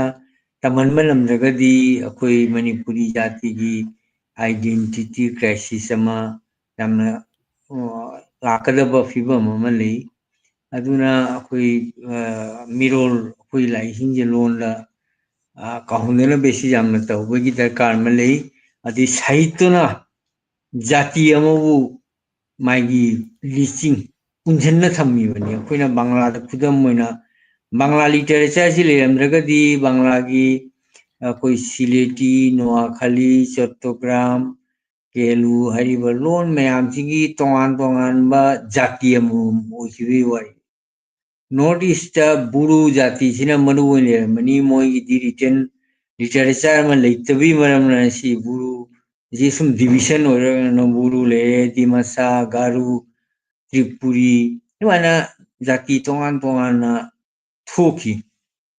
ja akhoi su akhoi angan ma matam dagi akhoi sahitya ma leibasina akhoi loina punjanna thammaiba sigi Manipur gi mapana leiba Tripura Assam, Meghalaya, adigi Bangladesh, mayam leiribasi loan sina ni akhoi punjana thamibasi aduga hujik anoba modern globalization gi kana basu lei adugi merits demerits ani magli ꯑꯩꯈꯣꯏ science ꯇꯦꯛꯅꯣꯂꯣꯖꯤꯒꯤ ꯃꯇꯦꯡꯅꯅꯤ ꯑꯩꯈꯣꯏꯅ ꯑꯩꯅ ꯑꯒꯔꯇꯂꯥꯗ ꯐꯝꯃꯦ ꯑꯣꯖꯥ ꯁꯦꯔꯥꯝꯅ ꯁꯤꯂꯦꯠꯇ ꯄ꯭ꯔꯃꯣꯗꯅ ꯀꯅꯥꯗꯥꯗ ꯑꯩꯈꯣꯏꯒꯤ ꯑꯣꯖꯥ ꯁꯨꯕꯗꯤꯅꯤ ꯏꯝꯐꯥꯜꯗ ꯐꯝꯃꯦꯒ ꯑꯩꯈꯣꯏ ꯐꯝꯃꯤꯟꯅꯅ ꯏꯅꯛ ꯅꯛꯅ ꯋꯥꯔꯤ ꯁꯥꯟꯅꯕ ꯅꯝꯃꯤ ꯑꯗꯩ ꯍꯧꯖꯤꯛꯇꯤ ꯑꯩꯈꯣꯏ ꯖꯍꯥ ꯃꯐꯝ ꯑꯃꯗ ꯑꯃꯦꯔꯤꯀꯥ ꯑꯃꯗ ꯐꯝꯅ ꯂꯩꯔꯒꯁꯨ ꯃꯅꯤꯄꯨꯔꯤ ꯂꯣꯟꯁꯦ ꯐꯖꯅ ꯇꯝꯕ ꯌꯥꯏ ꯑꯣꯟꯂꯥꯏꯟꯗ ꯑꯩꯈꯣꯏ ꯄꯥꯎ ꯇꯥꯕ ꯈꯪꯗꯦ ꯑꯩꯈꯣꯏ ꯄꯣꯛꯅꯐꯝ ꯁꯉꯥꯏ ꯑꯦꯛꯁꯄ꯭ꯔꯦꯁ ꯑꯩꯈꯣꯏ ꯍꯨꯌꯦꯟ ꯂꯝꯄꯥꯎ ꯂꯣꯏꯅ ꯄꯥꯕ ꯌꯥꯏ ꯑꯩꯈꯣꯏꯅ ꯆꯍꯤ 10ꯃꯨꯛ ꯃꯃꯥꯡꯗ ꯃꯅꯤꯄꯨꯔꯤ ꯁꯥꯍꯤꯇ꯭ꯌꯒꯤ ꯀꯟꯅ ꯏꯟꯇꯔꯦꯁ ꯇꯧꯔꯤ ꯃꯇꯝꯗꯨꯒ ꯋꯥꯍꯩ ꯀꯌꯥ ꯈꯪꯗꯕ ꯄꯥꯅꯤꯡꯕ ꯃꯦꯒꯥꯖꯤꯟ ꯄꯥꯅꯤꯡꯕ ꯑꯩꯈꯣꯏꯒꯤ ꯄꯥꯕ ꯐꯪꯉꯝꯗꯦ ꯑꯗꯨ ꯍꯧꯖꯤꯛꯇꯤ ꯑꯩ ꯔꯦꯒꯨꯂꯔ ꯄꯣꯛꯅꯐꯝꯒ ꯃꯔꯨꯑꯣꯏꯅ ꯁꯉꯥꯏ ꯑꯦꯛꯁꯄ꯭ꯔꯦꯁ ꯁꯝꯅꯗ ꯑꯩ ꯑꯣꯟꯂꯥꯏꯟꯗ ꯔꯦꯒꯨꯂꯔ ꯄꯥꯖꯩ ꯄꯥꯎ ꯑꯩꯈꯣꯏꯒꯤ ꯔꯦꯗꯤꯑꯣ ꯏꯝꯐꯥꯜ ꯗꯨꯔꯗꯔꯁꯟ ꯏꯝꯐꯥꯜ ꯑꯗꯩꯗꯤ ꯑꯩꯈꯣꯏꯒꯤ ISTV ꯇꯣꯝ ꯇꯤꯚꯤꯒꯤ ꯈꯨꯠꯊꯥꯡꯗ ꯌꯨꯇ꯭ꯌꯨꯕꯀꯤ ꯈꯨꯠꯊꯥꯡꯗ ꯑꯩꯈꯣꯏ ꯂꯣꯏꯅ ꯐꯪꯉꯤ ꯑꯁꯤꯒꯤ ꯈꯨꯗꯣꯡꯆꯥꯕꯅꯤꯁꯦ ꯑꯗꯩꯗꯤ ꯑꯃꯅ ꯗꯤꯃꯦꯔꯤꯁ ꯍꯥꯏꯔꯒꯅ ꯂꯣꯏꯅ ꯑꯁꯤꯒꯤ ꯃꯃꯥꯂꯣꯟ ꯇꯣꯛꯑꯒ ꯃꯔꯨꯑꯣꯏꯕ ꯂꯣꯟ ꯏꯪꯔꯦꯖꯤꯕꯨ ꯈꯪꯗꯦ ꯍꯤꯟꯗꯤꯕꯨ ꯈꯪꯗꯦ ꯑꯇꯣꯞꯄꯗ ꯆꯠꯊꯈꯤꯕ ꯑꯃ ꯅꯣꯠ ꯑꯣꯟꯂꯤ ꯃꯅꯤꯄꯨꯔꯤꯗ ꯅꯠꯇꯦ ꯕꯪꯒ꯭ꯂꯥꯒꯤꯁꯨ ꯑꯅꯧꯕꯁꯤꯡꯁꯦ ꯂꯣꯏꯅ इंग्लिश मीडियम लोई तमखिबना कोई त्रिपुरा खंगदे कलकत्ता ताजई बांग्ला मीडियम तंबा आगांसिंग लेत्रे बांग्ला लोन खंगसु मोई बांग्ला पाबा नमद्रे मोई इंग्लिश रोमान मरो मेयेक्सिन सुम पाखिबना अदुना चिल्ड्रन लिटरेचर से बांग्ला मेयका लोई तोएगा रोमान मेयना फोंबगी वाखन तौनरकपा इंगदी बांग्ला मीडियम स्कूल स्टूडेंट लेक्तबतगी इंग्लिश मीडियम कन्वर्ट अखोई त्रिपुरा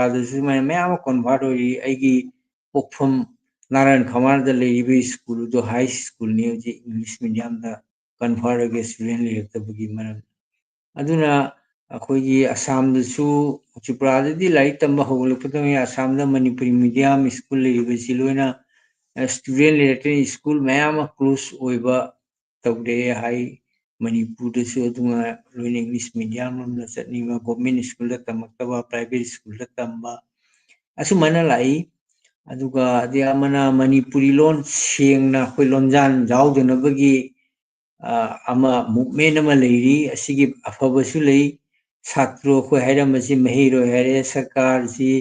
अखोगी लोन लेरेना मी लोन कितुंग तालजी मलेंगा हैरे स्वभावती मिफमपु अदुमाना रिप्लेस ओइरको मयाम जाम फई फरगा अखोगी पर्टिकुलर बांग्लागा संस्कृत से लोन सिना अखोइदा इन्फ्लुएंस कलमनिना सी लोन सिबु एवॉइड तोनबगी एलर्जी से मरुओइना बांग्ला संस्कृत लोन सिदा ओइरगा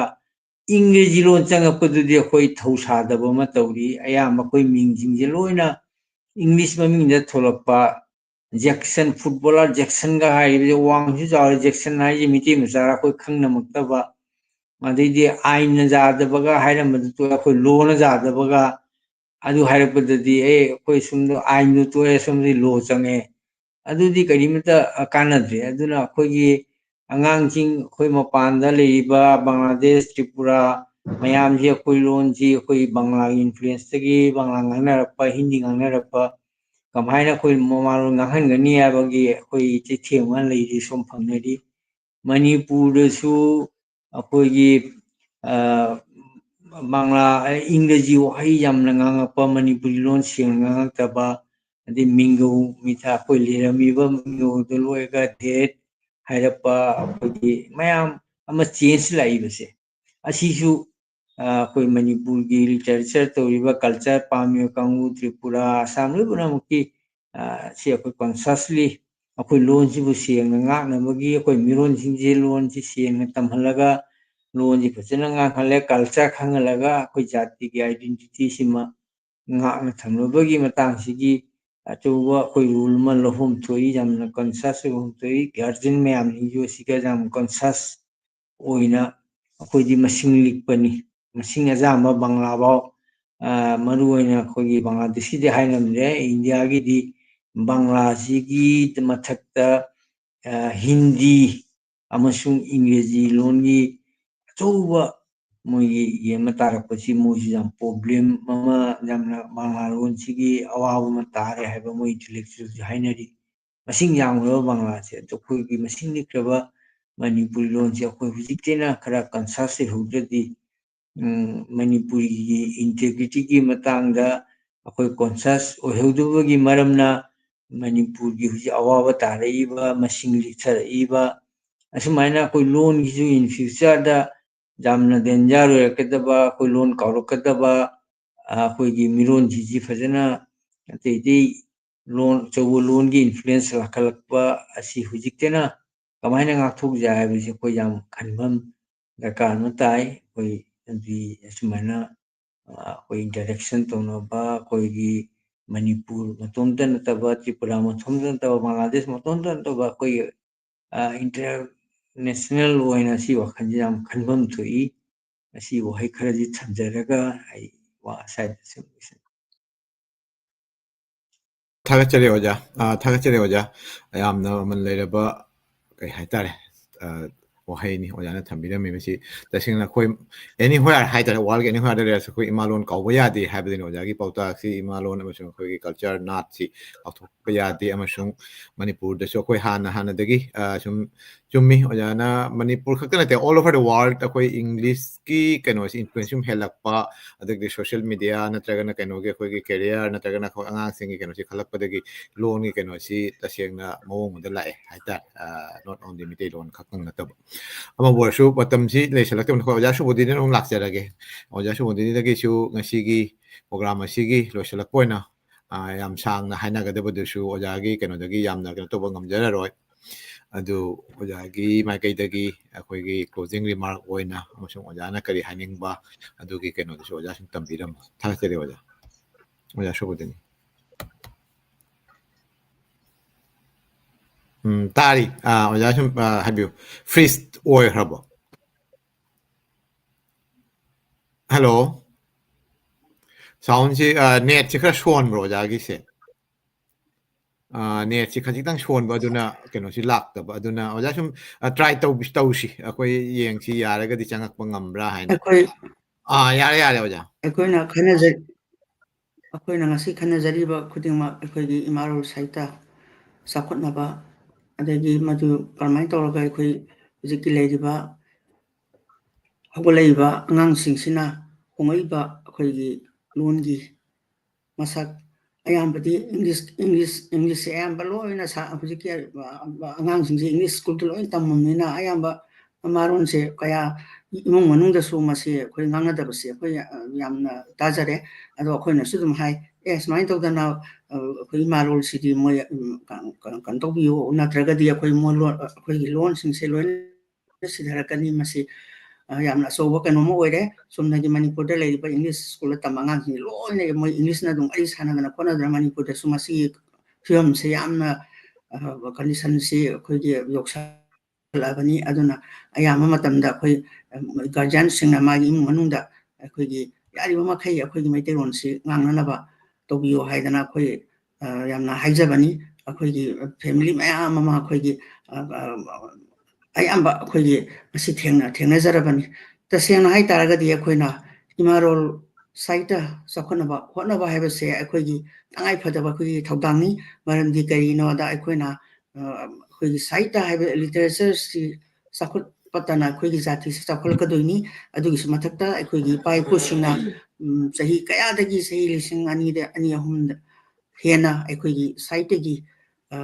ꯄꯨꯀꯩꯁꯤ ꯑꯩꯈꯣꯏꯒꯤ ꯁꯝꯕꯜ ꯈꯥꯗꯅ ꯊꯝꯕꯤꯔꯝꯃꯕ ꯑꯩꯈꯣꯏꯒꯤ ꯄꯨꯀꯩꯁꯤ ꯑꯩꯈꯣꯏꯅ ꯉꯥꯛ ꯁꯦꯟꯕ ꯍꯥꯏꯕꯁꯤ ꯑꯩꯈꯣꯏꯒꯤ ꯏꯊꯧꯗꯥꯡꯅꯤ ꯑꯗꯨꯒ ꯂꯣꯏꯅꯅ ꯑꯩꯈꯣꯏꯅ ꯃꯥꯂꯦꯝꯗ ꯑꯩꯈꯣꯏꯕꯨ ꯃꯇꯝ ꯆꯨꯞꯄꯗ ꯑꯩꯈꯣꯏꯒꯤ ꯃꯨꯠꯄ ꯅꯥꯏꯗꯅ ꯂꯩꯍꯧꯅꯕꯒꯤ ꯑꯃꯠꯇ ꯉꯥꯏꯔꯕ ꯎꯄꯥꯏꯗꯤ ꯑꯩꯈꯣꯏꯒꯤ ꯁꯥꯍꯤꯇ꯭ꯌ ꯑꯁꯤꯅ ꯑꯣꯏꯒꯗꯧꯔꯤꯕꯅꯤ ꯃꯔꯝꯗꯤ ꯑꯩꯈꯣꯏꯒꯤ ꯃꯤꯑꯣꯏꯕ ꯍꯥꯏꯕꯁꯤꯗꯤ ꯁꯤꯕ ꯅꯥꯏ ꯑꯗꯨꯒ ꯑꯩꯈꯣꯏ ꯂꯤꯇꯔꯦꯆꯔ ꯑꯩꯈꯣꯏꯒꯤ ꯁꯥꯍꯤꯇ꯭ꯌꯁꯤꯗꯤ ꯑꯩꯈꯣꯏ ꯁꯤꯕ ꯅꯥꯏꯗꯦ ꯑꯗꯨꯅ ꯑꯩꯈꯣꯏꯅ ꯑꯇꯣꯞꯄ ꯖꯥꯇꯤ ꯑꯩꯈꯣꯏꯒꯤ ꯃꯁꯛ ꯍꯥꯏꯅꯔꯤꯕꯗꯨꯅꯤ ꯑꯩꯈꯣꯏꯒꯤ ꯖꯥꯇꯤ ꯑꯃ ꯆꯥꯎꯈꯠꯂꯤ ꯆꯥꯎꯈꯠꯇꯦ ꯌꯦꯡꯒꯦ ꯍꯥꯏꯔꯒꯗꯤ ꯁꯥꯍꯤꯇ꯭ꯌ ꯌꯦꯡꯉꯦꯅ ꯑꯩꯈꯣꯏꯒꯤ ꯃꯁꯥꯒꯤ ꯁꯥꯍꯤꯇ꯭ꯌ ꯂꯩꯖꯗꯕ ꯖꯥꯇꯤ ꯁꯦꯡꯅ ꯑꯩꯈꯣꯏꯒꯤ ꯃꯥꯂꯦꯝꯗꯒꯤ ꯃꯈꯣꯏ ꯃꯨꯠꯈꯤꯒꯗꯧꯔꯤꯕꯅꯤ ꯃꯔꯝꯗꯤ ꯑꯩꯈꯣꯏꯒꯤ ꯀꯩꯅꯣꯁꯤ ꯂꯩꯇꯕꯅ ꯁꯥꯍꯤꯇ꯭ꯌꯒꯤ ꯀꯩꯅꯣ ꯃꯆꯥꯛꯁꯤꯡꯁꯦ ꯑꯗꯨꯅ ꯑꯩꯈꯣꯏ ꯃꯅꯤꯄꯨꯔꯤ ꯖꯥꯇꯤ ꯑꯣꯏꯅꯗꯤ ꯑꯩꯈꯣꯏ ꯌꯥꯝꯅ ꯆꯥꯎꯊꯣꯛꯆꯩ ꯃꯔꯝꯗꯤ ꯑꯩꯈꯣꯏ ꯑꯩꯈꯣꯏꯒꯤ ꯏꯃꯥꯔꯣꯜ ꯁꯥꯍꯤꯇ꯭ꯌꯁꯤ ꯆꯥꯎꯈꯠꯅꯕ ꯑꯩꯈꯣꯏ ꯂꯣꯏꯅ ꯍꯣꯠꯃꯤꯟꯅꯔꯤ ꯃꯥꯏꯀꯩ ꯈꯨꯗꯤꯡꯃꯛꯇ ꯃꯅꯤꯄꯨꯔꯗ ꯂꯩꯕꯤꯕꯁꯨ ꯑꯗꯨꯒ ꯃꯄꯥꯟꯗ ꯑꯩꯈꯣꯏꯒꯤ ꯂꯥꯏꯕꯛ ꯊꯤꯕ ꯊꯧꯗꯣꯛ ꯑꯃꯅ ꯃꯄꯥꯟꯗ ꯈꯨꯟꯗꯥ ꯂꯩꯇꯥꯗꯅ ꯂꯩꯕꯤꯔꯕ ꯑꯩꯈꯣꯏꯒꯤ ꯏꯆꯤꯜ ꯏꯅꯥꯎꯁꯤꯡꯅꯁꯨ ꯁꯥꯍꯤꯇ꯭ꯌꯒꯤ ꯁꯪꯁꯊꯥꯟ ꯃꯌꯥꯝ ꯑꯃ ꯍꯥꯡꯗꯣꯛꯄꯤꯗꯅ ꯑꯩꯈꯣꯏ ꯁꯥꯍꯤꯇ꯭ꯌꯁꯤꯅꯅꯤ ꯑꯩꯈꯣꯏꯅ ꯉꯁꯤ ꯊꯣꯡ ꯑꯣꯏꯕꯤꯔꯒ ꯉꯁꯤ ꯑꯩꯈꯣꯏꯅ ꯕꯪꯒ꯭ꯂꯥꯗꯦꯁꯇ ꯆꯠꯄ ꯐꯪꯖꯔꯤꯕ ꯑꯩꯈꯣꯏꯒꯤ ꯏꯆꯤꯟ ꯏꯅꯥꯎ ꯃꯌꯥꯝ ꯑꯃ ꯎꯅꯕ ꯐꯪꯖꯔꯤꯕ ꯑꯗꯒꯤ ꯑꯁꯥꯝꯗ ꯈꯪꯗꯦ ꯇ꯭ꯔꯤꯄꯨꯔꯥꯗ ꯈꯪꯗꯦ ꯃꯁꯤ ꯁꯥꯍꯤꯇ꯭ꯌꯅ ꯊꯣꯡ ꯑꯣꯏꯕꯤꯔꯀꯥꯟꯗ ꯑꯩꯈꯣꯏ ꯆꯠꯂꯤꯕꯅꯤ ꯑꯗꯨꯅ ꯑꯩꯈꯣꯏ ꯈꯨꯗꯤꯡꯃꯛꯅ ꯑꯩꯈꯣꯏꯒꯤ ꯏꯃꯥꯔꯣꯜ ꯁꯥꯍꯤꯇ꯭ꯌꯁꯤ ꯆꯥꯎꯈꯠꯅꯕ ꯑꯩꯈꯣꯏ ꯍꯣꯠꯅꯃꯤꯟꯅꯁꯤ ꯑꯗꯨꯒ ꯁꯤꯗꯁꯨ ꯅꯠꯇꯅ ꯍꯧꯖꯤꯛ ꯍꯧꯖꯤꯛ ꯂꯩꯔꯤꯕ ꯑꯩꯈꯣꯏꯒꯤ ꯃꯅꯤꯄꯨꯔꯒꯤ ꯁꯥꯍꯤꯇ꯭ꯌꯒꯤ ꯃꯥꯒꯤ ꯈꯣꯡꯖꯦꯜꯁꯦ ꯌꯥꯝꯅꯗꯤ ꯑꯩꯈꯣꯏ ꯂꯥꯏꯔꯤꯛ ꯐꯣꯡꯉꯤ ꯅꯣꯡꯃꯥꯏꯖꯤꯡ ꯈꯨꯗꯤꯡꯒꯤꯁꯨ ꯐꯣꯡꯉꯤ ꯑꯗꯒꯤ ꯑꯩꯈꯣꯏꯒꯤ ꯋꯥꯔꯤ ꯃꯆꯥ ꯁꯩꯔꯦꯡ ꯑꯗꯩ ꯅꯣꯚꯦꯜ ꯐꯣꯡꯉꯤ ꯇꯧꯕꯇꯕꯨ ꯑꯩꯈꯣꯏ ꯚꯥꯔꯠꯀꯤ ꯑꯣꯏꯅ 8 ꯁꯦꯗꯨꯜꯗ ꯆꯜꯂꯕ 22 ꯁꯤꯒꯤ ꯃꯅꯨꯡꯁꯤꯗꯩꯁꯤꯗꯩꯗ ꯑꯇꯣꯞꯄ ꯂꯣꯟꯁꯤꯡꯅ ꯃꯥꯡꯖꯤꯜ ꯊꯥꯅ ꯆꯠꯈ꯭ꯔꯦ ꯍꯥꯏꯕꯁꯤꯃꯗꯤ ꯑꯩꯈꯣꯏ ꯀꯥꯎꯔꯣꯏꯁꯤ ꯃꯔꯝꯗꯤ ꯑꯩꯈꯣꯏ ꯁꯥꯍꯤꯇ꯭य ꯑꯦꯀꯥꯗꯃꯤ ꯑꯦꯋꯥꯔꯗꯄꯨꯗꯤ ꯑꯩꯈꯣꯏ ꯐꯪꯉꯦ ꯑꯗꯨꯒ ꯑꯩꯈꯣꯏ ꯃꯅꯤꯄꯨꯔꯒꯤ ꯑꯏꯕꯁꯤꯡꯅ ꯒ꯭ꯌꯥꯟꯄꯤꯊ ꯑꯦꯋꯥꯔꯗ ꯐꯪꯗ꯭ꯔꯤ ꯑꯗꯨꯒꯤꯁꯨ ꯃꯊꯛꯇ ꯑꯩꯈꯣꯏꯒꯤ ꯀ꯭ꯂꯥꯁꯤꯀꯦꯜ ꯂꯦꯡꯒ꯭ꯋꯦꯖꯁꯦ ꯑꯩꯈꯣꯏ ꯆꯟꯕ ꯉꯝꯗ꯭ꯔꯤ ꯁꯤꯒꯨꯝꯕ ꯃꯌꯥꯝ ꯑꯃ ꯑꯩꯈꯣꯏꯒꯤ ꯑꯇꯣꯞꯄ ꯑꯩꯈꯣꯏꯒꯤ ꯁ꯭ꯇꯦꯠꯁꯤꯡꯅ ꯈꯣꯡꯖꯦꯜ ꯌꯥꯡꯅ ꯆꯪꯁꯤꯟꯈ꯭ꯔꯦ ꯑꯗꯨꯅ ꯑꯩꯈꯣꯏ ꯑꯁꯥꯝꯗ ꯑꯩꯈꯣꯏ 3 ꯁꯨꯈ꯭ꯔꯦ ꯀꯩꯅꯣ ꯐꯪꯗ꯭ꯔꯤꯁꯤ ꯑꯩꯈꯣꯏꯒꯤ ꯏꯟꯗꯤꯔꯥ ꯒꯣꯁ꯭ꯋꯥꯃꯤ ꯍꯣꯏ ꯀꯩꯈꯣꯏ ꯐꯪꯈꯤꯕꯒꯤ ꯃꯇꯨꯡꯗ ꯑꯗꯨꯅ ꯑꯩꯈꯣꯏꯁꯤ ꯃꯔꯨꯑꯣꯏꯅ ꯃꯁꯤꯒꯤ ꯑꯩꯈꯣꯏꯒꯤ ꯍꯣꯠꯅꯒꯗꯕꯁꯤ ꯑꯏꯕꯤꯁꯤꯡ ꯑꯩꯈꯣꯏꯒꯤ ꯑꯆꯧꯕ ꯗꯥꯏꯇ ꯑꯃꯅꯤ ꯍꯥꯏꯕꯁꯤ ꯑꯩꯅ ꯉꯁꯤꯒꯤ ꯀꯩꯅꯣꯁꯤꯗ ꯑꯩꯅ ꯍꯥꯏꯖꯔꯤ ꯑꯗꯨꯅ ꯑꯩꯈꯣꯏ ꯍꯣꯠꯅꯃꯤꯟꯅꯁꯤ ꯌꯥꯝꯅ ꯐꯕ ꯌꯥꯝꯅ ꯃꯒꯨꯟ ꯂꯩꯕ ꯂꯥꯏꯔꯤꯛ ꯑꯩꯈꯣꯏꯒꯤ ꯄꯨꯊꯣꯛꯅꯕ ꯍꯣꯠꯅꯁꯤ ꯑꯗꯨꯅ ꯑꯩꯈꯣꯏꯅ ꯁꯥꯍꯤꯇ꯭य ꯁꯨꯕꯤꯔꯤꯕ ꯈꯨꯗꯤꯡꯃꯛꯀꯤ ꯗꯥꯏꯇꯁꯦ ꯑꯩꯈꯣꯏ ꯌꯥꯝꯅ ꯑꯆꯧꯕ ꯑꯩꯈꯣꯏꯒꯤ ꯗꯥꯏꯇ ꯑꯃ ꯂꯩꯔꯤ ꯍꯥꯏꯕꯁꯤ ꯑꯩꯈꯣই ꯈꯨꯗꯤꯡꯃꯛ ꯅꯤꯡꯁꯤꯡꯃꯤꯟꯅꯁꯤ ꯑꯗꯨꯅ ꯑꯩꯈꯣꯏ ꯃꯅꯤꯄꯨꯔꯗ ꯂꯩꯔꯤꯕ ꯑꯩꯈꯣꯏꯒꯤ ꯌꯪ ꯔꯥꯏꯇꯔ ꯃꯌꯥꯝ ꯑꯃꯁꯨ ꯍꯧꯖꯤꯛꯇꯤ ꯅꯨꯄꯤꯁꯨ ꯑꯩꯈꯣꯏꯒꯤ ꯂꯩꯀꯣꯜꯗ ꯃꯁꯤꯡꯁꯦ ꯅꯣꯡꯃ ꯅꯣꯡꯃꯒꯤ ꯍꯦꯟꯒꯠꯂꯛꯏ ꯑꯅꯧꯕ ꯑꯩꯈꯣꯏꯒꯤ ꯁ꯭ꯇꯨꯗꯦꯟ ꯃꯌꯥꯝ ꯑꯃ ꯑꯗꯒꯤ ꯏꯟꯈꯠꯂꯛꯏꯕ ꯃꯌꯥꯝ ꯑꯃꯁꯨ ꯑꯩꯈꯣꯏꯒꯤ ꯁꯥꯍꯤꯇ꯭ꯌꯒꯤ ꯀꯩꯅꯣꯁꯤꯗ ꯁꯪꯁꯊꯥꯟꯗꯁꯨ ꯌꯥꯎꯕꯤꯔꯤ ꯑꯗꯒꯤ ꯑꯇꯣꯞꯄ ꯅꯨꯄꯥ ꯃꯆꯥ ꯃꯌꯥꯝ ꯑꯃꯁꯨ ꯑꯩꯈꯣꯏꯒꯤ ꯌꯥꯎꯕꯤꯗꯅ ꯑꯩꯈꯣꯏꯒꯤ ꯑꯅꯧꯕ ꯃꯈꯣꯏꯒꯤ ꯃꯣꯏꯅ ꯑꯣꯏꯅ ꯑꯩꯈꯣꯏ ꯃꯍꯨꯠ ꯁꯤꯜꯂꯧꯒꯗꯕꯅꯤꯅ ꯑꯩꯈꯣꯏꯅ ꯑꯩꯈꯣꯏꯒꯤ ꯌꯥꯝꯅ ꯃꯁꯤ ꯗꯔꯀꯥꯔ ꯑꯣꯏ ꯉꯁꯥꯏ ꯈꯟꯅꯕꯤꯈꯤꯕ ꯑꯗꯨꯃꯥꯏꯅ ꯑꯩꯈꯣꯏꯒꯤ ꯅꯍꯥ ꯑꯣꯏꯔꯤꯕ ꯃꯈꯣꯏꯅ ꯑꯩꯈꯣꯏ ꯁꯨꯖꯔꯤꯕ ꯑꯍꯜ ꯑꯣꯏꯔꯕ ꯑꯩꯈꯣꯏꯗꯒꯤ ꯃꯍꯨꯠ ꯃꯣꯏꯅ ꯁꯤꯜꯍꯧꯒꯗꯕꯅꯤꯅ ꯃꯁꯤꯁꯨ ꯁꯦꯝꯒꯠꯄꯁꯦ ꯌꯥꯝꯅ ꯃꯊꯧ ꯇꯥꯏ ꯑꯗꯨꯅ ꯃꯅꯤꯄꯨꯔꯗꯁꯨ ꯑꯩꯈꯣꯏꯒꯤ ꯁꯪꯁꯊꯥꯟ ꯃꯣꯏ 2-3ꯗꯤ ꯑꯗꯨꯝ ꯂꯩꯕꯅꯤ ꯑꯗꯣ ꯑꯌꯥꯝꯕ ꯃꯈꯣꯏꯁꯨ ꯌꯥꯝ ꯀꯟꯅꯗꯤ ꯍꯣꯠꯅꯔꯤ ꯑꯗꯨꯒ ꯑꯅꯧꯕ ꯑꯩꯈꯣꯏꯒꯤ ꯏꯟꯈꯠꯂꯛꯏꯕ ꯅꯍꯥ ꯑꯩꯈꯣꯏꯒꯤ ꯅꯨꯄꯤꯗꯁꯨ ꯅꯨꯄꯥꯗꯁꯨ ꯑꯩꯈꯣꯏ ꯃꯁꯤꯡꯗꯤ ꯑꯗꯨꯝ ꯍꯦꯟꯒꯠꯂꯛꯏ ꯑꯗꯣ ꯇꯧꯕꯇꯕꯨ ꯑꯩꯈꯣꯏꯅ ꯌꯥꯝꯅ ꯔꯥꯏꯇꯔꯁꯤꯡꯁꯤꯒꯤ ꯃꯥꯒꯤ ꯀꯩꯅꯣꯁꯤ ꯌꯥꯝꯅ ꯑꯆꯧꯕ ꯑꯩꯈꯣꯏꯒꯤ ꯄꯣꯠꯂꯨꯝ ꯑꯃꯈꯛꯅꯤ ꯑꯗꯨꯅ ꯑꯩꯈꯣꯏꯅ ꯑꯇꯣꯞꯄ ꯁ꯭ꯇꯦꯠꯁꯤꯡꯗ ꯂꯩꯔꯤꯕ ꯁꯥꯍꯤꯇ꯭ꯌꯒꯤ ꯈꯣꯡꯖꯦꯜꯒ ꯑꯩꯈꯣꯏꯒꯤ ꯂꯩꯔꯤꯕ ꯃꯅꯤꯄꯨꯔꯒꯤ ꯂꯩꯔꯤꯕ ꯆꯠꯂꯤꯕ ꯂꯝꯕꯦꯜꯁꯤꯒ ꯀꯌꯥ ꯌꯥꯝꯅ ꯈꯦꯠꯅꯔꯕꯒꯦ ꯍꯥꯏꯕꯒꯤ ꯃꯁꯤꯒꯤ ꯋꯥꯈꯜꯁꯤꯁꯨ ꯑꯩꯈꯣꯏ ꯈꯨꯗꯤꯡꯃꯛꯇ ꯈꯪꯃꯤꯟꯅꯕ ꯃꯊꯧ ꯇꯥꯏ ꯍꯥꯏꯅ ꯈꯟꯖꯩ ꯑꯗꯨꯅ ꯑꯩꯈꯣꯏꯅ ꯌꯥꯝꯅ ꯃꯒꯨꯟ ꯂꯩꯕ ꯂꯥꯏꯔꯤꯛꯁꯦ ꯄꯨꯊꯣꯛꯅꯕ ꯑꯩꯈꯣꯏ ꯍꯣꯠꯅꯃꯤꯟꯅꯁꯤ ꯑꯗꯨꯒ ꯇꯧꯕꯇꯕꯨ ꯑꯩꯈꯣꯏꯒꯤ ꯍꯤꯁꯇ꯭ꯔꯤꯒꯤ ꯑꯣꯏꯕ ꯄꯣꯠꯁꯦ ꯑꯩꯈꯣꯏꯒꯤ ꯆꯨꯝꯅꯒꯤ ꯁꯩꯔꯦꯡꯒꯨꯝꯕ ꯑꯗꯒꯤ ꯅꯣꯚꯦꯜ ꯑꯗꯒꯤ ꯋꯥꯔꯤ ꯃꯆꯥ ꯑꯗꯒꯤ ꯂꯝꯀꯣꯏ ꯋꯥꯔꯤꯕꯨꯗꯤ ꯑꯩꯈꯣꯏ ꯌꯥꯝꯅ ꯏꯕꯤꯔꯛꯇꯅꯁꯨ ꯂꯩꯔꯦ ꯅꯣꯚꯦꯜꯁꯤꯃ ꯌꯥꯝ ꯋꯥꯠꯂꯤ ꯃꯅꯤꯄꯨꯔꯗ ꯅꯣꯚꯦꯜꯁꯦ ꯑꯩꯈꯣꯏꯒꯤ ꯑꯌꯥꯝꯕ ꯋꯥꯔꯤ ꯃꯆꯥꯒ ꯁꯩꯔꯦꯡꯒꯁꯤꯅ ꯑꯌꯥꯝꯕ ꯑꯣꯏꯅ ꯑꯩꯈꯣꯏꯒꯤ ꯐꯣꯡꯕꯤꯔꯛꯏ ꯑꯗꯨꯒ ꯃꯁꯤꯁꯨ ꯃꯁꯤꯡ ꯋꯥꯠꯂꯦ ꯑꯗꯒꯤ ꯑꯗꯨꯒꯤꯁꯨ ꯃꯊꯛꯇ ꯑꯩꯈꯣꯏꯒꯤ ꯀꯩꯅꯣꯁꯦ ꯍꯤꯁꯇ꯭ꯔꯤꯒꯤꯁꯦ ꯃꯁꯤ ꯍꯤꯁꯇ꯭री इबीनब मीसे अखोगी थाइनगी अखोगी अहनसिंगना इबीनबा ओजा जलजितकुंबा अदि ओजा कनोगुंबा खेलचंद्रगुंबा अदगी खरा सि नतना हुजी मुनिसनसु मागी लाइरिक अमा अखोगी 1891 गी दा कंतोर काना माना फोंगना खोदन तोसिसु अखोय याम अफबा कनोमा खंगनी अदुगा मपानगीदा अखोगी कुंजलाल जेंद्रेमंग कुंजलाल गोइना मखोयना हिस्ट्री गी पोता थेंगना इबिरक्तना अखोगी मणिपुर गी हौरबा इतिहास की वरी का इबिरेसिसु अखोय यामना याम थागली मसिसु याम नुवाइजबा कनोमा खंगनी अदुना सुगुंबा अखोगी चुमनगी वारेंग सैरेंगदा नतना अखोगी मणिपुर गी हिस्ट्री गी ओइबा इबिनबा मिसिसु अखोगी सिसु दरकार ओय अदुगा तसेममक्सु होजि होजि मणिपुरदा तंगदु लैताबा लमदम अमा ओइद्री अखोगी थोइबा कन्फ्लिक्ट सि लोसंद्री मसिगी हेक हौरप पदगिना ꯃꯦ 3ꯗꯒꯤꯅ 2023ꯗꯒꯤ ꯍꯧꯔꯛꯏꯕ ꯃꯁꯤꯒꯤ ꯁꯤꯁꯨ ꯑꯩꯈꯣꯏ ꯃꯇꯝ ꯑꯃꯗꯗꯤ ꯆꯍꯤ 19 ꯑꯃꯒꯤ ꯃꯇꯨꯡꯗꯗꯤ ꯑꯩꯈꯣꯏ ꯁꯣꯏꯗꯅ ꯍꯤꯁꯇ꯭ꯔꯤ ꯑꯣꯏꯍꯧꯒꯗꯧꯔꯤꯕꯅꯤ ꯃꯁꯤ ꯀꯅꯥꯅ ꯃꯁꯤꯒꯤ ꯏꯟ ꯗꯤꯇꯦꯜ ꯏꯕꯤꯒꯗꯕ ꯑꯩꯈꯣꯏꯒꯤ ꯃꯤꯁꯦ ꯔꯥꯏꯇꯔꯁꯦ ꯃꯁꯤ ꯁꯤꯒꯤꯗꯃꯛꯇ ꯈꯟꯖꯕꯗ ꯑꯩ ꯀꯅꯥꯅ ꯃꯁꯤꯕꯨ ꯐꯖꯅ ꯏꯕꯤꯒꯗꯒꯦ ꯏꯗꯕꯗꯤ ꯁꯨꯡꯌꯥ ꯌꯥꯔꯣꯏ ꯃꯔꯝꯗꯤ ꯊꯣꯛꯏꯕꯅꯤꯅ ꯍꯧꯖꯤꯛꯁꯨ ꯂꯣꯏꯁꯤꯟꯗ꯭ꯔꯤ ꯑꯗꯨꯅ ꯃꯁꯤ ꯌꯥꯝꯅ ꯍꯤꯁꯇ꯭ꯔꯤꯒꯤ ꯑꯣꯏꯕ ꯀꯣꯛ ꯊꯥꯗꯕ ꯃꯤ ꯔꯥꯏꯇꯔ ꯑꯃꯅ ꯃꯁꯤ 이비바 나트라가디 바람디 히스토리 하이버시디 사이언스 කුම්බꯅꯤ ꯃꯥꯏ ꯁꯣꯛ ꯇꯥꯔꯤ ꯀꯔꯤ ꯀꯔꯤ ꯃꯌꯥꯝ ꯑꯃ ꯇꯧꯕꯅꯦ ꯃꯁꯤꯁꯨ ꯃꯁꯤꯒꯤꯁꯤꯁꯨ ꯑꯩꯒꯤ ꯋꯥꯈꯜꯗ ꯑꯩ ꯂꯩꯖꯕꯗꯨ ꯃꯌꯥꯝꯅ ꯐꯣꯡꯗꯣꯛꯆꯕꯅꯤ ꯑꯗꯣ ꯃꯁꯤ ꯏꯗꯕꯁꯨ ꯁꯨꯡꯌꯥ ꯌꯥꯔꯣꯏ ꯃꯁꯤꯁꯨ ꯑꯆꯧꯕ ꯑꯩꯈꯣꯏꯒꯤ ꯔꯥꯏꯇꯔꯁꯤꯡꯒꯤ ꯑꯩꯈꯣꯏꯒꯤ ꯗꯥꯏꯠ ꯑꯃꯅꯤ ꯍꯥꯏꯕꯁꯤ ꯑꯩꯍꯥꯛ ꯊꯝꯖꯒꯦ ꯑꯗꯨꯅ ꯑꯩꯈꯣꯏ ꯑꯇꯣꯞꯄ ꯑꯩꯈꯣꯏꯒꯤ 8th ꯁꯦꯗꯨꯜꯗ ꯆꯜꯂꯕ ꯂꯣꯟ ꯑꯇꯩꯅ ꯆꯠꯈ꯭ꯔꯕ ꯃꯥꯡꯖꯤꯟ ꯊꯥꯅ ꯆꯠꯈ꯭ꯔꯕꯁꯤꯡ ꯑꯁꯦ ꯑꯩꯈꯣꯏꯁꯨ ꯃꯗꯨ ꯉꯝꯅꯅꯕꯒꯤ ꯄꯥꯟꯗꯝ ꯄꯨꯝꯅꯃꯛ ꯑꯁꯦ ꯑꯩꯈꯣꯏ ꯑꯏꯕꯁꯤꯡꯒꯤ ꯗꯥꯏꯇꯅꯤ ꯍꯥꯏꯕ ꯋꯥꯐꯝ ꯑꯁꯤ ꯊꯝꯖꯔꯒ ꯑꯩꯈꯣꯏ ꯑꯄꯨꯟꯕꯒꯤ ꯑꯣꯏꯅ ꯑꯩꯈꯣꯏ ꯑꯃꯠꯇ ꯑꯣꯏꯅ ꯑꯩꯈꯣꯏ ꯏꯃꯥꯂꯣꯟ ꯁꯥꯍꯤꯇ꯭ꯌꯁꯦ ꯆꯥꯎꯈꯠꯃꯤꯟꯅꯕ ꯍꯣꯠꯅꯃꯤꯟꯅꯁꯤ ꯍꯥꯏꯕ ꯋꯥꯐꯝ ꯑꯁꯤ ꯊꯝꯖꯔꯒ ꯉꯁꯤꯒꯤꯗꯃꯛꯇꯗꯤ ꯑꯩꯍꯥꯛ ꯃꯇꯥꯡ ꯑꯁꯤꯗ ꯇꯦꯟꯁꯤꯟꯖꯔꯤ ꯑꯩꯒꯤ ꯋꯥꯐꯝ ꯊꯥꯒꯠꯆꯔꯤ ꯑꯣꯖꯥ ꯌꯥꯝꯅ ꯀꯩ ꯍꯥꯏꯇꯥꯔꯦ ꯄꯨꯛꯅꯤꯡ ꯂꯧꯁꯤꯡ ꯑꯣꯏꯒꯗꯕ ꯋꯥꯍꯩ ꯀꯌꯥ ꯑꯃꯁꯨ ꯊꯝꯕꯤꯔꯦ ꯇꯁꯦꯡꯅ ꯍꯥꯏꯔꯒꯗꯤ ꯉꯁꯥꯏꯒꯤ ꯑꯩꯈꯣꯏꯒꯤ ꯏꯪꯂꯤꯁ ꯅꯠꯇ꯭ꯔꯒꯅ ꯑꯩꯈꯣꯏ ꯏꯟꯇꯔꯅꯦꯁꯅꯦꯜ ꯂꯦꯡꯒ꯭ꯋꯦꯖ ꯑꯃ ꯑꯣꯏꯔꯤꯕ ꯏꯪꯔꯦꯖꯤ ꯅꯠꯇ꯭ꯔꯒꯅ ꯑꯩꯈꯣꯏ ꯕꯪꯒ꯭ꯂꯥꯗꯦꯁꯇꯅ ꯕꯪꯒ꯭ꯂꯥꯅ ꯀꯩꯅꯣ ꯑꯣꯏꯔꯛꯄꯁꯤ ꯏꯁ ꯑꯦ ꯔꯤꯌꯦꯂꯤꯇꯤ ꯑꯩꯈꯣꯏ ꯁꯤꯒꯅ ꯐ꯭ꯔꯦꯟꯆ ꯇꯧꯕꯇꯕꯨ ꯕꯥꯏꯂꯤꯡꯒ꯭ꯋꯦꯂꯤꯖꯝ ꯍꯥꯏꯒꯗ꯭ꯔꯥ ꯅꯠꯇ꯭ꯔꯒ ꯃꯜꯇꯤꯂꯤꯡꯒ꯭ꯋꯦꯂꯤꯖꯝꯁꯤꯁꯨ ꯉꯁꯤꯒꯤ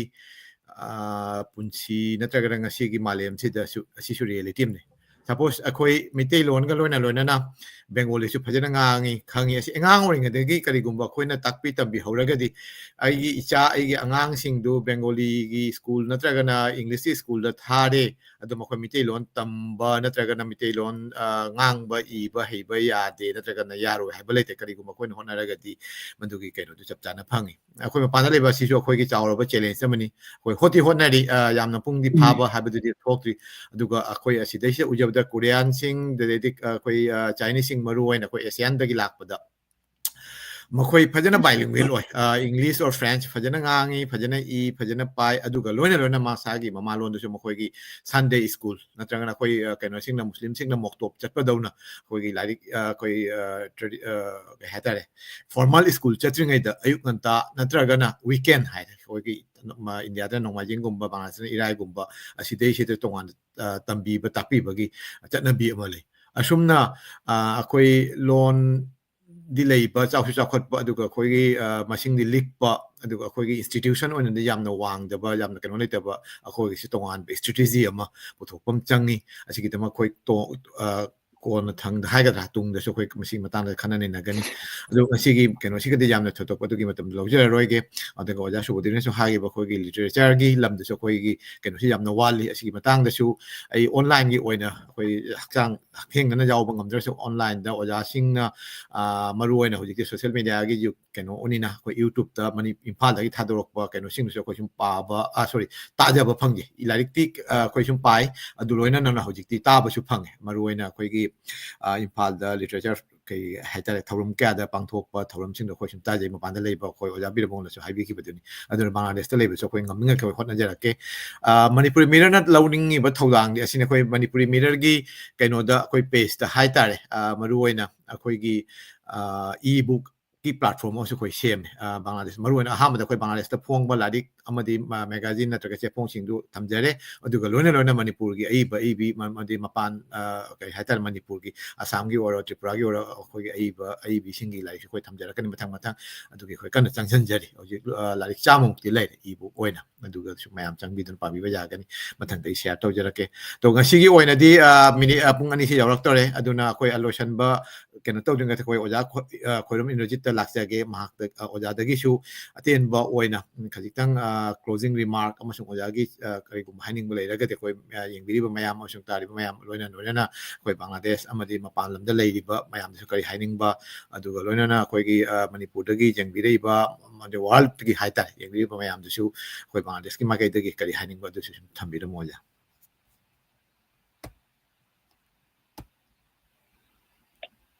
ꯌꯥꯝ ꯅꯨꯡꯉꯥꯏ ꯉꯁꯤꯒꯤ ꯋꯥꯔꯤ ꯋꯥꯇꯥꯏꯁꯤ ꯑꯁꯨꯃꯥꯏꯅ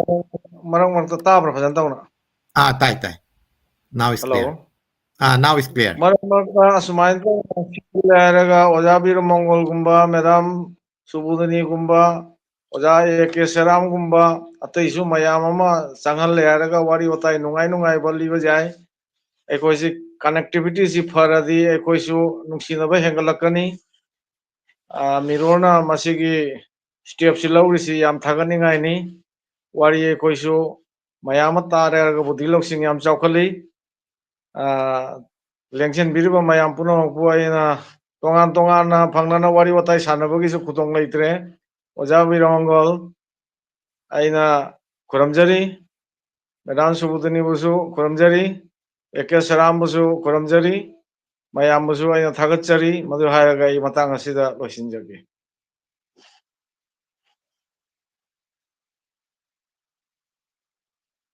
Thank you all ngasi oinadi tangpham sida khoi sum losanjerni aroi bu oina khoi gi kaino sida ke hatare khoi isei macha mata ngasi gi nungai ba bikup haitar khoi Bangladesh ta gi khoi archive ta leibani asi matang ai puthok charaga mayam da khoi ke hatare tabinasi aduga loina na oja sing ngasi lengbire pa no ku Manipuri Mirror gi makai dagi Manipuri Mirror team gi makai dagi khuramjari kai khumjari mathangi program sidi date 4 haitare aside sida akoi mapan Manipur da meti pangal singi matang da koi khanani na jagani aside sida Manipur da gi akoi gi oja Said Ahmed na haibigan eduga loina na koi sinau sing Bangladesh amasung Assam Tripura kaino deso koi jauksan jauna ba koi silang jari mayam tabiu engbiu eduga loina na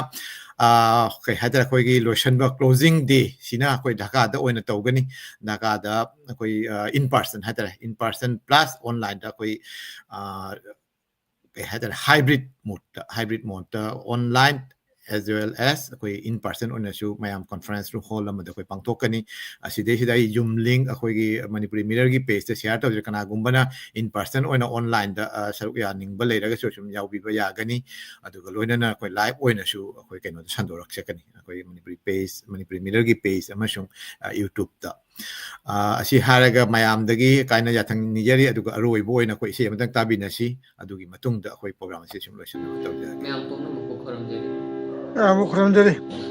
তুমি সন্ধারো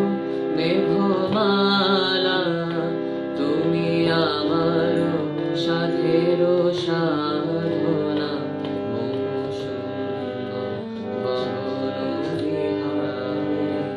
আমি আপন মনের মধুরী নেশায় তোমারে করেছি রচনা তুমি আমারে মম অসীম গগন বিহারে তুমি সন্ধার মেঘমালা তুমি আমার সাধের সাধনা